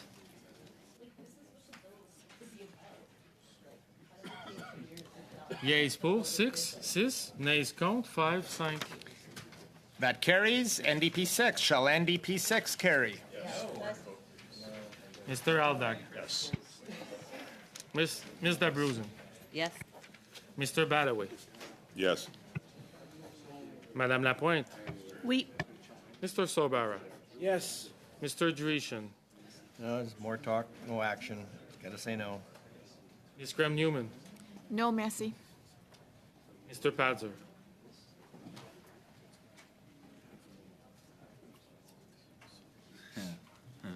This is another no. Ms. Stubbs. No. Monsieur Simard. No. Ms. Barron. Yes. Yeas pour 6, 6. Nays contre 5, 5. That carries. NDP 7. Shall NDP 7 carry? Point of order, Chair. I have a point of order to raise. Mr. Aldag. Yes. Ms. Dabruzen. Yes. Mr. Badaway. Yes. Ms. Lapointe. Oui. Mr. Sorbara. Yes. Mr. Drishin. No to more jobs for bureaucrats. Ms. Graham-Newman. No. Mr. Padzer. Ms. Stubbs. Oh, sorry, Oh. did you? Yeah, he didn't vote yet, so I'm not sure Mr. what's Padzer? going on. Okay, thank you. I didn't hear my name called there, so I'm going to go ahead and vote no. Ms. Stubbs.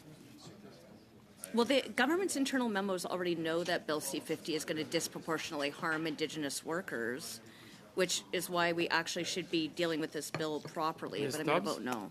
No. Monsieur Simard. Ms. Barron. Yes. Yeas pour 7, 7. Nays contre 4, 4. That carries. NDP 8. Shall NDP 8 carry? Yes. Mr. Aldag. Yes. Ms. Dabruzen. Yes. Mr. Badaway. Yes. Ms. Lapointe. Oui. Mr. Sorbara. Oui. Mr. Drishin. Well, you want to take jobs away from people. I guess this is how you do it. I would say no. Ms. Graham-Newman.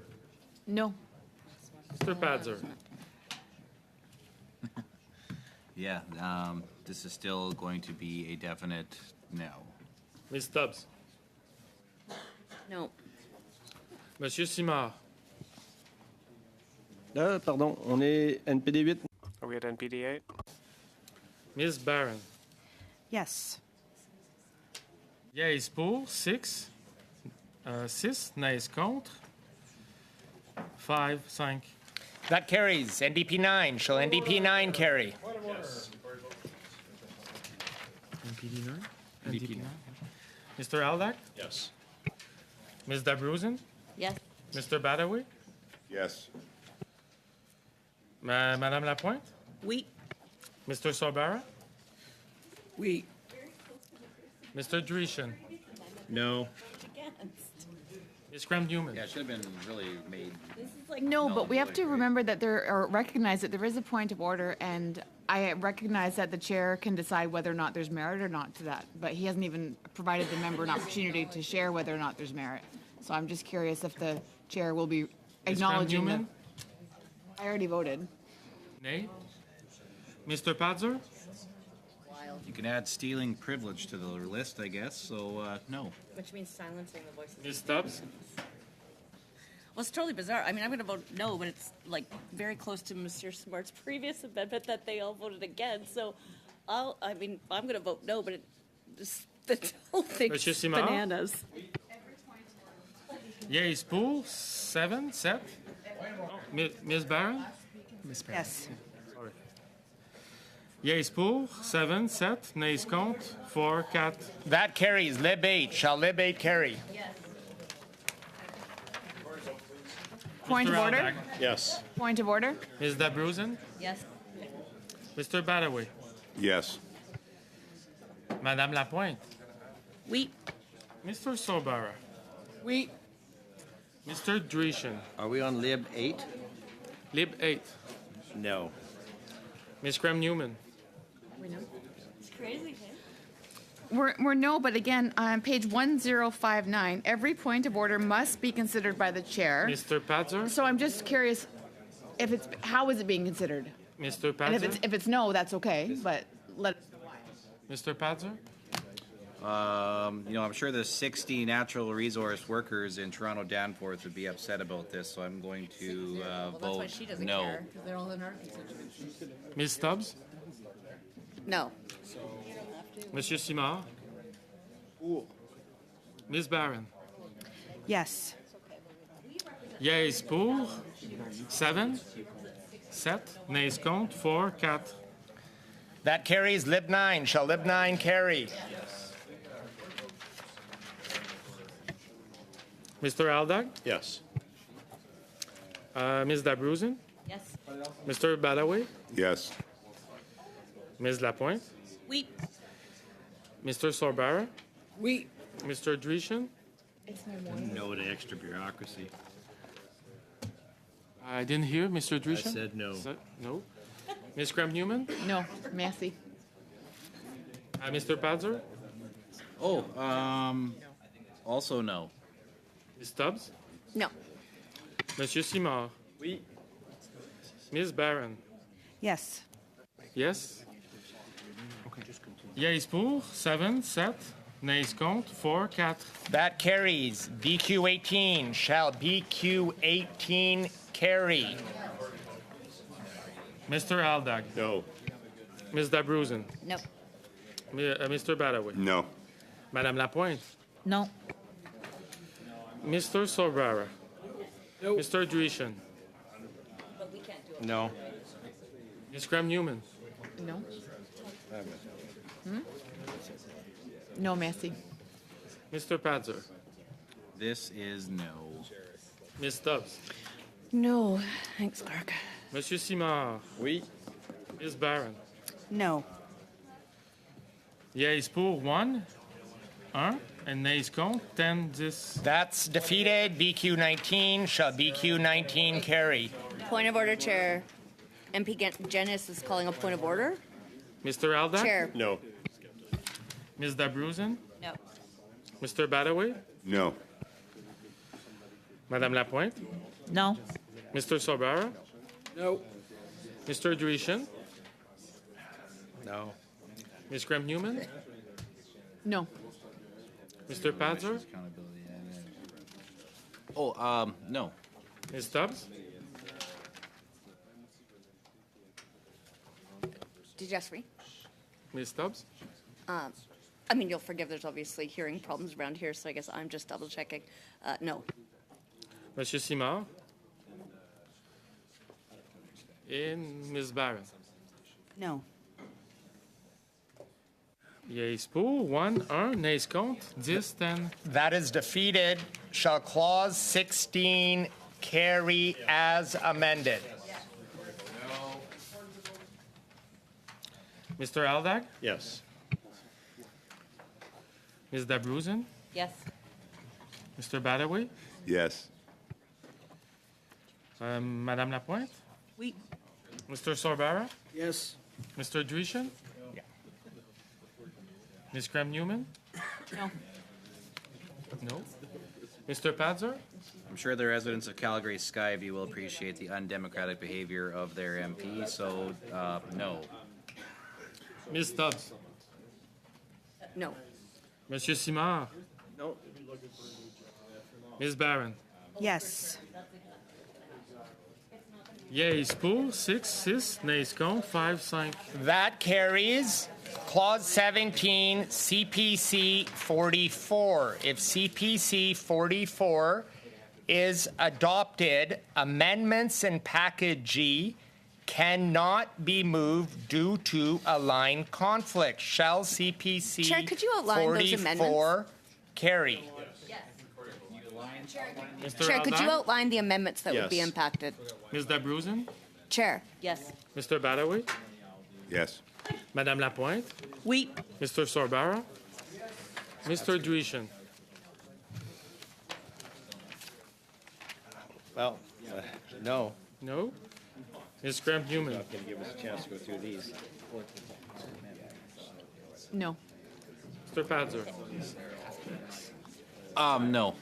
Ms. Stubbs? No. Monsieur Simard? Ouh.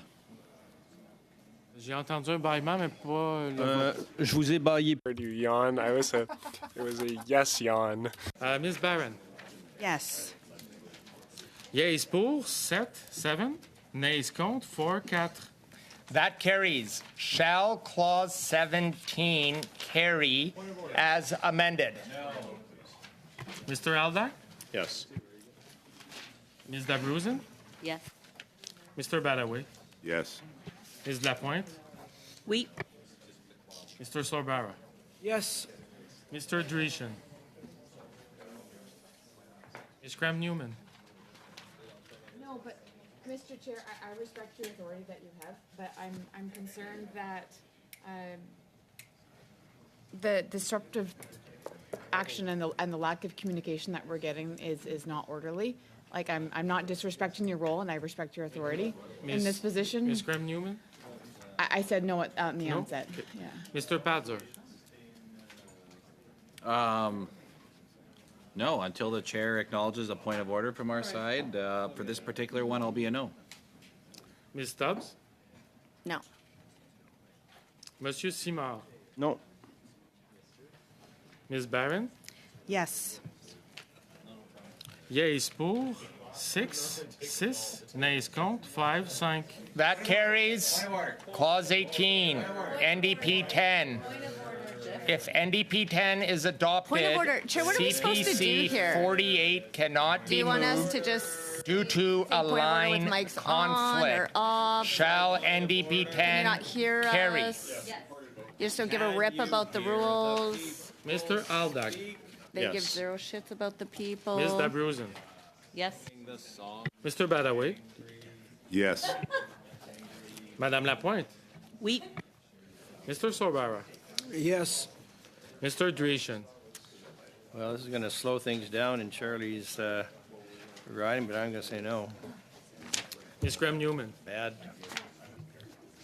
No, Bad but cause. again, we're not using any unparliamentary language, and we're not being Mr. Patzer? acknowledged.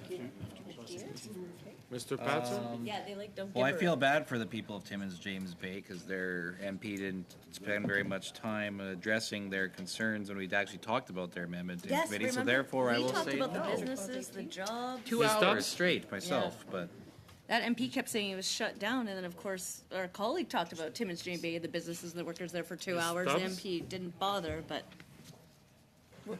like you guys don't care about the position, right? That's clear, but I guess no. Monsieur Simard? Ms. Barron? Sorry. Yes. Yeas pour, 7, nays contre, 4, 4. That's carried. CPC 45. If CPC 45 is adopted, CPC 46, CPC 47, and CPC 48 cannot be moved due to a line conflict. Shall CPC 45 carry? Mr. Aldag? No. Ms. Dabruzen? No. Mr. Badaway? No. Madame Lapointe? No. Mr. Sorbara? No. Mr. Dreeshen? Accountability. Ms. Graham-Newman?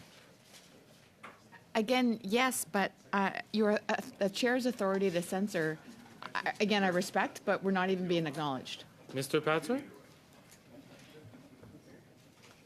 Imagine empowering a minister to actually do their job. What a novel concept. So yes, of course. Ms. Stubbs?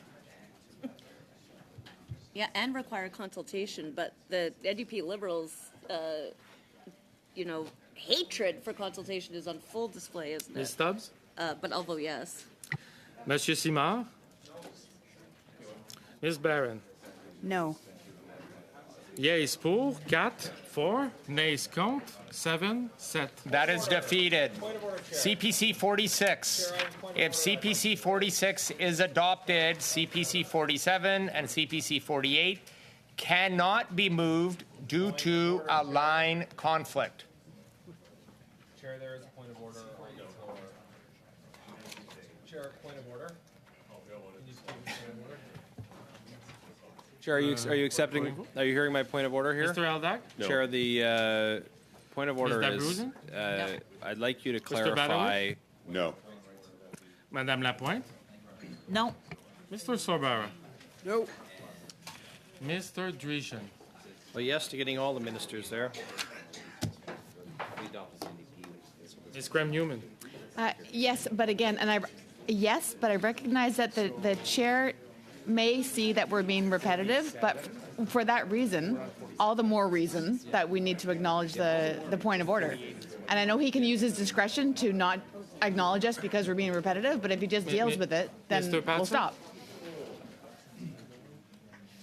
There it is. Or not. Yeah, or not. I will vote yes. Ms. Stubbs? Yes. Monsieur Simard? Oops, sorry. I knocked my pen there. Ms. Barron? No. Yeas pour, 4, 4. Nays contre, 7. That's defeated. CPC 47. If CPC 47 is adopted, CP 48 cannot be moved due to a line conflict. Shall CPC 47 carry? Mr. Aldag? No. Ms. Dabruzen? No. Mr. Badaway? No. Madame Lapointe? No. Mr. Sorbara? No. Mr. Dreeshen? Ms. Graham-Newman? Oui. Mr. Patzer? Well, 47. Yeah, that's my favorite number. Of course, I got to vote for that one. Yes. Mr. Stubbs? Ms. Stubbs? Yes. Clerk, thanks. Monsieur Simard? No. Ms. Barron? No. Yeas pour, 4, 4. Nays contre, 7, 7. That's defeated. CPC 49. Shall CPC 49 carry?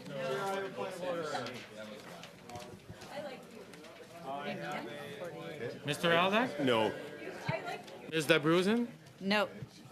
Mr. Badaway? No. Madame Lapointe? No. Mr. Sorbara? No. Mr. Dreeshen?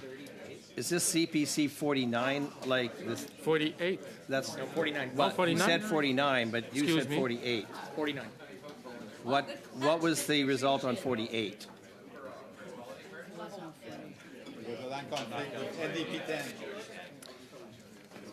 Yes. Ms. Graham-Newman? Colleague Ms. Stubbs, yes, absolutely yes. Mr. Patzer? Well, it's brilliant when people who actually know what they're talking about propose amendments. So, of course, I'm going to vote yes for ministerial accountability, public consultation. This sounds great. Ms. Stubbs? Yeah, the purpose of this amendment is to enforce transparency and public consultation. So I vote yes. Monsieur Simard? Ooh. Ms. Barron? No. Yeas pour, 5, 5. Nays contre, 6, 6. That's defeated. BQ 20. Shall BQ 20 carry? Mr. Aldag? No. Ms. Dabruzen? No. Mr. Badaway? No. Madame Lapointe? No. Mr. Sorbara? Nope. Mr. Dreeshen? No. Ms. Graham-Newman? It's no, but it's really disappointing that the chair is continuing to yield the floor to Mr. Padzer? members that are wishing to speak. Mr. Padzer? Well, I do believe at the start of this that I said the noes had it, so no. Ms. Stubbs? No. Monsieur Simard? Oui. Ms. Barron? No. Yeas pour, 1, nays contre, 10. That's defeated. BQ 21. Shall BQ 21 carry? Mr. Aldag? No. Ms. Dabruzen? No. Mr. Badaway? No.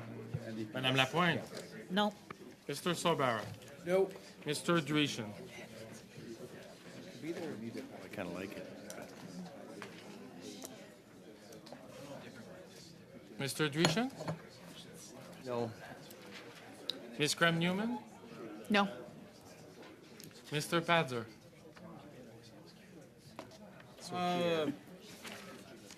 Nah. Nah. Ms. Stubbs? No. Monsieur Simard? Oui. Ms. Barron? Mistake. No. Yeas pour, 1, nays contre, 10. That's defeated. Shall Clause 18 carry as amended? Mr. Aldag? Yes. Ms. Dabruzen? Yes. Mr. Badaway? Yes. Madame Lapointe? Oui. Mr. Sorbara? Yes. Mr. Dreeshen? No.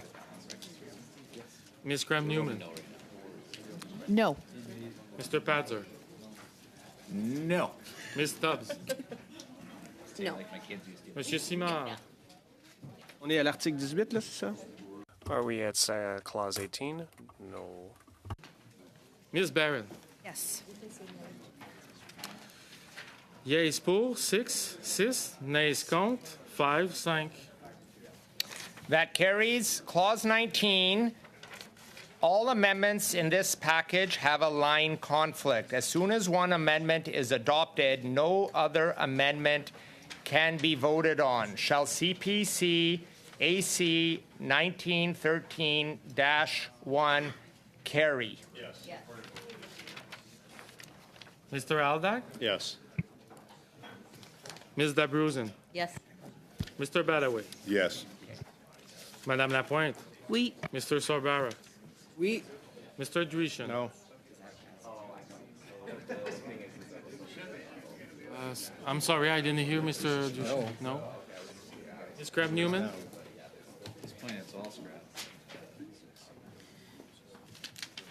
No, but I'm just reviewing the primary responsibilities of the committee chair, and acknowledging a point of order is prudent of the chair. Mr. So- Padzer? Oh, did you even get the vote? No. Oh, She has to well, vote. I think she had a vote that she wanted to do. Did you get my vote? Did you get the vote? The nay? Wait. Mr. Padzer? Oh, okay. No. Ms. Stubbs? No.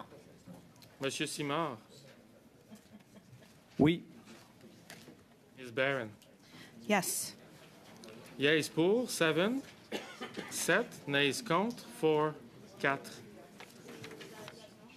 That carries. CPC 50. Shall CPC 50 carry?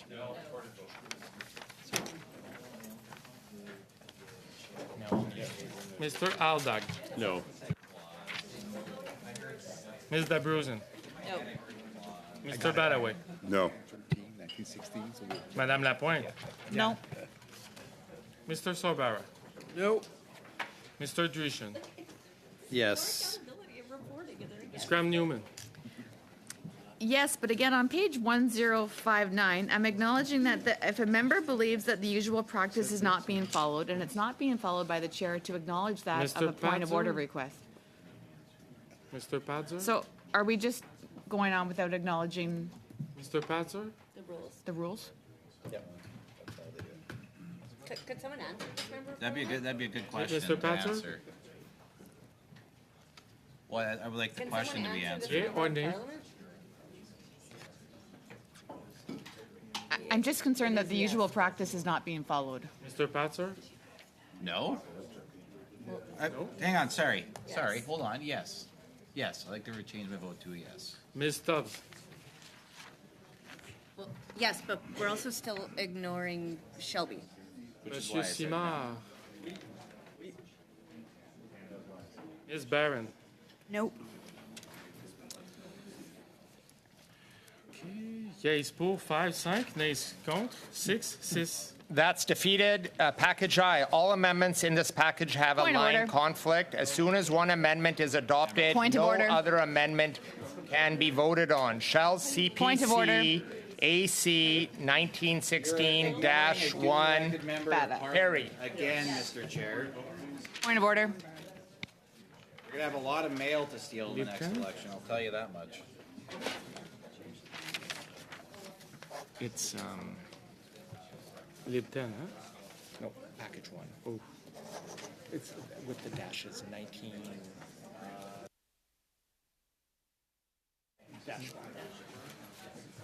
Mr. Aldag? Yes. Ms. Dabruzen? Yes. Mr. Badaway? Yes. Madame Lapointe? Oui. Mr. Sorbara? Yes. Mr. Dreeshen? No. Mr. Dreeshen?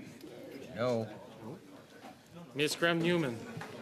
No, but does the chair believe that we're disrupting the proceedings? Because we're trying to Miss- carry on here. We're just trying to Miss- get some points of order out. To, Mr. Patzer? Are we? What's the status of Mr. Patzer? our points of order? Can't wait to send a mailer around here. Lib 10, no.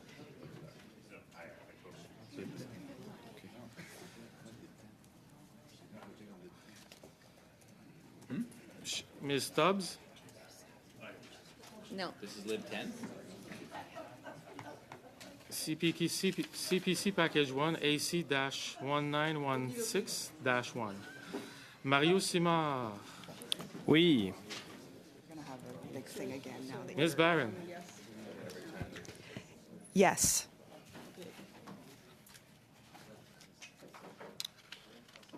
Yeas pour 7, nays contre. That passes. Lib 10. If Lib 10 is adopted, BQ 22 cannot be moved due to a line conflict. Shall Lib 10 carry? Mr. Aldag? Yes. Ms. Dabruzen? Yes. Mr. Badaway? Yes. Madame Lapointe? Oui. Mr. Sorbara? Yes. Mr. Dreeshen? Ms. Graham-Newman? I like Mario's. So my question is to the chair, like, are we, I recognize that he is determining the procedural admissibility of matters that are being raised by different members of the committee, but I'm concerned that the rules and practices of the committee are not being respected. So if the chair could just Ms. acknowledge our Graham-Newman? points of order. We are no on this. Yea or nay? What are we? Well, I will acknowledge my vote is no, but I'm really hoping that we can get some consensus from our Patzer? chair on where we're directing ourselves. Yeah, I mean, Mr. Patzer? I see BQ 22, right? So this is a no. I just feel like we're rudderless. Ms. Stubbs? Monsieur Simard? Oui. Ms. Kwan? Yes. Yeas pour 7, nays contre 4. That carries. CPC 51. If CPC 51 is adopted, CPC 52 and CPC 53 cannot be moved due to a line conflict. Shall CPC 51 carry? Chair, can you clarify the line conflict? Could you just clarify the line conflict for the members here? CPC 51, huh? Or like, so no, or suddenly I've Recorded disappeared. I'm not making any noise. Mr. Aldag? No. Ms. Dabruzen? No. Mr. Badaway? No. Madame Lapointe? No. Mr. Sorvara? No. Mr. Drishan? Yes to ministerial responsibility. Okay. Ms. Cramp-Newman? Well, I have to acknowledge that as a member of parliament right now, I'm embarrassed. I'm embarrassed. We're in a democracy and we have Canadians, we have people in my riding of Hastings, Lennox, Nannington watching, and this is reflective of how our committee business is. This is not how committee business should be working. Ms. Cramp-Newman? Again, I'll say yes, but the people of Hastings, Lennox, Nannington, and people across this country Mr. are Patzer. watching democracy and watching how our committees are working, and this is ridiculous. Mr. Patzer? Yeah, and I mean, I would have to concur with my colleague here that this is, in fact, very, very ridiculous. I mean, the fact that the chair just continues to willfully ignore people. I mean, I'm sure the people of Calgary Skyview would be thrilled about that, especially when they find out. He won't be able to steal that from them. So this is going to be Patzer? I'm going to vote yes. Ms. Stubbs? We should send a mailer to his riding about this. I think so. Ms. Stubbs? He'll just grab them all. Yes. That's there. Monsieur Simard? No. Order, Chair. No. Ms. Kwan? I want to apologize for my early. No. Yeas pour 4, nays contre, 7. That's defeated. CPC 52. If CPC 52 is adopted, CPC 53 cannot be moved due to a line conflict. Shall CPC 52 carry? Did you know that this is supplemental? Mr. Aldag? No. Ms. Dabruzen? No. Mr. Badaway? No. Madame Lapointe? No. Mr. Sorbara? No. No. Mr. Drishan? I'd say yes to ministerial responsibility. Ms. Cramp-Newman? Again, I don't know. Chair, on page 1059, every point of order must be considered by the chair, who determines whether or not the point of order has merit. So I'm curious, how is he considering whether or not, how is our chair considering whether or not it has merit or not when he's not listening to the Cramp-Newman? point of order? Yes. Yes. Mr. Patzer? Oh, sorry. How'd you vote? Yes. Oh, yes. Yes. Ms. Stubbs? Yes. Monsieur Simard? No. Ms. Kwan? No. Yeas pour 4, 4, nays contre, 7.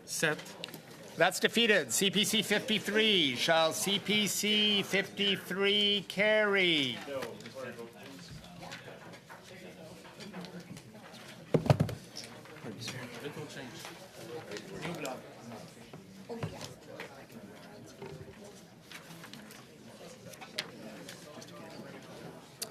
Mr. Aldag? No. Mr. Brusen? No. Mr. Badaway? No. Madame Lapointe? No. Mr. Sorbara? No. Mr. Drishan? Yes. Ms. Cram-Newman? Okay, so we have perhaps some new perspective to help aid our chair. I'm just with regards to what's considered a point of order or not. Ms. Cram-Newman? I'll acknowledge yes, but I'm just hoping that we can have some of our points of orders acknowledged. Mr. Patzer?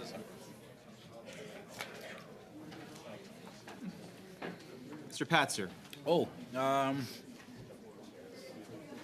sorry, it's stuck in my tooth. Yes. Ms. Stubbs? Yes. Monsieur Simard? No. Ms. Kwan? No.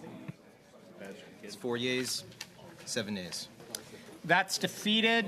CPC 54. Shall CPC 54 carry?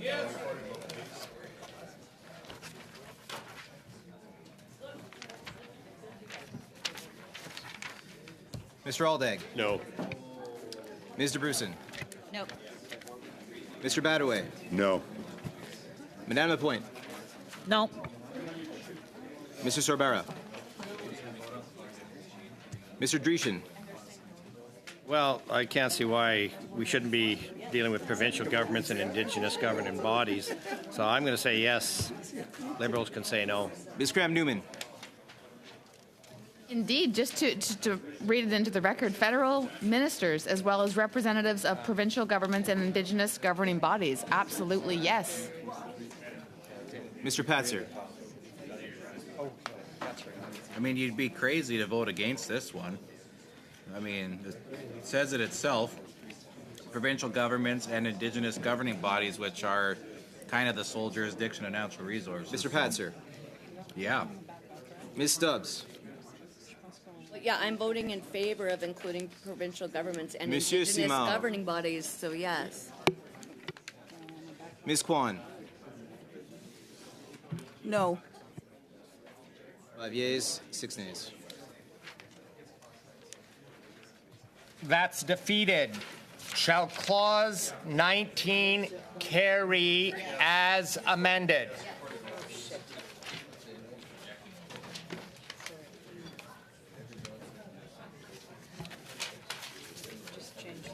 Clause 19? Mr. Aldag? Yes. Ms. DeBrusen? Yes. Mr. Badaway? Yes. Madame Lapointe? Oui. Mr. Sorbara? We. Mr. Dreeshen? No. Ms. Cram-Newman? Again, I recognize that decisions by the chair are not debatable, but the decisions aren't being even acknowledged, whether or not to accept the points of order. Ms. Cram-Newman? No, right? No. Mr. Patzer?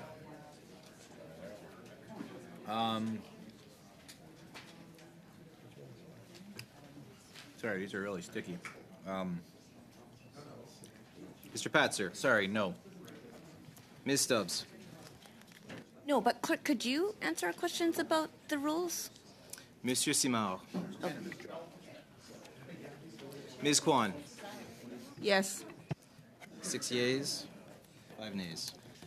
That passes. Point of order. New clause 19.1, BQ 23. Shall BQ 23 carry? Mr. Aldag? No. Ms. DeBrusen? No. Mr. Badaway?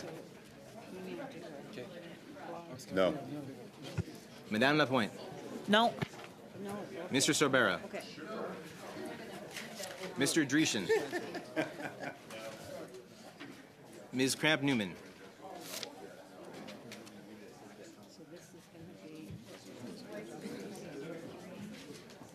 Full stop here. I'm sorry, but we have to recognize that I recognize that the chair has the use of his discretion. Ms. Cramp-Newman? We're not being repetitive because the chair does not even know what our point of order is. So it's Ms. incumbent Cramp-Newman? of the chair to at least acknowledge a point of order. Mr. Patzer? Did you receive my vote? Ms. Cramp-Newman? No. Mr. Patzer? Yeah, I mean, there's some outstanding concerns around the lack of acknowledgement of members who wish to speak. And I think Ms. Cramp-Nyman's said it very well here. And I think we should consider what she has to say. And I think after this vote, I hope that you will accept her point of order, and I'll be voting no. Ms. Stubbs? No. Monsieur Simard? Oui. Ms. Kwan?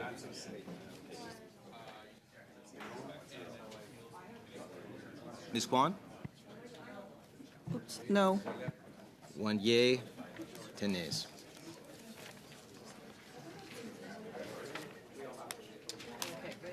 We will suspend for a few moments.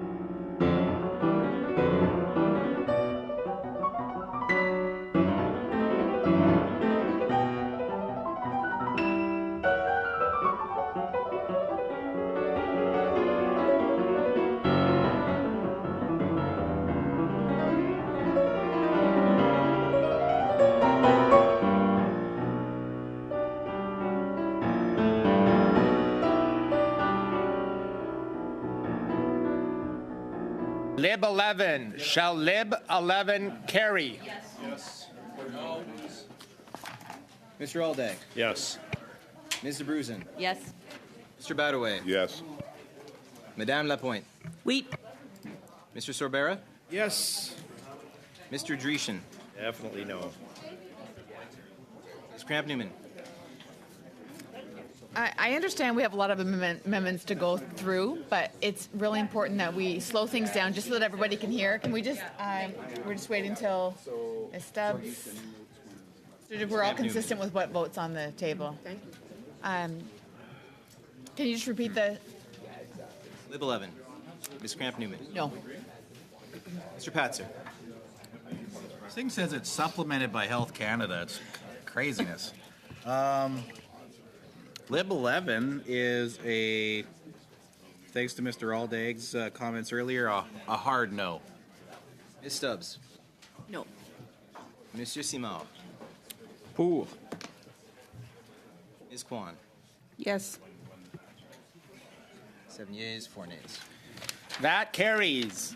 BQ 24, shall BQ 24 carry? Mr. Aldag. No. Ms. DeBruzen. No. Mr. Badaway. No. Madame Lapointe. No. Mr. Sorbera. No. Mr. Dreeshen. No. Ms. Cramp Newman. No. Mr. Patzer. Did you go to the? Mr. Patzer. Well, I mean, if we weren't rushed, I'd probably have time to review it enough to say maybe, but due to this outstanding pressure, I'm going to say no. Ms. Stubbs. I think I'm the last person. Monsieur Simard. I'm the last person. Pour. Ms. Kwan. No. 1 yea, 10 nays. That's defeated. CPC 55, shall CPC 55 carry? Mr. Aldag. No. Ms. DeBruzen. No. Mr. Badaway. No. Madame Lapointe. No. Mr. Sorbara. No. Mr. Dreeshen. I can't believe that they're going against talking to the affected industries and stakeholders, but yes, definitely. Ms. Cramp Newman. The importance of listening to testimony from stakeholders is critical. It's number one, and members opposite are voting against it. I can't comprehend Ms. it. I can't get Cramp-Newman. my head around it. Yes. Mr. Patzer. Good to see you here, Mr. Clerk. I just noticed that we had a different clerk there, so I just want to acknowledge that. And regardless of that, I will be voting in favor of my wonderful colleague's amendment Ms. here. Stubbs. Yes. Monsieur Simard. No. Ms. Kwan. 4 yeas, 7 nays. That's defeated. CPC 56, shall CPC 56 carry? Mr. Aldag. No. Ms. DeBruzen. No. Mr. Badaway. No. Madame Lapointe. No. Mr. Sorbera. No. Mr. Dreeshen. Once again, the side opposite. No interest in provincial governments and Indigenous people. I'm going to say yes. Ms. Cramp Newman. And the importance of consulting with provincial governments and Indigenous governing bodies, absolutely yes. I can't comprehend anything Mr. else. Patzer. Consulting provincial governments and Indigenous governing bodies as appropriate in relation to the plans. I mean, that seems like a no-brainer, so yes. Ms. Stubbs. Well, of course, C50 as drafted by the NDP Liberals doesn't require any consultation with provincial governments or Indigenous governing bodies, which is why I Ms. proposed Stubbs. this amendment. So I vote yes to consultation in provincial governments and Indigenous governance bodies. Monsieur Simard. No. Ms. Kwan. No. 4 yeas, 7 nays. That's defeated. Shall clause 20 carry as amended? Mr. Aldag. Yes. Ms. DeBruzen. Yes. Mr. Badaway. Oui. Madame Lapointe. Oui. Mr. Sorbera. Yes. Mr. Dreeshen? No. Ms. Cramp Newman? The answer is no, but earlier there was several points of order and there was no acknowledgement by the chair. So I'm just wondering if the chair can acknowledge his intent or why the decision was Mr. not Patzer. announced to acknowledge the point of order. Mr. Patzer? Yeah, and I mean, that's a very fair point, and I think it's one that needs to be considered. So therefore, I'm going to vote no. Ms. Stubbs? No. Mr. Simao? Listen to a podcast. Ms. Kwan? Yes. Yeas, 5 nays. That passes. Clause 21, CPC 57. If CPC 57 is adopted, CPC 58, CPC 59, CPC 60, CPC 61, CPC 62, CPC 63, CPC 64, and amendments in package J and K cannot be moved due to a line conflict. Shall CPC I challenge the rule, Chair. Challenge your ruling. 57 carry? I challenge your ruling, Chair. Challenge, Chair. I challenge your ruling. No. You have a challenge, Chair. I challenged you, Chair. You have a challenge. I challenged you. Pretty straightforward. It's a dilatory motion, voices are talking which out means loud. there's no debate, No. and you immediately have to No. proceed with the vote because it's a dilatory motion, and it was in between the vote calls, so you can't say that a vote was going on. It's a dilatory motion. You have to recognize. So that I'll challenge say you. again, shall CPC 57 carry? Challenged you, Chair. You cannot proceed when there's a dilatory motion on the floor. You can't break the rules, It's a Chair. You're supposed to. Yes.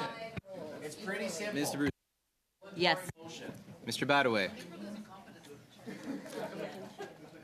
Yes. Madame Lapointe? We. Mr. Sorbera? Mr. Dreeshen?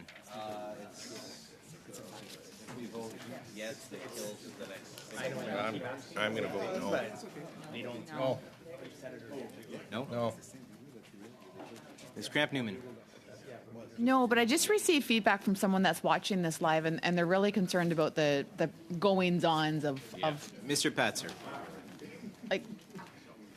Can we have some direction here as to whether or not members will be acknowledged? Because I did actually challenge the chair prior to this, and it's a dilatory motion, which means you actually have to acknowledge it. But that being said, with regards to Mr. the Patzer. vote we have coming up, this there's net zero confidence in the chair, but I'm going to be voting no. Ms. Stubbs? So where do we go next? No. Monsieur Simao? Oui. Ms. Kwan? Yes.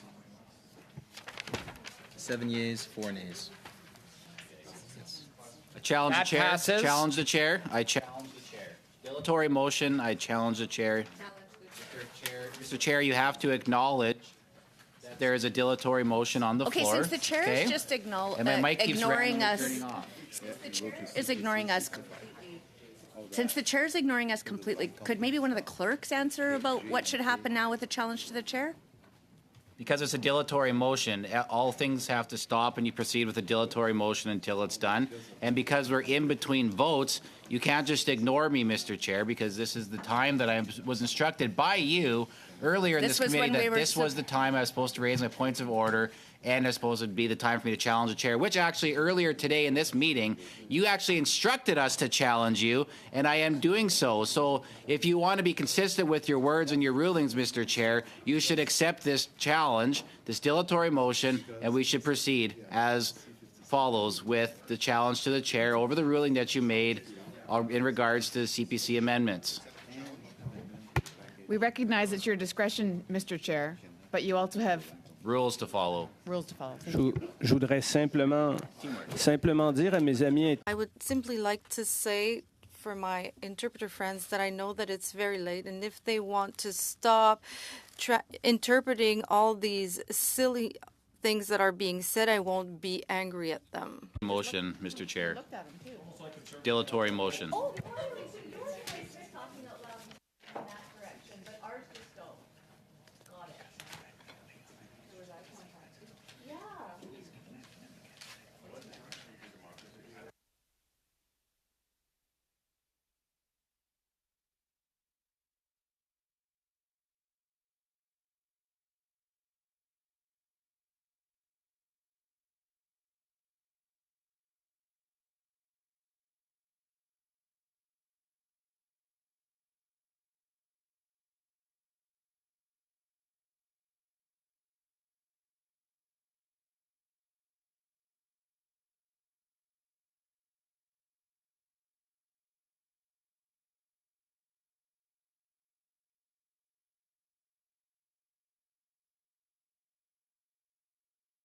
Since there seems to be a pause, Mr. Chair, I think we should proceed with the vote on the challenge to the chair because it's a. If CPC 65 is adopted, Okay, so CPC the 66, dilatory motion CPC is what 67, supersedes committee. CPC 68, CPC 69, CPC Wow. 70, CPC 71, CPC 72, and CPC 73, and Okay, Chair, you know amendments got in more individual package L in the last two cannot be elections, right? moved due to a line conflict.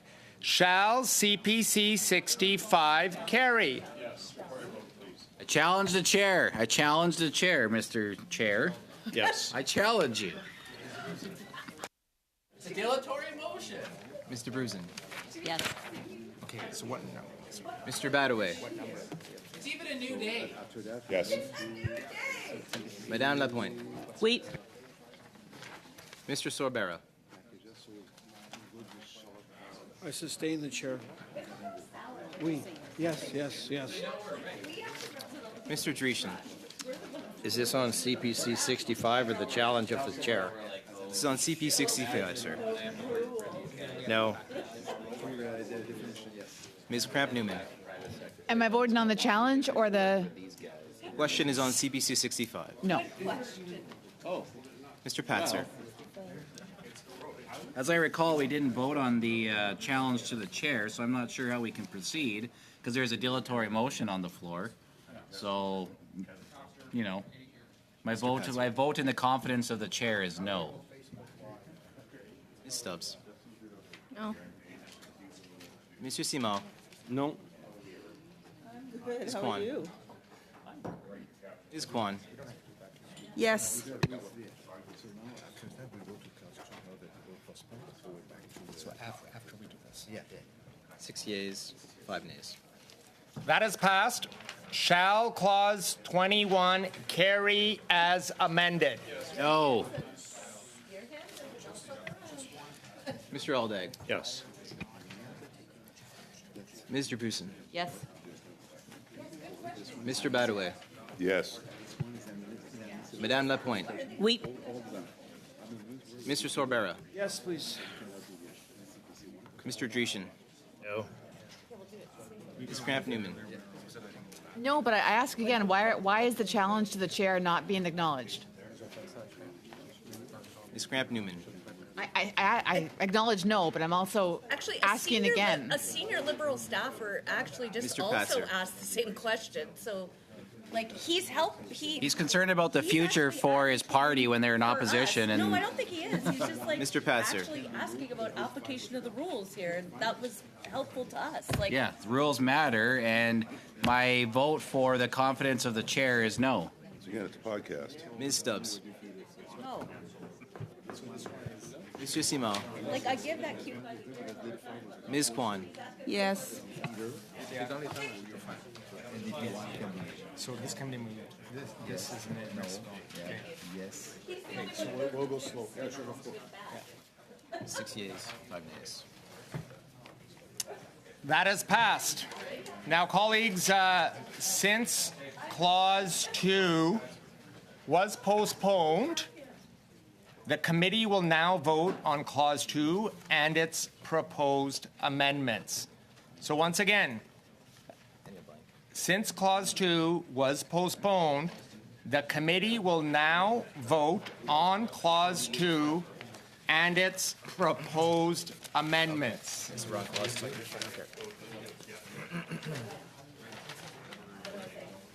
Clause 2, BQ-1, shall BQ-1 carry? No.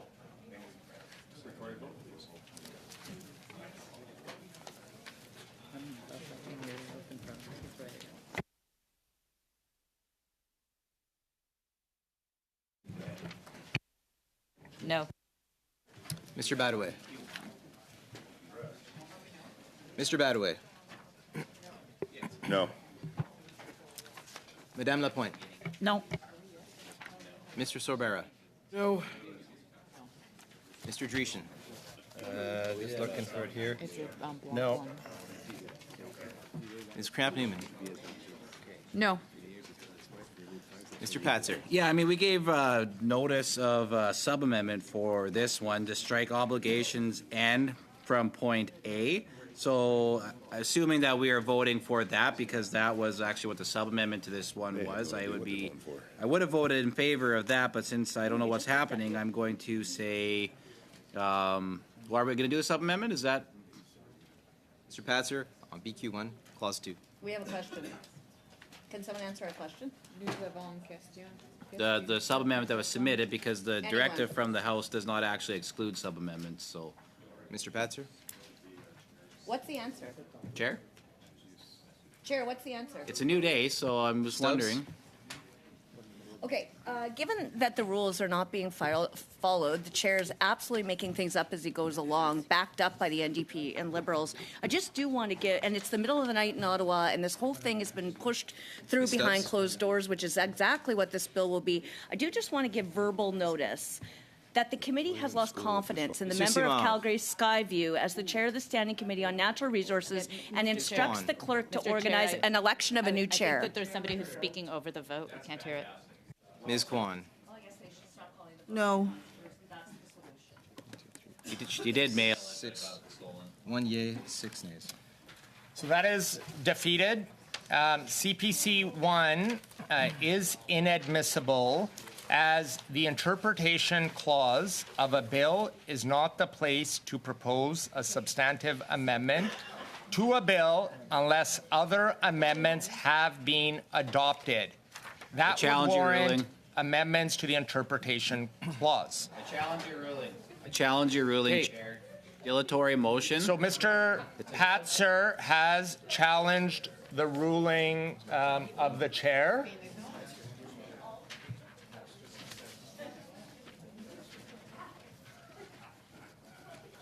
Thank you, Chair. Obviously, we disagree that this is a substantive So amendment. I we mean, will this go is definitely. to a challenge to sustain the chair's ruling. Mr. Aldag. Yes. Mr. Bruson. Yes, sustain the chair. Mr. Badaway. Yes. Madame Lapointe. We Mr. Sorbera. Yes. Mr. Dreeshen. Absolutely not. Ms. Cramp Newman. No. Well, not faster, because. Mr. Patzer. Oh, yes. Thank you very much for acknowledging the fact that we challenged the chair on his ruling of what Indigenous governing body means.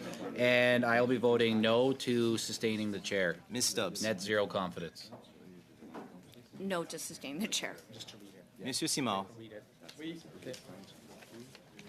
Ms. Kwan. Yes. 7 yeas, 4 nays. Sustained ruling. The ruling has been sustained. NDP-1. Shall NDP-1 carry?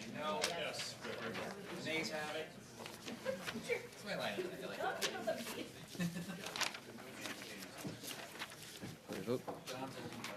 Mr. Alday. Yes. Mr. Bruson. Yes. Mr. Badaway. Yes. Madame Lapointe. We Mr. Sorbera. Yes. Mr. Dreeshen. No. Ms. Cramp Newman. No. Tell us how you really feel, Earl. Mr. Patzer. no. Mr. Oh Patzer. my gosh, no. No. Ms. Stubbs. Nay. Monsieur Simard. Ms. Kwan. Yes. 7 yeas, 4 nays. It carries. That is carried. BQ2. Shall BQ2 carry?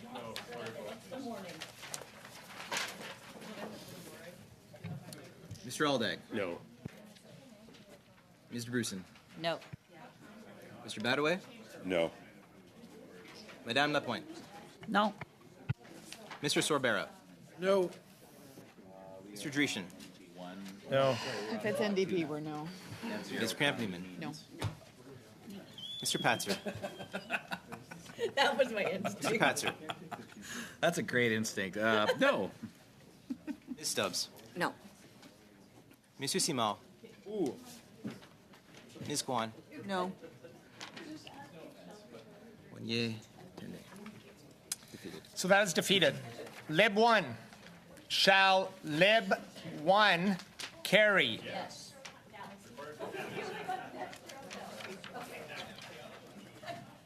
Mr. Alday. Yes. Mr. Bruson. Yes. Mr. Badaway. Yes. Madame Lapointe. We. Mr. Sorbera. Yes. Mr. Dreeshen. Take very many. No, it's an inaccurate definition. Ms. No. Cramp Newman. Really? No. Last summer. Mr. Patzer. Wow. That's what I'm worrying about because I got to make sure my seedlings. Really? Is it? Mr. Patzer. Can I trust you? Oh, no. Ms. Stubbs. See, I appreciate the banter. Mr. It's a Simao. good thing. No, I don't. Ms. Kwan. Yes. Yeas, 4 nays. Passes. That carries. CPC 2. If CPC 2 is adopted, CPC 3 cannot be moved or voted on because of a line conflict. Shall CPC 2 carry? Mr. Alday. No. Mr. Bruson. No. Mr. Badaway. No. Madame Lapointe. No.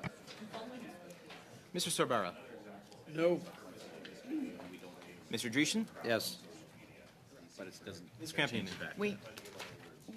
Mr. Patzer. Yeah, I mean, my net zero confidence in the chair still exists, and Stubbs. I'll be voting yes. Yes. Mr. Simao. No. Ms. Kwan. Ms. Kwan. Oh, sorry. No. 4 yeas, 7 nays. Defeated. That's defeated. CPC 3. Shall CPC 3 carry? Mr. Alday. No. Mr. Bruson. No. Mr. Badaway. No. Madame Lapointe. No. Mr. Sorbera.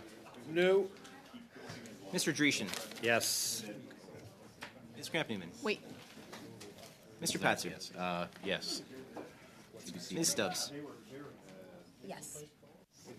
Mr. Simao. No. Ms. Kwan. No. 4 yeas, 7 nays. Defeated. So that's defeated.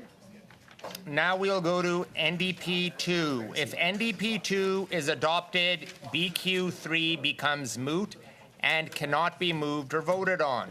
Shall NDP 2 carry? Mr. Aldag. Yes. Mr. Bruson. Yes. Mr. Badaway. We.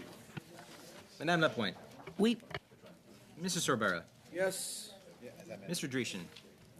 Well, I think the block one's a better one, but I'm going to say no. Ms. Cramp Newman. No. Merci. Mr. Patzer. None. Ms. Stubbs. None. No. Mr. Simao. Ooh. Ms. Kwan. Yes.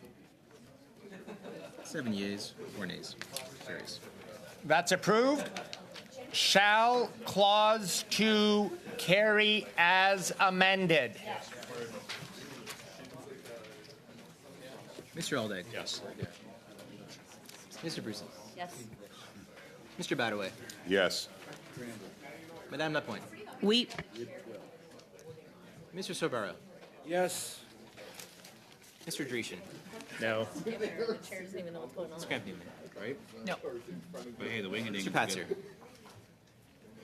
Oh, sorry. I was eating the wing-a-ding. No. Ms. Stubbs. No. Mr. Simao. Ms. Kwan. Yes. 7 yeas, 4 nays. Carries. That carries. Okay, colleagues, we are now at the preamble, Lib 12. If Lib 12 is adopted, CPC 74 cannot be moved due to a line conflict. So, once again, Lib 12. If Lib 12 is adopted, CPC 74 cannot be moved due to a line conflict.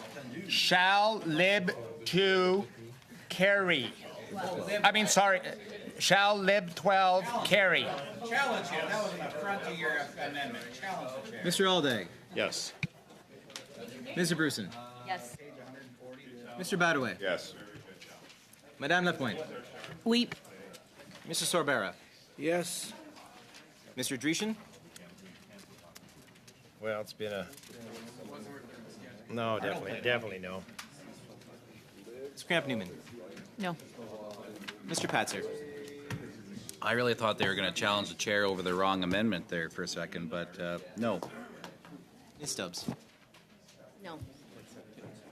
Monsieur Simon. No. Ms. Kwan. Yes. 6 yeas, 5 nays. Passes. Okay. That carries. We're now at CPC 75, which is inadmissible.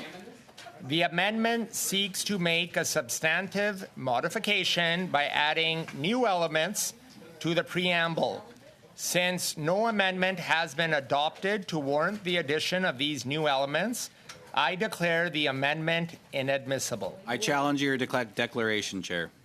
Okay, we have a challenge of the chair. We'll now proceed to a vote to sustain the chair's ruling.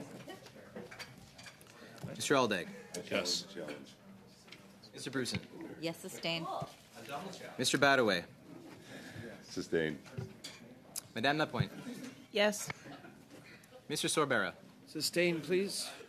Mr. Dreeshen. Do not sustain. No. Ms. Cramp Newman. Well, I'm just before I do sustain, I'm just looking at the perpetual struggle that's happening here and the lack of efficiency that's happening in this committee room. And I'm just seeing if we can have some kind of consensus and some direction from the chair to, number one, acknowledge challenges, acknowledge points of order. Ms. Cramp Newman. No, sustaining. Right? Ms. Cramp Newman. No. No. Mr. Patzer. I'm staring at you. Ah, you accepted my challenge, Chair, hey? I am talking to you. I vote no. Ms. Stubbs. Well, I gave verbal notice of lack of confidence in the chair, so I obviously vote against sustaining the chair. Thanks. Monsieur sorry. Simon. Ms. Kwan. Yes. 7 yeas, 4 nays. Sustained. The chair's ruling has been sustained. CPC 76 is also inadmissible. The amendment seeks to make a substantive modification by adding new elements to the preamble. Since no amendment has been adopted to warrant the addition of these new elements, I declare the amendment inadmissible. I challenge your declaration. We have a challenge of the chair. The chair doesn't want to have a strategic plan Sustain, yes. in this bill. Okay. Sustain. Mr. Badaway. Sustained. Madame Lapointe. Sustain. Mr. Sorbera. Sustain. Mr. Dreeshen. Ms. Cramp Newman. No. Mr. Patzer. Well, I appreciate that it's a new day, Chair, and this new collaborative behavior where you acknowledge the challenges is fantastic, so no. Ms. Stubbs. No. Monsieur Simon. Ms. Kwan. Yes. 7 yeas, 4 nays. Sustained. The ruling has been sustained. CPC 77 is inadmissible. The amendment seeks to make a substantive modification by adding new elements to the preamble. Since no amendment has been adopted to warrant the addition of these new elements, I declare the amendments inadmissible. I challenge your declaration. So we have the challenge of the chair's ruling, and we will proceed to a vote to sustain the ruling. Mr. Aldag. Sustain. Mr. Bruson. Sustain. Mr. Badaway. Sustained. Madame Lapointe. Sustain. Mr. Sorbera. Sustain. Mr. Dreeshen. Do not sustain. Ms. Cramp Newman. Again, Mr. Chair, I'm going to repeat page 1059 that the primary responsibility of a committee chair is to determine the procedural admissibility of matters raised in committee Ms. and whether the Cramp-Newman. committee business is conducted in accordance with proper procedure. Ms. Cramp It's Newman. not being conducted with proper procedure, Mr. Chair. Mr. Patzer. I agree. I don't think she got her vote counted though. So maybe do you want to? No. No. Mr. Patzer. Thank you. These are good. No. Ms. Stubbs. Wingate. No. Mr. Simao. Oui. Ms. Kwan. My 7 years. 4 nays. Sustained. The chair's ruling, the chair's ruling has been sustained. CPC 78 is also inadmissible for the same reasons provided in previously. And I challenge those rulings again, Mr. So we have a challenge to the chair, and we will proceed to a vote to sustain the chair's ruling. Mr. Aldag. Sustain. Mr. Bruson. Sustain. Mr. Badaway. Sustain. Madame Lapointe. Sustain. Mr. Sorbera. Sustain, please. Mr. Dreeshen. No. Ms. Cramp-Newman. No. Mr. Patzer. This is so. But legitimately, if. I think the chair took a lesson from the referee at the Senators game last week there, where he said 10-minute misconducts for everybody on the ice and other penalties as well. Mr. Patzer. So, no. Ms. Stubbs. So the chair is unilaterally excluding the concept of resilience, prosperity, inclusiveness, competitiveness. Ms. Stubbs. And also is excluding the requirement for immediate and ambitious action by all major global greenhouse gas emitting countries. Ms. Stubbs. Oh, wow. No. Mr. Simao. Ms. Kwan. Yes. 7 yeas, 4 nays.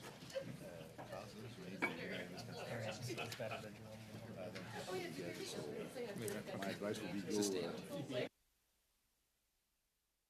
Has been sustained.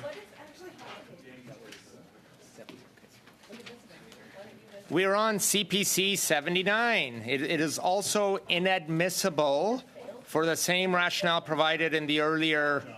I also we have a challenge challenge to the chair. So the challenge, we will go to a vote to sustain the chair's ruling. Mr. Aldag. Sustain. Mr. Bruson. Sustain. Mr. Badaway. Sustain. Madame Lapointe. Sustain. Mr. Sorbera. Sustain. Mr. Dreeshen. No.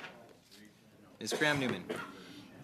No, but let's also go back to politics 101. If there's a good idea with the liberal, if there's a good liberal idea, I'm going to agree with it. I'm not just going to disagree with it because it's liberal. We do all the Mr. time. Patzer. And I fear right now that we're being disagreed with just because it's a conservative idea. It is. If it's a good liberal idea, I'm going to agree with it. Mr. Patzer. That's it. Yeah, so I mean, this is acknowledging that the government has failed to meet a single greenhouse gas emission reduction Mr. target Patzer? to date. That's hardly controversial. It's just facts. It's science. So therefore, I'm gonna, I'm voting no to sustain the Stubbs. chair. I guess on behalf of the people at Calgary Skyview, since he's not acting in their best interest, I also vote no to sustaining the chair. Mr. Simao. Ms. Kwan. Yes. 7 yeas, 4 nays. Sustained. The chair's ruling has been sustained. We'll now go to CPC 80, which is also inadmissible. I challenge. For what reasons?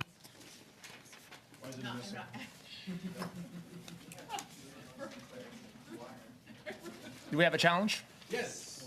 We have a challenge yes, of I the challenge chair, the so chair. we'll go to a vote to sustain the chair's ruling. Mr. Aldag. Sustain. Mr. Bruson. Sustain. Mr. Badaway. Sustain. Madame Lapointe. Sustain.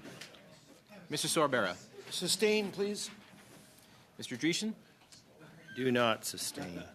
Ms. Cramp-Newman. No. Mr. Patzer. A net zero emissions future presents opportunities and risks. I vote to net zero confidence in the chair. Mr. Brock. You don't want to workshop that one, Patrick. Oh, yeah. That would be a no. Monsieur Simon. Ms. Kwan. Yes. 7 yeas, 4 nays.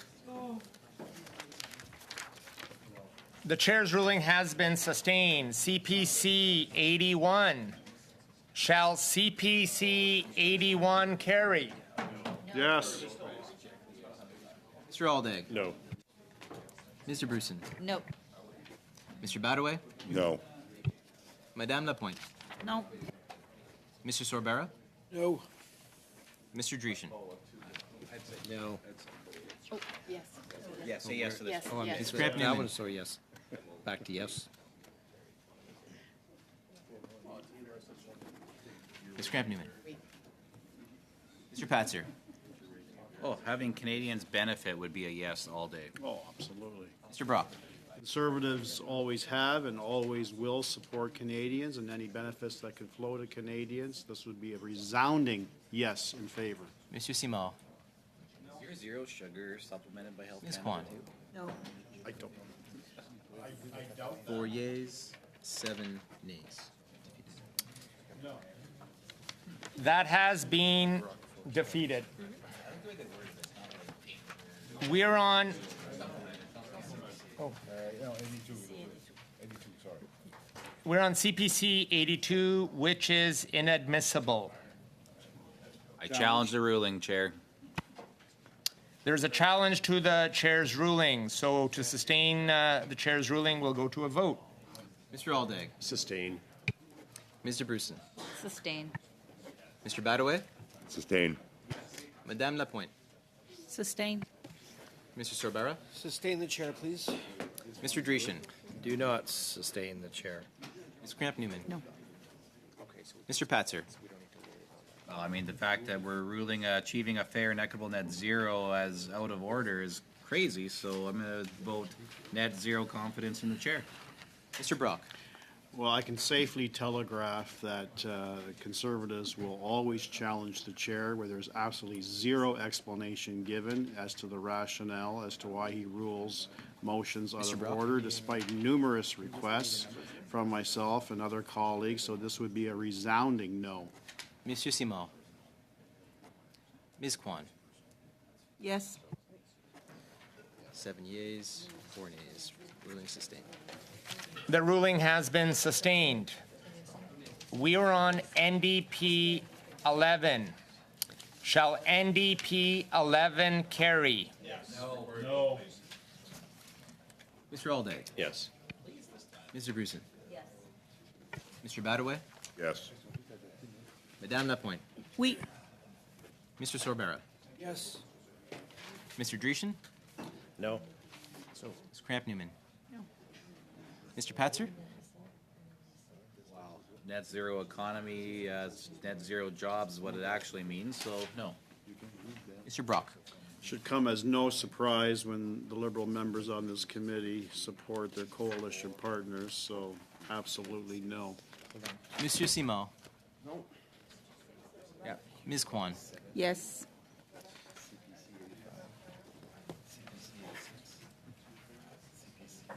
Six yeas, 5 nays. Carried. NDP 11 Carries. has carried.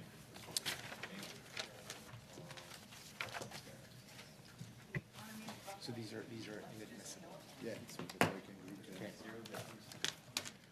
So colleagues, BQ 25, CPC 83, CPC 84, BQ 26, BQ 27, CPC 85, CPC 86, and CPC 87 are inadmissible.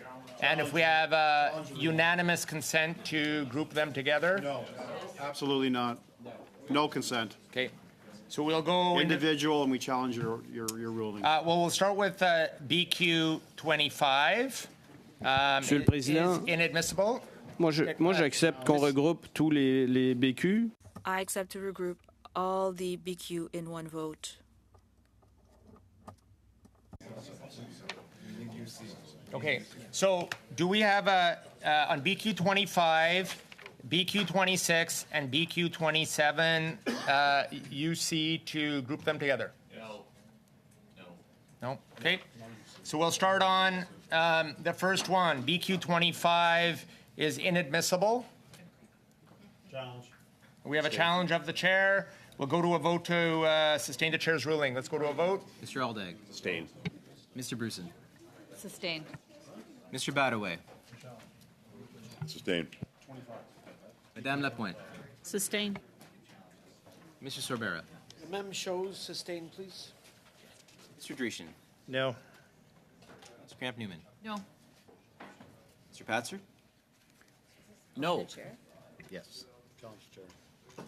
Stubbs. No to sustain the chair. Mr. Simard. Ms. Kwan. Yes. 6 yeas, 5 nays, sustained. BQ 25. CPC 83 is inadmissible. CPC 83, inadmissible. Challenge. We have a challenge to the chair. We'll proceed to a vote to challenge the chair's ruling. Mr. Aldag. Sustain. Mr. Bruson. Sustain. Mr. Badaway. Sustained. Madame Lapointe. Sustain. Mr. Sorbera. Sustain, please. Mr. Dreeshen. Not sustain. Ms. Cramp Newman. No. Mr. Patzer. Negative effects across different regions. No. Ms. Stubbs. No. Mr. Simard. Ms. Kwan. Yes. 7 yeas, 4 nays, sustained. It's sustained. We'll go to CPC 84. It is also inadmissible. Challenge the chair. We have a challenge to the chair. Mr. Chair, can we get a reason why it's inadmissible? I just, no, well, I mean, it's unusual not to have the So- chair give a reason, so. The reason is the same as provided earlier on with all the amendments. CPC 84 is inadmissible. Sorry, The I'm amendment- subbing in, sorry. Okay. Why? The amendment seeks to make a substantive modification by adding new elements to the preamble. Since no amendment has been adopted to warrant the addition of these new elements, I declare the amendment inadmissible. Can you just explain that a little bit more? Because I don't understand the rule. We're in a vote and the chair's been challenged. It's very unusual. I've been here 18 years. This is very unusual to the process. It's not that's going- debatable. The chair has been challenged. Mr. Aldag. Sustain. Sustain. Mr. Badaway. Sustained. Madame Lapointe. Sustain. Mr. Sorbera. Sustain, please. Mr. Dreeshen. Well, it's rather inconsistent because NDP 11 they allowed to go, but BQ 25, which is nearly identical, you didn't. So obviously, I can't support the chair. Mr. Lake. I mean, no. Fairly. Mr. Patzer. Well, I would have said the fix is in, but I think it got stolen from the mail, so no. Ms. Stubbs. No. Mr. Simard. Ms. Kwan. Yes. 7 yeas, 4 nays. Chair's ruling has been sustained. BQ 26 could only be moved if BQ 16 was adopted, so that did not happen. I declare the amendment inadmissible. BQ challenge? Challenge. We have a challenge of the chair. So to sustain the chair's ruling. Mr. Aldag. Sustain. Mr. Bruson. Sustain. Mr. Badaway. Sustained. Madame Lapointe. Sustain. Mr. Sorbera. Sustain. Mr. Dreeshen. Do not sustain. Mr. Lake. No. Mr. Patzer. I vote net zero confidence in the chair. Ms. Stubbs. Nay. Mr. Simard. Ms. Kwan. 7 yeas, 4 nays, sustained. Chair's ruling is sustained. BQ 27 is inadmissible. CPC. Point of order. Point of order, Mr. Chair. Chair rule a challenge. We have a challenge of the chair, so we'll go to the vote on the challenge of the chair. Sorry. Sustained. Who challenged? We have a challenge of the chair from Mr. Brock. I so called we'll a go point to of order vote. before any challenge was made. We have a vote. Mr. Brock challenged the chair to sustain the chair's ruling. Go ahead. Mr. Sustained. Mr. Brusen. Sustain. Mr. Badaway. Sustained. Madame Lapointe. Sustain. Mr. Sorbert. Sustain, please. Mr. Dreesen. Mr. Dreesen. Cannot sustain. Mr. Lake. Just so there's no confusion, I'll be raising a point of order next time. Before any challenge is made, I vote no to this right now. Mr. Patzer. That's a very good point by my colleague who has been elected for 18 years, and I will also vote no. Ms. Stubbs. Also think that probably we should listen to our colleague who's been elected here for 18 years, and also I vote no. Mr. Simon. Ms. Kwan. Yes.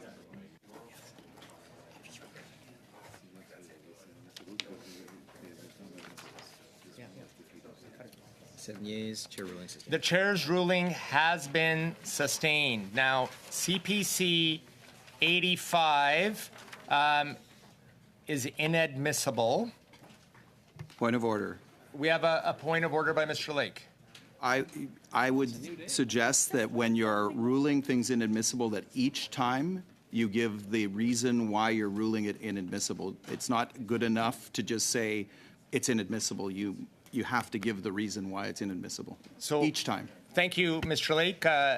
CPC 85, is it inadmissible? The amendment seeks to make a substantive modification by adding new elements to the preamble. Since no amendment has been adopted to warrant the addition of these new elements, I declare the amendment inadmissible. So that addresses the point of order. That addresses his, and I would like to point just back to the situation where the NDP 11 was. So, Mr. Dreesen, this is a debate. It's not a point of order. Yeah, it is. It is. You're not correct. I've provided a ruling. We can go to, if you'd like to challenge the chair. I'll challenge your ruling. Okay, we're challenging the chair. Mr. Dreesen? Mr. Dreesen's challenging the chair. Mr. Alday. Okay. Sustained. Mr. Brusen. Sustain. Mr. Badaway. Sustained. Madame Lapointe. Sustain. Mr. Sorbera. Sustain. Mr. Dreesen. The reason I challenged is because there were an NDP and a block that I wanted to know if when the first one is accepted, that the second one, that was the reason why it was not accepted. That was my point of order. And therefore, since you ignored that and did not want to listen to it, I challenged the chair, and I do not sustain. Mr. Lake. He's from Calgary, right? And Yeah. he's ramming this. Oh, he's Mr. Lake. Sky. Okay, Calgary MP ramming through C50. Yeah. Mr. Lake. Definitely no. Mr. Patzer. No, I do not. It's net zero confidence in the chair. No. Ms. Stubbs. No. Mr. Simon. Ms. Kwan. 7 yeas, 4 nays. Sustained. That was 85, right? What number was that? 85. That's right. That's correct, sir. 85. CPC 86 is inadmissible. The amendment seeks to make a substantive modification by adding new elements to the preamble. Since no amendment has been adopted to warrant the addition of these new elements, I declare the amendment inadmissible. I challenge the chair. We have a challenge of the chair. 2, sustain the chair's ruling. Mr. Aldag. Sustained. Mr. Brusen. Sustain. Mr. Badaway. Sustained. Madame Lapointe. Sustain. Mr. Sorbera. Sustain, please. Mr. Dreesen. Mr. Lake. Mr. Lake. They don't want that. No, net zero jobs. No. Mr. Patzer. Well, obviously, because it references jobs, the government doesn't want it, so Exactly. that's why it's been ruled out of order, I would presume, so therefore I will vote net zero confidence in the chair. Ms. Stubbs. Yeah, I vote against the chair. Mr. Simon. Ms. Kwan. 7 yeas, 4 nays. Sustained. The chair's ruling has been sustained. We are on NDP 12. Oh, sorry, my apologies. Hold on. Yeah, because we wouldn't want to create meaningful work either. 87, correct. That might get rolled out. CPC 87 is inadmissible. Same reason as before, but I will read it out for colleagues. The amendment seeks to make a substantive modification by adding new elements to the preamble. Since no amendment has been adopted to warrant the addition of these new elements, I declare the amendment inadmissible. Okay, Point of order, Mr. Chair. Yes. I don't, how is that inadmissible? How is that irrelevant to the bill? I mean, the amendment simply adds the word support the that a creation challenge? of meaningful work. He's asking a question. I'm sure he'll challenge. so we need, thank you, Mr. Lake. We need to adopt an amendment for this to be able to stand. So it is inadmissible because there's no amendment that's been brought forward that would allow this motion to stand. So that's why when I stated the amendment seeks to make a substantive modification by adding new elements to the preamble. Since no amendment has been adopted to warrant the addition of these new elements, I declare the amendment inadmissible. Now, But this I is will amendment adding proceed this. to the next item. It's just inadmissible That is because you're the, declaring it so. We challenge the ruling. okay, we challenge the ruling, so we'll go to a vote to sustain the chair's ruling. Mr. Aldag. Sustain. Mr. Bruson. Sustain. Mr. Badaway. Madame Lapointe. Sustain. Mr. Sorbera. Sustain, please. Mr. Dreeshen. Do not sustain. Mr. Lake. Well, I'm in favor of the creation of meaningful work, so I vote no. Mr. Patzer.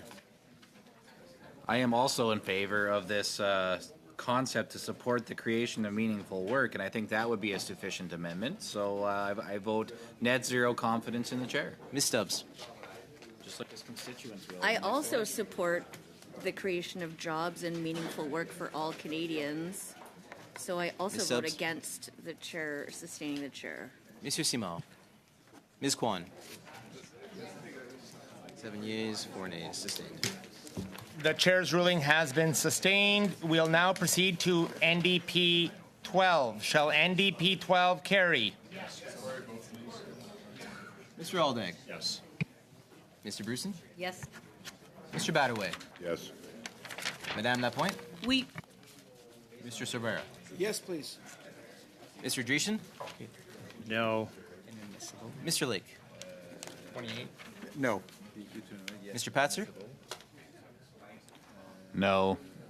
Ms. Stubbs. No. Monsieur Simon.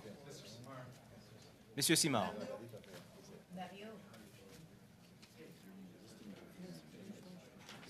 Ms. Kwan. 7 yeas, 4 nays. Adopted. That has been adopted. We'll now move to BQ 28, which is inadmissible. So Can you we'll now. explain why, Chair? Point of order. Can you explain why? On behalf of Monsieur Simard, The amendment seeks to make a substantive modification by adding new elements to the preamble. Since no amendment has been adopted to warrant the addition of these new elements, I declare the amendment inadmissible. Oh my gosh, because it talks about. Well, I'm preserving offended on his existing behalf, so I jobs. challenge the chair. We have a challenge of the chair. We'll vote to sustain the chair's ruling. Mr. Aldag. Sustain. Mr. Bruson. Sustain. Mr. Badaway. Sustain. Madame Lapointe. Sustain. Mr. Sorbera. Sustain, please. Mr. Dreeshen. It seems as though you want to get rid of the block's exact statement as was in the NDP. I can't accept that the chair has read this and made a proper decision. Mr. Dreeshen. Mr. Lake. Yeah, again, it's interesting because we're voting against meaningful work earlier. Now we're voting against maintaining existing jobs. Mr. Lake? Of course, I vote no. Mr. Patzer. Yes. Yeah, I mean, this is crazy because this is supposedly what the whole point of this bill is actually about, and yet we have the government voting against it and ruling it out of order. Mr. Pastor. So therefore, I will vote net zero confidence in the chair, much like the residents of Calgary Ms. Stubbs. Skyview will do in the next election. They will. Ms. Stubbs. Yeah, it's just wild. Mr. Samard is proposing amendments that the proponents of this bill should support, which is preserving existing jobs, minimizing job Ms. losses, and encouraging the involvement of workers in trade unions. But so therefore, I vote against confidence in the chair if he's Monsieur going to Simon. exclude these aspects. Ms. Kwan. 7 yeas, 4 nays. Sustained. Chair ruling sustained. The ruling has been sustained. We'll now go to CPC 88. As the amendment seeks to make a substantive modification by adding new elements to the preamble, since no amendment has been adopted to warrant the addition of these new elements, I declare the amendment inadmissible. I challenge the chair. We have a challenge of the chair. Mr. Aldag. Sustained. Mr. Bruson. Sustain. Mr. Badaway. Sustained. Madame Lapointe. Sustain. Mr. Sorbera. Sustain, please. Mr. Dreeshen. So you're indicating that we don't recognize local, regional needs or indigenous communities, and that's what you say. So therefore, as we challenging the chair, I will say no. Mr. Lake. Yeah, Again, I'm reading it. We're talking about recognizing local and regional needs. Mr. Lake. Yeah. Again, I'm in favor of recognizing local and regional needs, so I'll vote no to sustaining the chair. Yeah, recognizing local and regional needs, including in indigenous communities. I mean, that's Mr. quite Patzer. important, so I will be voting net zero confidence in the chair once again. Ms. Stubbs. Yes, my amendment simply yeah, asks unicorn to recognize politics. local and regional needs, including in indigenous communities. So I vote against the chair. Monsieur Simao. Ms. Kwan. 7 yeas. Point of order. Point of order. Can you clarify who the voting member is for the NDP? The chair's ruling has been sustained. Point of order. Yep, she did. So MP Angus, the member sitting here, is here. She has no authority to vote. So I think we got a problem with the voting issue, right? She was sitting there, but it's the CPC, no, it's 89. Right? That's 89, yeah. Point of order, Chair. We just want to know who the voting members of the committee are at this moment, please. Thank you. Sure. So currently I have at the table, sitting down, Mr. Aldag, Mr. Bruson, Mr. Badaway, Madame Lapointe, Mr. Sorbera, Mr. Dreeshen, Mr. Lake, Mr. Patzer, Ms. Stubbs, Monsieur Simard, and now Mr. Angus. So if the official member of the committee is in the room, that's the person who actually gets the vote, not the substitute. So that last vote was actually a void vote.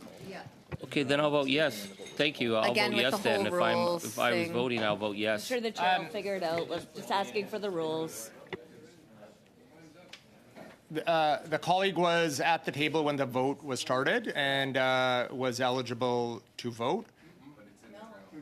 So It's in the room. No, it's in The the rule's room. in the The room, rule says Chair. in the room, not It's at in the the room. table. It's not at the So we'll now proceed to And we're all here with our CPC seeing 89, Challenge that which ruling, is Chair. I Challenge the challenge chair. it. inadmissible. You can't just make stuff up. Like, and it's all on camera. And I challenge this ruling on this as well. Like, But what your is happening? previous Says that as a ruling that you've just made, and they're challenging it, then you're approving it. Okay, so we'll proceed. Sorry. Okay, we are proceeding to CPC Point of 89, order, Mr. which is Point of order, Mr. inadmissible. Point of The order. amendments I challenge your to ruling make Point a of order. substantive the eligible member for the NDP. new elements to the preamble. We have a Point challenge of to order. CPC 89, which is inadmissible. To sustain the chair's ruling, there's a challenge. Mr. Patzer challenged. Please proceed with the vote to sustain the chair's ruling on CPC 89. This was the challenge, Mr. Chair, on the ruling of whether or not the member from Timmins James Bay was the one at the table or in the room or not. So that's what the challenge was. Sustain. It's pretty obvious. On camera, in public. Mr. Dreeshen. Which challenge is this for?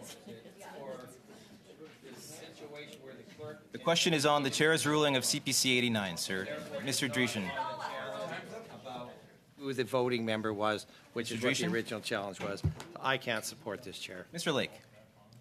Again, to make it clear, I will be raising a point of order after this vote. I vote no to sustain the chair on this. Mr. Passer. Yeah, I mean, it's quite clear that there is net zero confidence in the chair here. Again, it's completely Passer. unbelievable. So net zero. Zero. No. Ms. Stubbs. No. Mr. Simao. Mr. Angus. Yes, I sustain. Yeas, 4 nays. Ruling sustained on CPC 89. So the ruling has been sustained. We'll go to Point of order, Mr. Chair. NDP 13. Point of order, Shall Mr. Chair. NDP 13 Point carry? of order, Mr. Chair. Yes, it shall. Point of, yes, it shall. point of order, Mr. Chair. Yes. All day. NDP 13, yes. Mr. Bruson. Yes. Point of order, Mr. Chair. Mr. Badaway. Oui. Madame Lapointe. We. Mr. Sorbera. I guess we don't even have to pay attention to these things. Mr. Dreeshen. Are we challenging the chair on this being ruled out of Question order? is on NDP 13. So even though it should be ruled out of order, that's, okay, well then I challenge the chair. Elect these people. Question is on NDP 13. Mr. Dreeshen. Well, in that I am challenging the chair, I would say no to this because we're going to see it probably in the block. Mr. Lake. Charlie's gets I will want to know, when we get a break, I want to raise a point of order to understand the rules for voting and which NDP member was allowed to vote when, because we can tell on the video camera who was in the room. If the rules around Sorry, are we who was in the voting? 'Cause room I'm when, denied my vote here by his that's important. I vote no. Mr. Patzer. I net zero confidence in the chair. Ms. Stubbs. No. Mr. Simao. Ms. Kwan. Mr. Angus. Yes. 6 yeas. Point of order, That Mr. Chair. passes. We're on Point of to order, Mr. Chair. CPC 90. Point of which order, is Mr. Chair. Inadmissible. Point of order, Mr. Chair. CPC 90 is point of order. inadmissible. Point of order, Mr. Chair. We have a challenge Point- to point- the no, we have a point of inadmissibility order, CPC Mr. Chair. 90 to sustain the Point chair's of order, ruling. Mr. Chair. Go ahead. Point of Sustain. Point of order, Mr. Chair. Sustain. Point of order, Mr. Chair. Sustain. Point of order, Mr. Chair. Sustain. And the point. Sustain. Point of order, Mr. Chair. Mr. Sorbera. Point of order, Mr. Chair. Dreeshen. Point, no, I raised a point of order immediately. I'm calling a point of order, Mr. Mr. Dreeshen. Chair. Chair, are we on CPC 9? Point of 90 order, sustaining. Mr. Chair. Sustaining, okay. I vote Mr. to Dreeshen. sustain. It's not your turn. Mr. Lake. Listen. Shut your mouth Mr. and Lake. listen for 1 second. Mr. Chair, I can't believe, as a Alberta member of Parliament, that you are ramming this through, that you are allowing Mr. yourself to Patzer. be used by your party to ram this through as the chair Mr. of this Patzer. committee. I vote no. Mr. Patzer. Yeah, I mean, my colleague makes a fantastic point. I mean, I'm sure Mr. the Patzer. residents of Calgary Skyview will be voting net zero confidence in their MP in the next election, just like Sure. I am Patzer. right now. We should take bets on it. Ms. Stubbs. I voted against the confidence in the chair. Mr. Simao. Mr. Angus. Absolutely. Not Yes. turning off and Sustained. So Point of order, Mr. ruling Chair. we have a ruling has been sustained. We have a point of order by Mr. Lake. Go ahead, Mr. The Lake. point of order is, I want to get clarity around the rules of this particular committee and who is the voting member for the NDP, and what the rule is around who the voting member is. Is it when someone is in the room and a regular member of the committee I'm that the they are voting member automatically down the here. voting member? Because we can see on video. There's video of the entire room, and we can see on video who's in the room or not. I'm right here. And I'm the here. member right there. I'm here. Yeah, right. I'm But- here. Yeah, Maybe thanks, if you just Charlie. acknowledge who has the It chair. may be So- on the video. so It may be Charlie- on the You video. don't have the floor. Turn your mic. I would make the argument that Member, I am the voting member. You don't have the floor. Turn it off. excuse me, Can we get to the vote? on multiple votes, Mr. Angus was in the room while Ms. Kwan was voting, and I just want clarity around what are the rules around who the voting member of the NDP is when both members are in the room. So the clerk, Mr. Lake, thank you for your point of order. The clerk has previously provided that information to committee members. So We'll now move to BQ. Excuse me. 29. I'm This is not asking a for question. debate. This is not for debate. We'll move to BQ 29. The amendment Point of order, seeks Mr. Chair. to make a substantive modification by adding new elements to the preamble. So no amendment has been adopted to warrant the addition of these new elements. I declare the amendment inadmissible. This is block 29. I challenge the chairs. we no, have no, I challenge you because I don't even we know have what a amendment challenge we're of on. the 'Cause chair that to page seems sustain to be the chair's missing from ruling. my Go book. ahead. Did you take it, Chair? I don't know what's going on. Mr. Brusen? Sustain. Check your Mr. Badaway? mailbox. Sustain. Madame Lapointe? Sustain. Mr. Sorbera? Sustain. Mr. Dreesen? Do not sustain. Mr. Lake? No. Mr. Patzer? Well, I'm still convinced the chair took my page. I don't know what's going on here, so I'm going to vote no. Ms. Stubbs? Definitely will find it in your mailbox if he gets there first.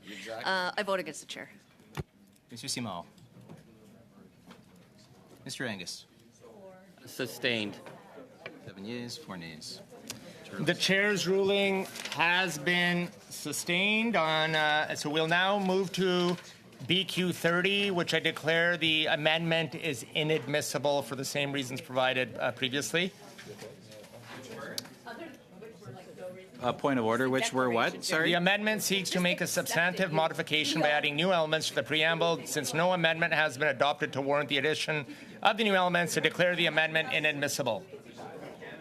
We challenge the chair. We have a challenge of the chair to sustain the chair's ruling. Mr. Aldag? Sustain. Mr. Brusen? Sustain. Mr. Badaway? Sustain. Madame Lapointe? Sustain. Mr. Sorbera? Sustain, please. Mr. Dreesen? No. Mr. Lake? No. Mr. Patzer? No. No. Ms. Stubbs? No. Mr. Simao? Mr. Angus? Yes. 6 yeas, 5 nays. Okay, that was... Point of order, Mr. Chair. Yes, on the point of order, Mr. Lake. So the point of order is that I would suggest that any vote that was cast by Ms. Kwan while Mr. Angus was in the room should not be counted. And I would say that if the NDP is insistent on cooperating with you as the chair and the Liberals to ram this legislation through, that they should at least follow the rules that the committee has passed and agreed to abide by. Are we on CPC 91? CPC 91, sir. Okay, we're on CPC 91. Shall CPC 91 Is there carry? a ruling? Is there a ruling on my point of order, Mr. Chair? Mr. Aldag? No. Mr. Brusen? No. Mr. Badaway? No. Madame Lapointe? No. Mr. Sorbera? No. Mr. Dreesen? Voting on CPC 91? Mr. Are Dreesen? we voting on CPC 91? Yes, sir. Or sustaining the chair? Yes, then. Yes. Yes. Mr. Lake? In the labor market, including but not limited to Yes. women persons. Mr. Passer? Yeah, I mean, it's about inclusion, so yeah. Ms. Stubbs? Yeah, my amendment seeks to include like women. So yes. Mr. Simao? Mr. Angus? No. 4 yeas, 7 nays. Defeated. CPC 91 has been defeated. CPC 92 is inadmissible as the amendment seeks to make a substantive modification by adding new elements to the preamble. Since no amendment has been adopted to warrant the addition of these new elements, I declare the amendment inadmissible. I challenge. We have a challenge to the chair. Vote to sustain the chair's ruling. Mr. Aldag? Sustain. Mr. Brusen? Sustain. Mr. Badaway? Sustain. Madame Lapointe? Sustain. Mr. Sorbera? Sustain, please. Mr. Dreesen? Do not sustain. Mr. Lake? So again, we're talking about strengthen global efforts to advance the development of sustainable jobs and ensure a level playing field. I vote no to sustaining the Mr. chair. Passer? Well, I'm a little bit confused why the last one wasn't ruled out of order, but you know, whatever. That one came and went. But Mr. Patzer? I still have net zero confidence in the chair. Ms. Stubbs? No. Mr. Simao? Mr. Angus? Yes. 7 yeas, 4 nays. Sustained. This chair's ruling has been sustained. We are on CPC 93, which is inadmissible. We'll move to Lib 13. If Lib 13 is adopted, BQ 31 cannot be moved due to a line conflict. Lib 13? Yes. What happened to 93? Okay, go to a vote. Lib 13? Mr. Aldag? Yes. Mr. Bruson? Yes. Mr. Badaway? Yes. Madame Lapointe? We. Mr. Sorbera? Yes, please. Mr. Dreeshen? No. Mr. Lake? No. Mr. Patzer? Well, we didn't do CPC 93, so I'm not sure how we can actually proceed. So I think we have a problem here. We skipped one of our amendments, so Mr. Patzer? I hope we go back and do that one. So, so previously we did 92, so Mr. Patzer? I'm going to vote no until we go back to do 93. Ms. Stubbs? So my amendment that talks about working with, Ms. through the Stubbs? course of this legislation, Canadian workers and Indigenous people has been declared Ms. inadmissible, getting there, by the chair. So obviously, yet Mr. again, I Simon. will vote against confidence in the chair. Mr. Angus? Yes. 7 yeas, 4 nays. Carries. 13. Okay, that is carried. We'll go to BQ 31, which has been declared to inadmissible. Point of order. Point of order, Chair. Are you challenging the chair on the I'm not, inadmissible? no, it's a point of order, Chair. Point I of know order, we're can on you- BQ 31, which has you- on the point of order. Go ahead. Yeah, can you clarify why it was ruled inadmissible? BQ 31, the amendment seeks to make a substantive modification by adding new elements to the preamble. Since no amendment has been adopted to warrant the addition of these new elements, I declare the amendments inadmissible. You don't do all these inadmissible.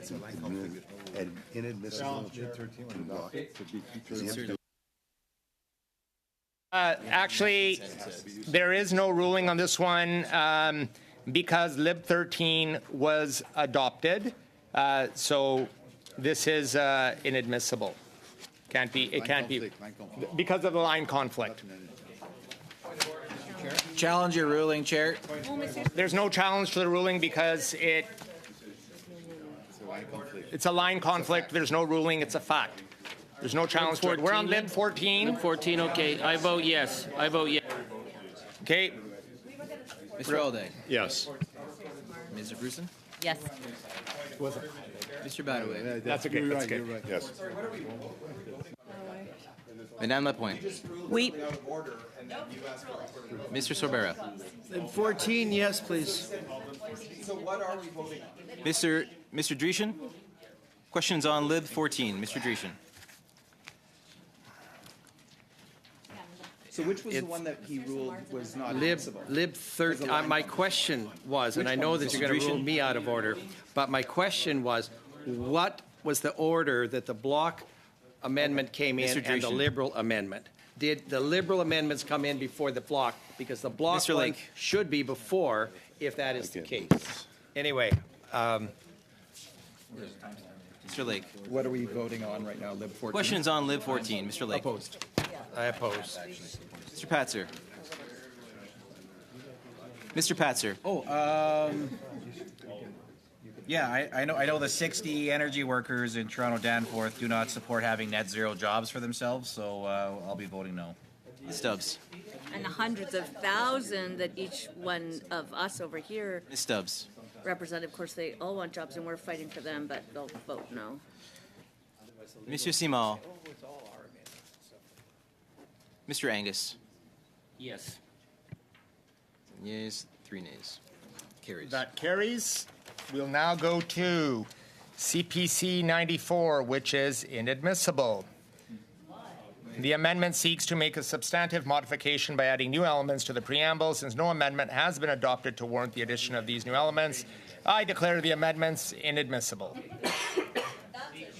Challenge the chair. We have a challenge of the chair to sustain the chair's ruling. Mr. We'll Alden. vote. Sustained. Mr. Bruson? Sustained. Mr. Badaway? Sustained. Madame Lapointe? Sustain. Mr. Sorbera? Sustain, please. Okay, Mr. Dreeshen? this one cannot. do not sustain. Mr. Lake? This is getting more and more puzzling as we, this one talks about trade unions in particular having. Mr. Lake? Being critical. So I vote against sustaining the chair's ruling. Mr. Pastor? Yeah, if they keep going this way, the trade unions will have net zero support for the Patzer. chair's rulings too. So I have net zero confidence in the chair. Ms. Stubbs? Yeah, I mean, my amendment calls to include trade unions and talks about their particular role. So I obviously think this should be included, and I vote against the chair. Monsieur Simon? Mr. Angus? Yes.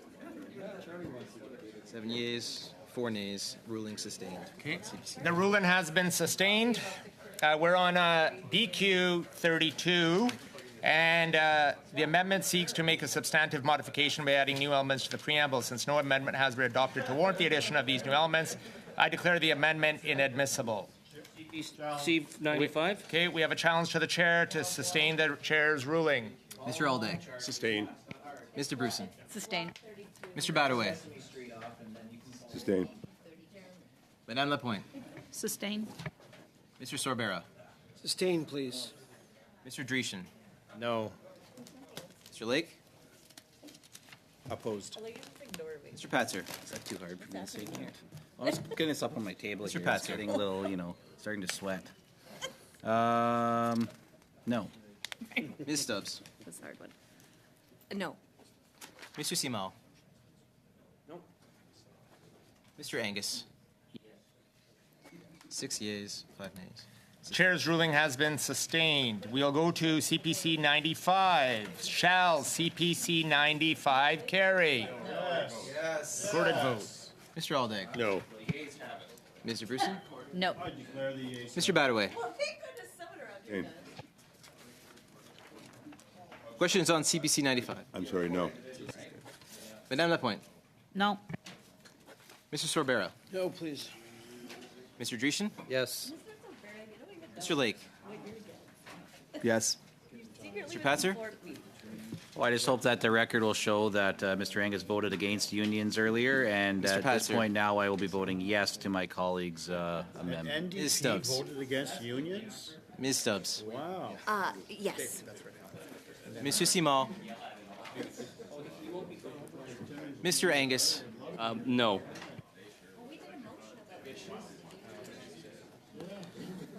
Four yeas, 7 nays, CPC 95 defeated. CPC 95 has been defeated. We'll now go to Lib 15. Shall Lib 15 carry? Mr. Aldag? Yes. Mr. Bruson? Yes. Mr. Badaway? Yes. Madame Lapointe? We. Mr. Sorbera? Yes, please. Mr. Dreeshen? No. Mr. Lake? No. Mr. Patzer? No. Ms. Stubbs? No. Mr. Simon? Mr. Angus? Yes. 7 yeas, carries. Carries? Okay. Lib 15 carries. We'll go to NDP 14. Shall NDP 14 carry? Mr. Aldag? Yes. Mr. Bruson? Yes. Mr. Badaway? Yes. Madame Lapointe? We. Mr. Sorbera? We. Mr. Dreeshen? Well, no, because the next one does Mr. talk Lake. about community benefits. So I don't know. So no. Mr. Lake? No. Mr. Patzer? Nope. Ms. Stubbs? No. Mr. Simon? Mr. Angus? 7 yeas, 4 nays, carries. The motion carries. You're on this. Okay, we're on CPC 96, which is inadmissible. The amendment seeks to make a substantive modification by adding new elements to the preamble. Since no amendment has been adopted to the warrant the addition Point of of these order. new elements, I declare the amendment inadmissible. Point of order. Point of order. Go ahead. Oh, okay. You hadn't acknowledged. I'm just curious as to why the previous preamble wasn't ruled inadmissible because it didn't have another amendment needed to make the amendment admissible, but yet every other one that has a CPC in front of it seems to be inadmissible. So, why is that? Do you challenge the chair? Are you challenging the chair? Depends on how you answer the question. There's no debate. The ruling's been made. If you challenge the chair, please proceed to challenging the chair on CPC 96. Well, yeah, I challenge the chair. Okay, we challenge the chair. Let's go to a vote to sustain the chair's Sustain. ruling. Mr. Bruson. Sustain. Mr. Badaway. Sustain. Madame Lapointe. Sustain. Mr. Sorbera. Sustain, please. Mr. Dreeshen. No. Mr. Lake. Well, I'm going to vote to support an Alberta member who stands up for Albertans, so I will vote against sustaining the chair in this Mr. case. Patzer. Yeah, I have a net zero confidence in the chair, and this particular motion Mr. deals Patzer. with benefit agreements with Indigenous communities. So I mean, of course, I'm going to vote against the chair. Ms. Stubbs. I'm pretty sure the people of Calgary Skyview are going to vote with us in that way too. But just for right now, I also vote against the chair. Monsieur Simon. Mr. Angus. Yes. Yeas, 4 nays, sustained. Chair's ruling has been sustained. We'll move to CPC 97, which is inadmissible. The amendment seeks to make a substantive modification by adding new elements to the preamble. Since no amendment has been adopted to warrant the addition of these new elements, I declare the amendment inadmissible. Challenge. We have a challenge to the chair. Mr. Aldag. Sustain. Mr. Bruson. Sustain. Mr. Badaway. Sustain. Madame Lapointe. Sustain. Mr. Sorbera. Sustain. Mr. Dreeshen. Do not sustain. Mr. Lake. Again, sitting here with 3 Alberta MPs and a Saskatchewan MP on the Conservative side, we will support our Conservative motion that's in favor of Albertans and Alberta jobs, and I will vote no to Mr. sustain Patzer. the chair. That was very well said by my colleague from Alberta. And I am, as a Saskatchewanian, I am very Mr. happy to Patzer. vote alongside my Alberta colleagues and vote net zero confidence in the chair. Ms. Stubbs. Well, I've spent every waking moment since I was elected in 2015 fighting for jobs for the people of Alberta and in oil and gas and all the other jobs that those create to the benefit Ms. of Stubbs. every single person in the country. So I also vote against the chair. Mr. Simon. Mr. Angus. I think it's really important that we have an Alberta chair, and I don't want to see him undermined and removed. So I'm going to support an Alberta chair on such an important issue. That's just 7 yeas, ruling sustained. The ruling has been sustained. CPC 97. We'll now go to CPC 98, which is inadmissible. The amendment seeks to make a substantive modification by adding new elements to the preamble. Since no amendment has been adopted to warrant addition of these new elements, I declare the amendment inadmissible. Challenge. A challenge to the chair. Oh, I wanted to challenge sustain him. the chair's Mr. ruling. Aldag. Sustain. Mr. Bruson. Sustain. Mr. Badaway. Sustain. Madame Lapointe. Sustain. Mr. Sorbera. Sustain. Mr. Dreeshen. Because of disdain, I abstain.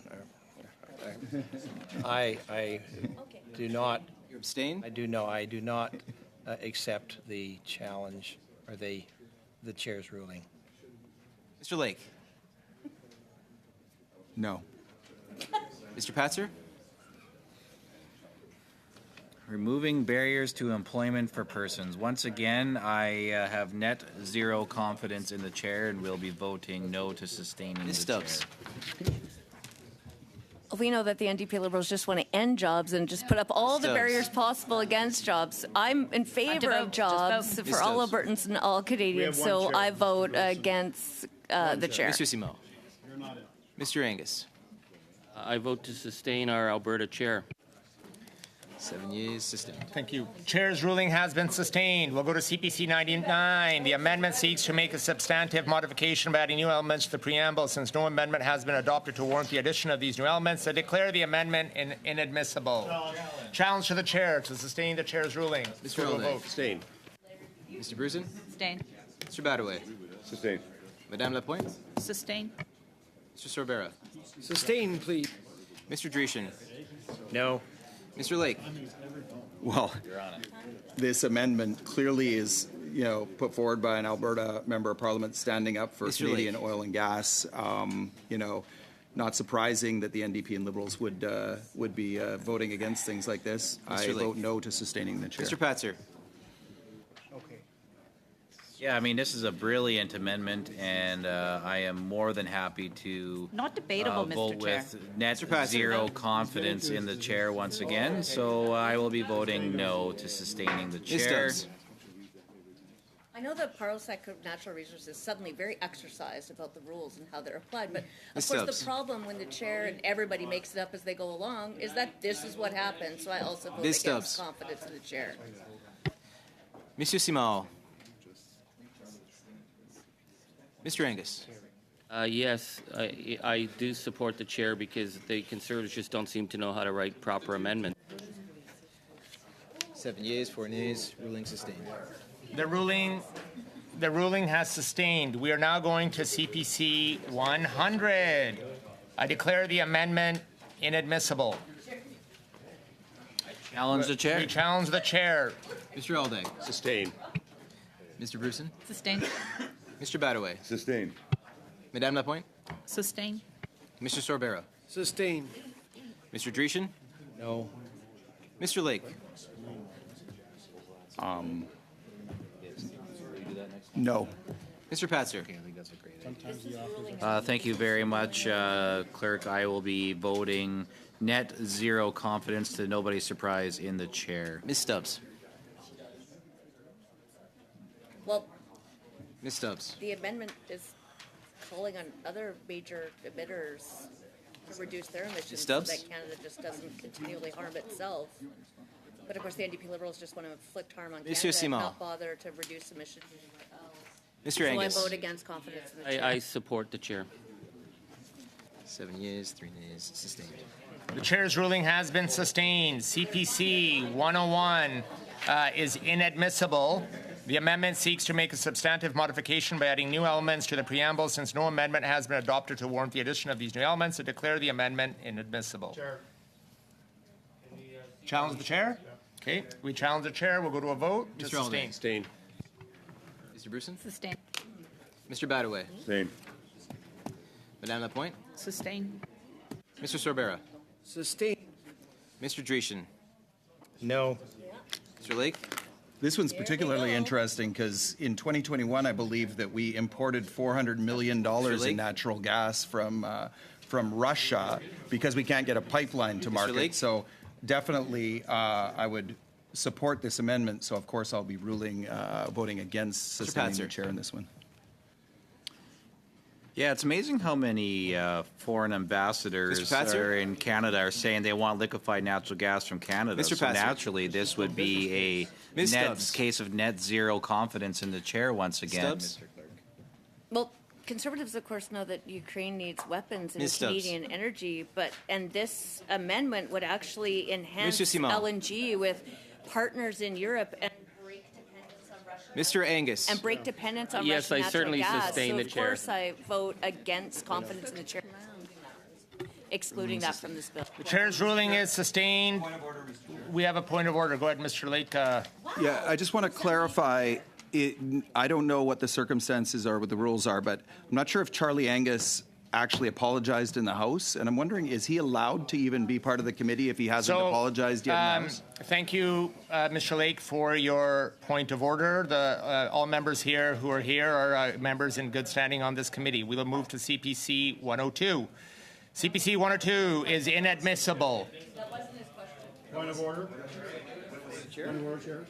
Are you challenging? No, point of order, because you did not explain why it's inadmissible.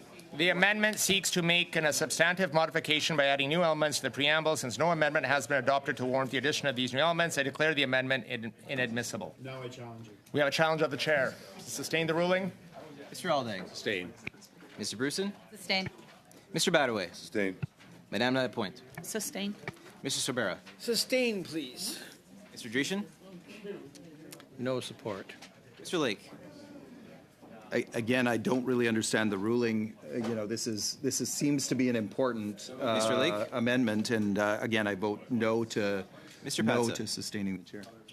Yeah, after 8 years of this government, it couldn't be clearer that they have zero interest in supporting Canadian energy Mr. workers, Patzer. and I have net zero confidence in the chair as we Ms. proceed. Stubbs. Yeah, so for clarity, the MP for Calgary Skyview, the chair of this committee, wants to exclude, whereas Stubbs? Canadian oil and gas workers produce cleaner products than those Mr. of Simon. it's of other country in the world. So Mr. Angus. I believe that Canadian oil and gas workers do produce the cleanest Sorry, he's products being, in the world. subjected to this Therefore, I vote abuse. against. The chair's ruling has been sustained.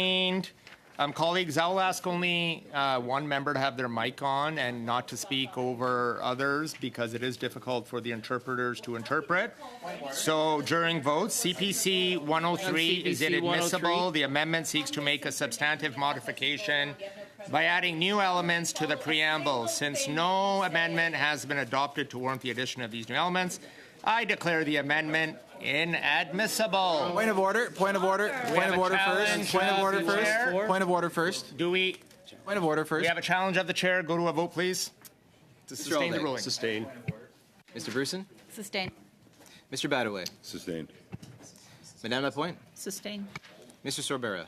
Sustain, please. Mr. Dreeshen? Do not sustain. Mr. Lake? Again, I don't understand. The amendment simply talks about Canada contributing less than 2% Lake? of global greenhouse gas emission. It's a fact. It I is don't a understand how it wouldn't be relevant Mr. to the Lake? committee. I vote no to sustaining the chair. Mr. Patzer? Yeah, I'm confused about why multiple mics get turned on at the same time here. I mean, that seems to be creating And then we problems get as confused. well. Mr. Patzer? And then we get in trouble for mics coming on when we're not even touching them. So, absolutely been happening but all Canada weekend. contributes less than 2%, Ms. so I have Stubbs. net zero confidence in the chair once again. Ms. Stubbs? Yeah, I vote against confidence in this chair. Mr. Simon? Mr. Angus? I vote to support the chair. 7 yeas, 5 yeas. Okay, that's 103. Okay, we will now go to CPC 104. The amendment seeks to make a substantive modification by adding new elements to the preamble. Since no amendment has been adopted to the warrant the addition of these new elements, I declare the amendment inadmissible. We have a challenge to the chair. We'll go to a vote. Mr. Alday? Sustain. Mr. Bruson? Sustain. Mr. Badaway? Sustain. Madame Lapointe? Sustain. Mr. Sorbera? Sustain, please. Mr. Dreeshen? No support in the chair. Mr. Lake? Again, we're talking about good-paying jobs for Mr. Lake. Indigenous people in Canada. Again, I don't understand why this is not admissible, and I vote Mr. no confidence. Mr. in the Patzer? chair. Yes, thank you very much. I support a reliable source of good-paying jobs for Indigenous peoples in Mr. Canada in the Patzer. oil and gas sector, so I vote net zero confidence in the chair Ms. Stubbs. once again. I personally represent so many Indigenous people who own companies and whose communities Ms. Stubbs. rely on the good-paying jobs in the oil and gas sector, including the Grand Chiefs of Treaty 6 and Ms. Treaty Stubbs. 7, who I met with today. So Mr. this Simon. should be included in the bill, and I vote against Mr. the chair. Angus? I sustain the chair. 7 yeas, 4 yeas, sustain. The ruling Lib has 16 been ruled out of sustained. order. We are on Lib 16. Ruled Shall out of Lib order. 16 carry? It's ruled out of order, I'm pretty sure. Recorded vote? Mr. Alday? Yes. Mr. Bruson? Mr. Badaway? Yes. Madame Lapointe? Mr. Sorbera? Sustain, please. Mr. Dreeshen? No. Mr. Lake? Go back and run my Fort McMurray, try it, spin Opposed. see how that works. Mr. Patzer? I mean, I'm pretty sure that if this said CPC 16, it would probably be ruled as out of order, so Mr. I Patzer. vote no. Ms. Stubbs? No. Mr. Simon? Mr. Angus? Yes. 6 yeas, 5 nays. Carries. Carries. Shall the preamble carry as amended? No. Okay, go to a recorded vote. Mr. Alday? Yes. Mr. Bruson? Yes. Mr. Badaway? Yes. Madame Lapointe? We. Mr. Sorbera? Absolutely, yes. Mr. Dreeshen? No. Mr. Lake?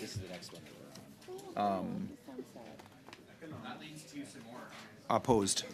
Mr. Patzer? To the preamble, I am very much net zero confidence in the chair and also opposed to the preamble. Ms. Stubbs? No. Mr. Simon? Mr. Angus? Yes. 6 yeas, 5 nays. Carries. Okay, that carries. We will move now to the short.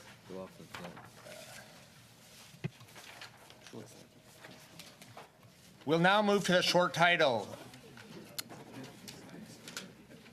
All the amendments to the short title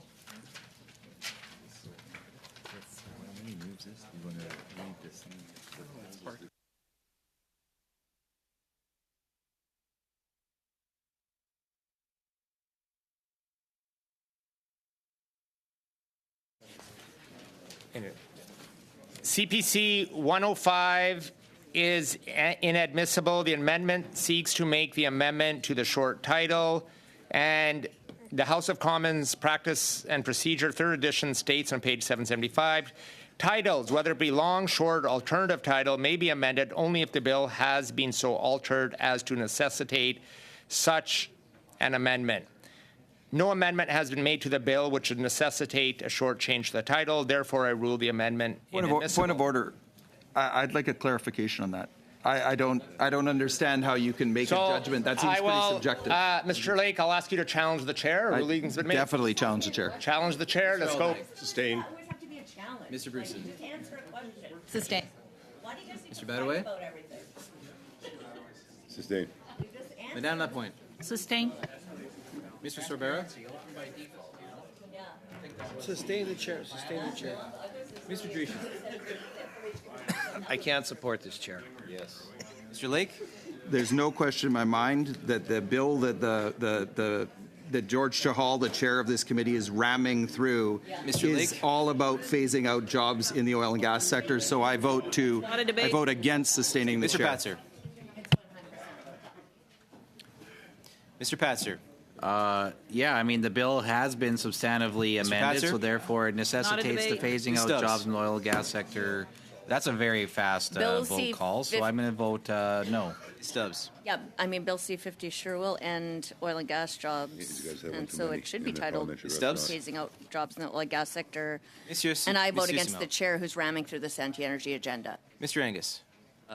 Yes, I sustain the chair. 6 yeas, 5 nays. Ruling is sustained. We'll move to CPC 106, which is inadmissible. No amendment has been made to the bill which would necessitate change to the short title. Therefore, I rule the amendment inadmissible. Challenge. We have a challenge to the chair. To sustain the chair's ruling. Go ahead. Mr. To Alden. vote. Sustain. Sustain. Mr. Badaway. Sustain. Madame Lapointe. Sustain. Mr. Sorbera. Mr. Dreesen. No. Mr. Lake. I'm opposed, clearly. Mr. Patzer. Yeah, given the amendments that were made already to your yesterday and today, it's definitely Mr. the Patzer. Anti-Energy Act, so I would vote no. Ms. Stubbs. No. Monsieur Simon. Monsieur Simon. Oui. Mr. Angus. Sustain the chair. 7 yeas, 4 nays, sustained. Sustained. We'll now go to CPC 107. It's inadmissible. No amendment has been made to the bill which would necessitate a change to the short title. Therefore, I rule the amendment inadmissible. Challenge. We have a challenge to the chair to sustain the ruling. We'll go to a vote. Mr. Aldag. Sustain. Mr. Bruson. Sustain. Mr. Badaway. Sustain. Madame Lapointe. Sustain. Mr. Sorbera. Mr. Dreesen. No. Mr. Lake.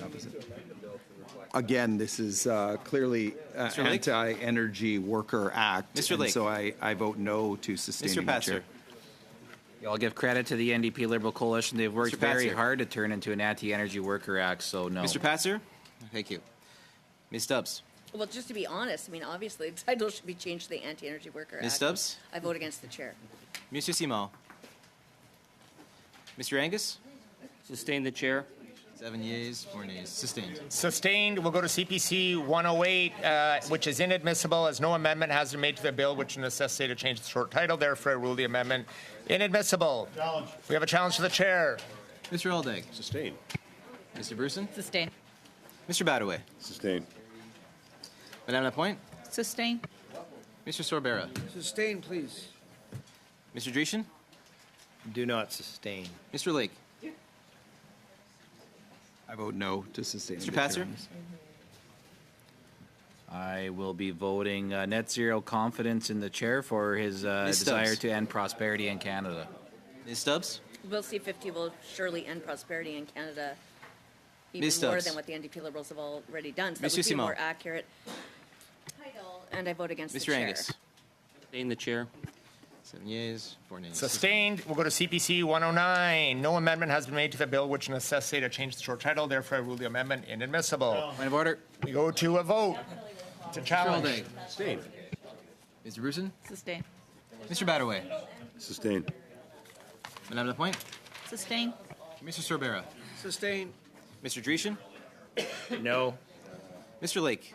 Well, in the absence of anyone on the Liberal or NDP side standing up for prairie workers, Mr. I Lake. vote no to sustaining the Mr. Patzer? Calgary Chair's, Mr. Calgary Patzer? Chair's decision. Mr. Patzer? But you represent BC, right? Mr. Come on Patzer? out, John. I'd like to see Yeah, your like, family. Ms. Stubbs? Come to the farm. Like, I will be voting net zero confidence in the Stubbs. chair for his role in impoverishing the prairies. Ms. Stubbs? The only MPs who are from the prairies. Simon. The only MPs who are from the prairies in this committee Angus. right now are actually conservative I MPs. sustain our, So the title should be conservative that chair. this Thank you. impoverishes the prairies, Are we and ready therefore to I move vote on against to the chair. Chair's ruling has been 110. sustained. We'll go to CPC 110, which is inadmissible as no amendment has been made to the bill which would necessitate a change to the short title. Therefore, I rule the amendment inadmissible. We have a challenge to the chair. Mr. Aldag? Sustain. Mr. Badaway? Sustained. Madame Lapointe? Sustain. Mr. Sorbera? Sustain, please. Mr. Dreeshen? Do not sustain. Mr. Lake? No to Mr. sustaining the Patzer. chair. This is Mr. Patzer. a net zero confidence vote in the chair for impoverishing Canada Act. Yes. Ms. Stubbs? I vote no. This bill will impoverish all Ms. of Stubbs? Canada, so it should be included in the title to be accurate, and I vote against the chair. Monsieur Simon? Mr. Angus? Sustain. 7 yeas, 4 nays, sustained. Ruling has been sustained. We'll go to CPC 111, which is inadmissible as no amendment has been made to the bill which would necessitate a change to the short title. We have a challenge to the chair to sustain the chair's ruling. Mr. Aldag? Sustained. Mr. Bruson? Sustain. Mr. Badaway? Sustained. Madame Lapointe? Sustain. Mr. Sorbera? Sorry. Is this sustained? Are we voting yes? No. Sustain. Mr. Dreeshen? No. Shelby. Mr. Lake? One second. I just want to thank my colleague Shelby, who's leaving Lake. right now, for standing up for Alberta Mr. workers and for Canadian workers, and Patzer? so I vote no to sustaining the chair. Mr. Patzer? Great team player. Mr. Patzer? Which one? 111? CPC 111? This would be on the chair's ruling for CPC 111, sir. CPC 111. You know, I wish I could sub-amend it to Charlie's Mr. Patzer? Just Transition Act too, because. Ms. Stubbs? But so net zero. Ms. Stubbs? We know you did cook it up with them behind closed doors, Ms. that's Stubbs? for sure. I vote against the chair. Mr. Simon? Mr. Angus? Well, I'm very honored I'm being recognized, but all the work didn't just go to me. I had Mr. staff. Angus? So yes, I sustain the chair. 7 yeas, 4 nays, sustained. Ruling is sustained. We'll go to CPC 112, which is inadmissible. No amendment has been made to the bill which would necessitate a change to the short title. We have a challenge to the chair. Mr. Alday? Sustained. Mr. Bruson? Sustain. Mr. Badaway? Sustained. Madame Lapointe? Sustain. Mr. Sorbera? Sustain, please. Mr. Dreeshen? Nope. Mr. Lake? This government's as close to Mr. Lake? national energy program as we've Mr. seen Lake? in decades. So Central Planning Act Mr. Patzer? seems fitting, and I vote no to sustaining the Mr. chair. Patzer? Yeah, I just noticed there is no French translation here, so I'm just curious what's going on. Okay, thanks, Jeremy. Mr. Patzer? Yeah, there's no translation in French, so. Yeah. Oui, on a la traduction en français. Ça marche très bien. Seems that there is French translation, so I will proceed. Mr. Patzer? Yeah. Is the translation working? Yeah, it's working. Is it? Okay. I have no flags from the interpreter. Okay, so well, Mr. I will have a listen as we Patzer. go around, and I'll have net zero confidence in the chair once again. Stubbs? Ms. Stubbs? Well, this is The entire thing is about central planning the economy, committees to central plan, to Ms. central Stubbs. plan, to central plan. So that also would be an accurate title, and I vote against the chair. Monsieur Simon. Mr. Angus? Sustain the chair. Is sustained. Sustained. We'll go to CPC 113, which is inadmissible. No amendment has been made to the bill, which would necessitate a change to the short title. Challenge. We have a challenge to the chair. Mr. Aldag? Sustained. Mr. Bruson? Sustain. Mr. Badaway? Sustained. Madame Lapointe? Sustain. Mr. Sorbera? Sustained. Mr. Dreeshen? I think if we had put in the UN's globalist plan for Mr. Canada Dreeshen. Act, it would probably be accepted. But no, I don't accept the. Mr. Lake? I just want to say what a privilege it is to be here, staying through the night to stand up for the constituents of Mr. Lake? Edmonton Wetaskiwin, and so I vote no to Mr. sustaining Patzer. the chair on this one. Yeah, on behalf of the great people Mr. of Cypress Patzer. Hills Grasslands, I vote net zero confidence in the chair Ms. for the Stubbs. globalist plan for Canada. Ms. Stubbs? I believe in putting the best interests of all Canadians and also, of course, the people of Lakeland, because I'm a bit of Ms. a Stubbs. homer first. And this absolutely is a globalist plan. So Mr. Simon. I against the chair. Mr. Angus? I sustain the chair, and I'm very sorry to hear this kind of base conspiracy talk being put. Chair's ruling has been sustained. We'll now go to CPC 114, which is inadmissible. No amendment has been made to the I do bill, have an which would academic background in necessitate political a change to the philosophy, and short just so title. everybody knows, like globalization, We have a challenge to the chair. totally legitimate and real. Mr. Bruson? It's not a conspiracy thing. Mr. Badaway? Sustained. Madame Lapointe? Sustain. Mr. Sorbera? Sustained. Mr. Dreeshen? Mr. Lake? There is not a Canadian who would disagree Mr. Lake. that we are dealing with an Mr. Lake? expensive energy act. I vote no Mr. to Patzer. sustaining the chair on this one. Yeah, I mean, the facts are pretty Mr. clear. It's Patzer? an expensive energy act, so I vote net zero confidence in the chair on Ms. this one. Stubbs? Well, after 8 years, Canadians have to choose between heating and Ms. Stubbs? eating, and Canadians can hardly afford Ms. their Stubbs? power bills as it is. They're going to quadruple the carbon Mr. tax, Simon? and Bill C-50 sure will make this expensive Angus? energy for Yes, everybody. I So I vote sustain the against. chair. Thank you. Chair's ruling has been sustained. We'll now go to CPC 115, which is inadmissible as no amendment has been made to the bill, which would necessitate a change to the short title. Challenge. We have a challenge to the chair. Mr. Aldag? Sustained. Mr. Bruson? Sustain. Mr. Badaway? Madame Lapointe? Sustain. Mr. Sorbera? Sustain, please. Mr. Dreeshen? Do not sustain. Mr. Lake? I only wish we could combine all of these great titles that Mr. the Lake? Member of Parliament for Lakeland has come up with, but I vote again no to Mr. Patzer? sustaining the chair. Yeah, Mr. Chair, I will be Patzer? voting to net zero confidence in the chair because this Stubbs? does threaten What the was jobs with of the name 2.7 million calling? Canadians. Ms. Stubbs? Well, the government's own internal memos show them that Bill C-50 will threaten the Ms. Stubbs? livelihoods of 2.7 million Canadians. That's Mr. why Simon? I proposed this title as amended, because it would Mr. be Angus? accurate, and so I vote against. Yes, I will be sustaining the chair. Sustained.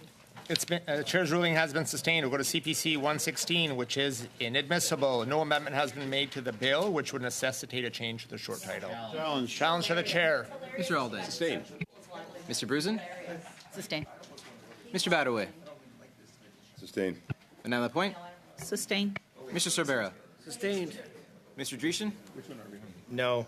On this one. Mr. Lake? Can I just get clarity which one we're even talking about right now? Question is on CPC 116, chair of ruling. Mr. Lake? 116. Okay, yeah, I vote no to Mr. Patzer? sustaining. Can't hear again? Mr. Yeah, I Patzer? mean, based on the amendments passed, we are restructuring Canada's economy with this Mr. bill, which Patzer? I net zero confidence in the chair, and I am against that Stubbs? concept. Well, the environment minister says he's a socialist. The natural resources minister says Charlie, it's are you about confused? economic transition. That's why I've proposed this amendment, Ms. Stubbs? just to be accurate, and so I vote against the chair. Mr. Simon? Mr. Angus? Yes, I vote to sustain the chair. 7-4, sustained. Chair's ruling has been sustained. We'll go to CPC 117, which is inadmissible. No amendment has been made to the bill, which would necessitate a change to the short title. We have a challenge. Mr. Aldag? Sustained. Mr. Bruson? Sustain. Mr. Badaway? Yeah, sustained. Madame Lapointe? Sustain. Mr. Sorbera? Sustained. Mr. Dreeshen? No. Mr. Lake? If we were voting on the amendment, I'd probably vote against Lake? it anyway, but I'm voting against the sustaining the chair on Mr. this one. Patzer? Yeah, that's hilarious. So yes, I will also be voting net zero confidence in the chair. Ms. Stubbs? And of course, we Conservatives, we do believe in freedom, Ms. and it would be Stubbs? perfectly fine for my colleagues to vote against this amendment if they want. But anyway, I vote against the chair. Monsieur Simon? We agree on that. Mr. Angus? I sustain the chair. 7 yeas, 4 nays, sustained. Sustained. CPC 117, inadmissible. No amendment has been made to the bill which would necessitate a change to the short title. We have a challenge? That was 17. Oh, sorry, CPC 118, we have a challenge. Mr. Aldag? Sustain. Mr. Bruson? Sustain. Mr. Badaway? Sustain. Madame Lapointe? Sustain. Mr. Cervera? Mr. Dreeshen? No. Mr. Lake? No to sustaining the chair. Mr. Patzer? Mr. Patzer? Sorry, net zero confidence in the chair. Ms. Stubbs? No. fois qu'il le fait, puis il trouve ça encore drôle. C'est ça qui me... Monsieur Simon? No translation? Mr. Angus? Sustain. Ouais. 7 yeas, ruling sustained. Ruling sustained. CPC 119 is inadmissible. No amendment has been made to the bill which would necessitate a change to the short title. We have a challenge to the chair. Mr. Aldag? Sustain. Mr. Bruson? Sustain. Mr. Badaway? Sustain. Madame Lapointe? Sustain. Mr. Sorbera? Sustain. Mr. Dreeshen? No. Mr. Lake? No, I'm opposed to sustaining the chair. Mr. Patzer? Oh yes, I have net zero confidence in sustaining the Ms. chair. Stubbs? Yeah, I also vote no confidence in the chair. Monsieur Simon? Mr. Angus? I think our chair's on a roll here tonight. 7 yeas. Chair's ruling has been sustained. We'll go to CPC 120, which is inadmissible. We'll go to CPC 121, which is inadmissible. We'll go to CPC... Challenge. Hey, we have a challenge to What? CPC No. 121. Mr. Chair, Mr. 120, Chair. We agreed you're You going to can't give the ram it reasons right each through time. Like that. Go ahead. Mr. Aldag? 120 He has to challenge. give the reasons each time. 120 is a challenge. Mr. Badaway? Mr. We're on Chair, 120. CPC 120 is a Mr. challenge. Badaway? Mr. Badaway? Sailed. Sustain. Yeah. Madame Lapointe? Nice try. Sustain. Mr. Sorbera? Mr. Dreeshen? So on sustaining the chair, I say no. Mr. Lake? That is, I am opposed to the dirty tricks being played by the Mr. Liberal Patzer. chair right now, ramming this through, and I vote opposed to the chair. Mr. Patzer? You have two mics are on, and you guys didn't do it. Well, yeah, exactly. I mean, Mr. Patzer? And then we get in trouble. yeah, we're supposed to only have one mic on at a time. Your mic's on right now. We're supposed to Patzer? only have one mic there, Only Mr. one mic Chair. at a time, right? Mr. Chair, so I would say For the there is, interpreters, I'm only one voting mic at a time. Where are all net these zero mics on? confidence in the chair, and Stubbs? yeah, Killing Prairie Jobs Act. That's a great. Well, the NDP so the NDP Liberals inherited Ms. under the Stubbs? Conservative government the largest and richest middle class Mr. of Simon. any comparable country on earth. And they sure have Mr. whittled Angus. away against I'm the on middle to you, class. Chair. That's already Absolutely, been the done. richest middle And class now in they're 2015. and now they just want to And, kill prairie Chair's job. ruling has- I Chair's vote ruling against the has been chair. sustained. We'll go to never- CPC 122, which is inadmissible. No amendment has been Slow made to down, the please, bill Chair. which would That's necessitate enough. a change Slow to down the short so that title. we can hear. We have a challenge to the chair. Mr. Aldag? Sustain. Mr. Bruson? Sustain. Mr. Badaway? Sustained. Sustain. Madame Lapointe? Mr. Sorbera? Sustain, please. Mr. Dreeshen? No, I cannot. Mr. Lake? Mr. Lake? Absolutely zero confidence in the chair. Mr. Patzer? Well, not only is it net zero confidence in the chair, it's like gross zero Passer? confidence in the chair. It's Ms. Stubbs? This Ms. is probably Stubbs? the original document, of course, because like the last minute copy and paste from the Just Ms. Transition Stubbs? to Make Sustainable Jobs. This is just trying to get it to have Monsieur the title it Simon. actually is, which is the Just Transition, and Monsieur Simon? I vote against the chair. Mr. Angus? I'll do some math and sustain the chair. 7 yeas, 4 nays, sustained. Chair's ruling has been sustained. CPC 123 is inadmissible. No amendment has been made to the bill, which would necessitate a change to the short title. Challenge. We have a challenge to the chair. Mr. Alday. Sustained. Mr. Bruson. Mr. Badaway. Sustained. Madame Lapointe. Sustain. Mr. Cervera. Sustain. Mr. Dreeshen. No. Mr. Lake. Mr. Lake. I didn't know that. What are we on? We're up, voting on the sustaining the chair? No. Mr. Patzer. Clarify, we're going to sustain the chair. No. Oh, we still haven't moved on from that yet, have we? Mr. Patzer. So it's, yeah, net zero confidence in the chair. I mean, it's pretty obvious. Ms. Stubbs. No. Mr. Simon.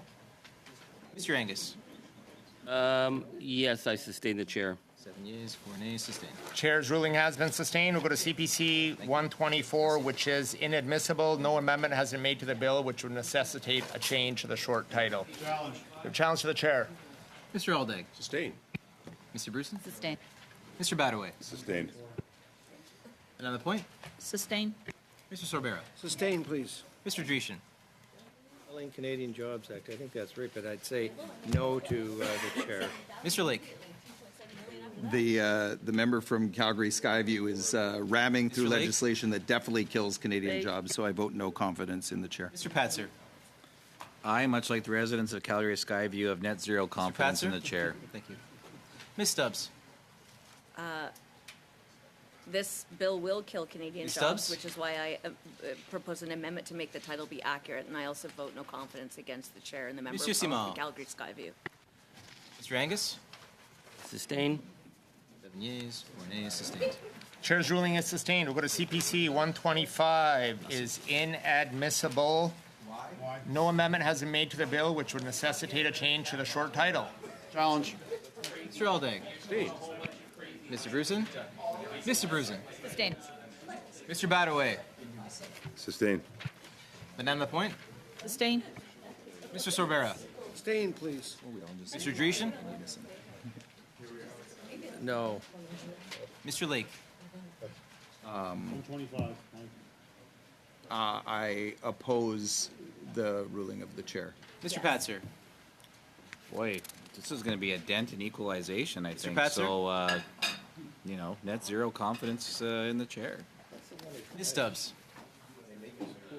I'm voting for Albertans and against the chair of the Natural Resources Committee, Dan Monsieur Calgary Simon. Skyview. Mr. Angus. Sustain. 7 yeas, 4 nays. Chair's ruling has been sustained. We'll go to CPC 126, which is inadmissible. No amendment has been made to the bill, which would necessitate a change to the short title. We have a challenge to the chair. Mr. Alday. Sustained. Mr. Bruson. Sustain. Mr. Badaway. Sustained. Madame Lapointe. Sustain. Mr. Sorbera. Sustain. Mr. Dreeshen. Do not sustain. Mr. Lake. Did the chair steal your last? Yeah, I'm opposed to the ruling of the chair. Mr. Patzer. Cannot believe. Mr. Patzer. It's unjust transition. Yeah, I will net zero confidence in the chair. Ms. Stubbs. He might steal my pages. There's too. nothing just or fair, transparent, or accountable about this bill or about the way the Ms. NDP Stubbs? Liberals are handling it, and I vote against the chair.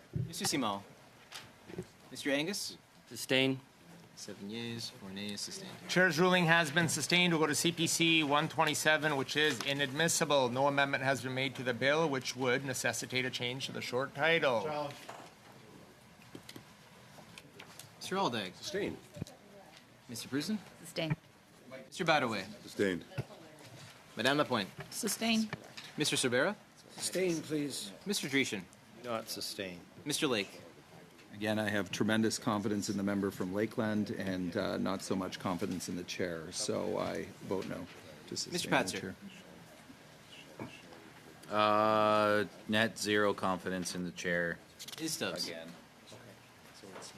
We have this problem again where I didn't touch my mic, but it's on while my colleagues are on. So if Miss- somebody Miss could Stubbs. figure that out sooner than later, that would be great. Because we keep getting blamed for things Miss we're not Stubbs. actually doing. And I will vote against the chair. Mr. Simon. Mr. Angus. Sustain. 7 yeas, 4 nays, sustained. Chair's ruling has been sustained. We'll go to CPC 128, which is inadmissible, as no amendment has been made to the bill which would necessitate a change to the short title. 129, CPC 129.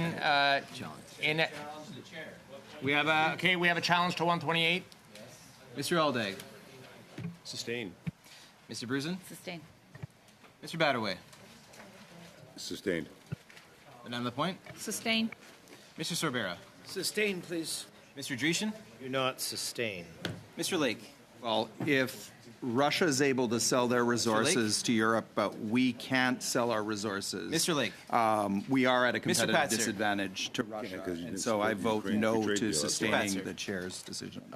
There will be a competitive disadvantage act for the Mr. people of Patzer? Calgary Skyview due to Ms. the Stubbs. behavior, so net zero confidence I'm in the not done. chair.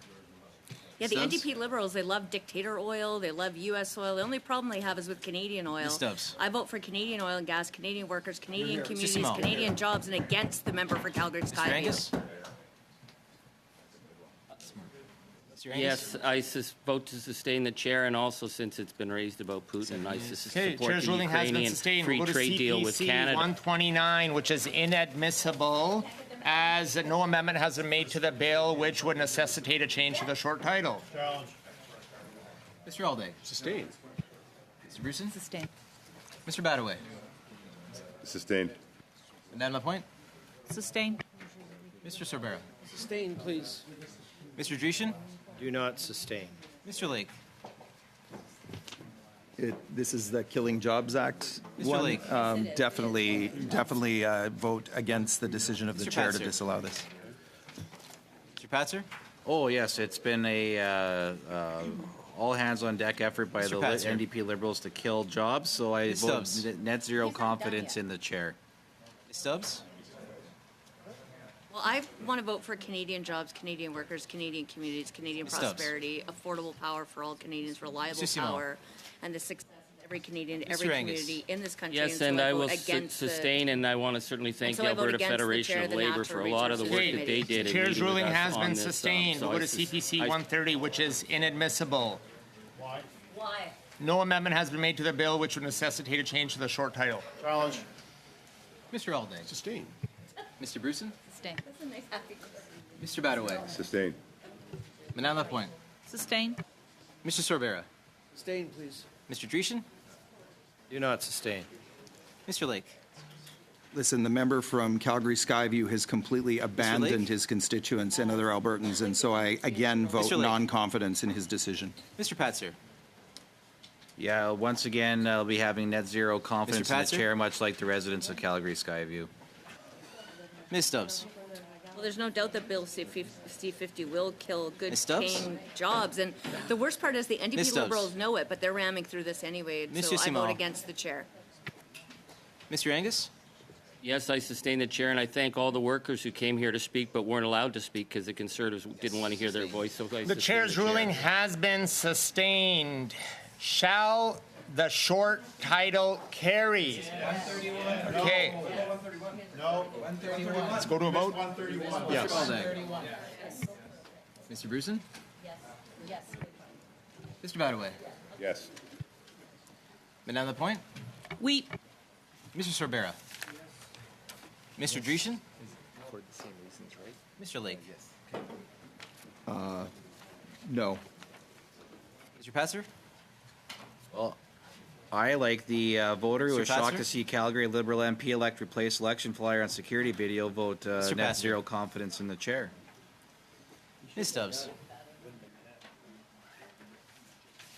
Ms. Stubbs. Well, I hope the Canadians have seen this. Stubbs. That the NDP Liberals have cooked Mr. up Simon. a bill behind closed doors. The bill is all Mr. about Angus. government, top-down, central planning Yes, behind yes, closed yes. doors. There's That no carries. Starts going down. no Okay, transparency. we will now proceed to title CPC 131, today, which is all inadmissible. through the night that the NDP Liberals are anti-democratic, I'm sorry, Mr. Chair, but like it's this, shocking to see yeah, this like this in is the middle of the absolutely night. like It's not done. A It's completely not done, that's why. It's not 131 is not inadmissible as no amendment has been made to the bill, which would necessitate a change. Democracy. We have a challenge to the chair. Participating in Sustained. collusion Mr. Bruson? with this costly Sustained. coalition Mr. that Sustained. harms jobs. On the point? Canadian workers and Sustained. communities. Mr. Sorbera? Abstain. Mr. Dreesen? Well, the chair said it was not inadmissible, but I assume he didn't mean that. But I am going to go against the chair. Mr. Lake? I vote for the people of Canada, Mr. Lake? actually, and against the chair, Mr. who Patzer. purportedly represents people of Calgary. Mr. Patzer? I have net zero confidence in the chair, much like the voter who was shocked to see the MP Liberal elect in Ms. Calgary Stubbs. for taking flyers out of their mailbox. Stubbs? I too vote against the chair. Monsieur Simon? Mr. Angus? I certainly do want to vote for the people of Canada, so I vote to sustain the chair. 7 yeas, 4 nays, sustained. The ruling is sustained. Shall the title carry? No. Go to Mr. reported Alday. vote. Yes. Mr. Bruson? Yes. Mr. Badaway? Yes. Madame Lapointe? Oui. Mr. Sorbera? We. Mr. Dreesen? No. Mr. Lake? No. Mr. Patzer? Absolutely not. Ms. Stubbs? Sure, far, far away from the sunny days and the working Stubbs? collaboration and the caring about everybody and inclusivity and all that. I Stubbs? vote no. I'm worried. Monsieur Simon? Mr. Angus? Did Charlie apologize Yes. yet? Did, 7 yeas, 4 nays, carries. is Charlie? That's Charlie carried. allowed to speak in the Shall House the bill as amended carry? Mr. Aldag? Yes. Mr. Bruson? Yes. Mr. Badaway? Yes. Madame Lapointe? Oui. Mr. Sorbera? Absolument, we. Mr. Dreesen? No. Mr. Lake? No. Mr. Patzer? Are there not supposed to be multiple mics there? Mr. Patzer?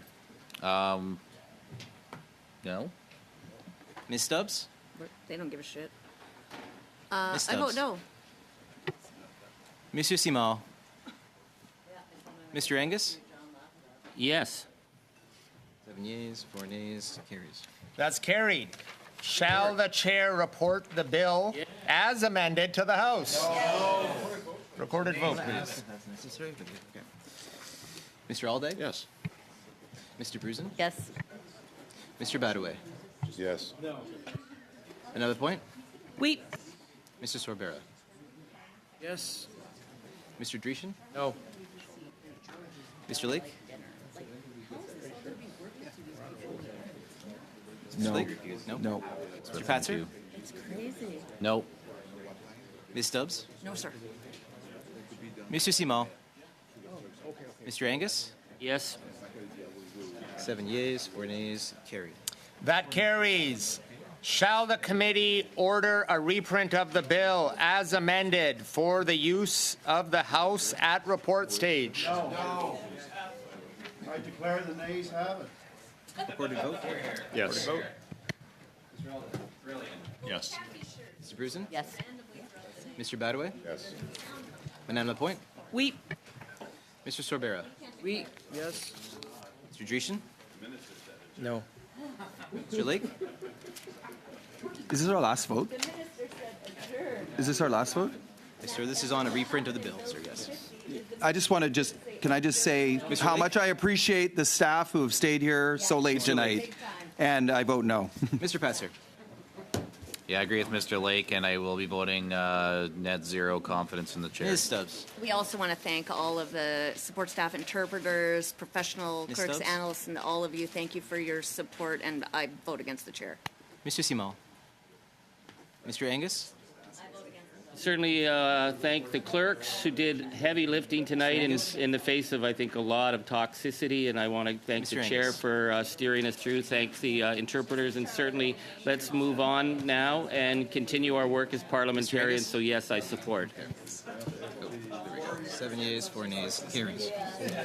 Colleagues, that carries. Thank you so much for your hard work and dedication, all colleagues. Job, Chair. Thank you to all the staff, clerks, everybody involved, the interpreters, for your tremendous job over the last several months. We are suspended.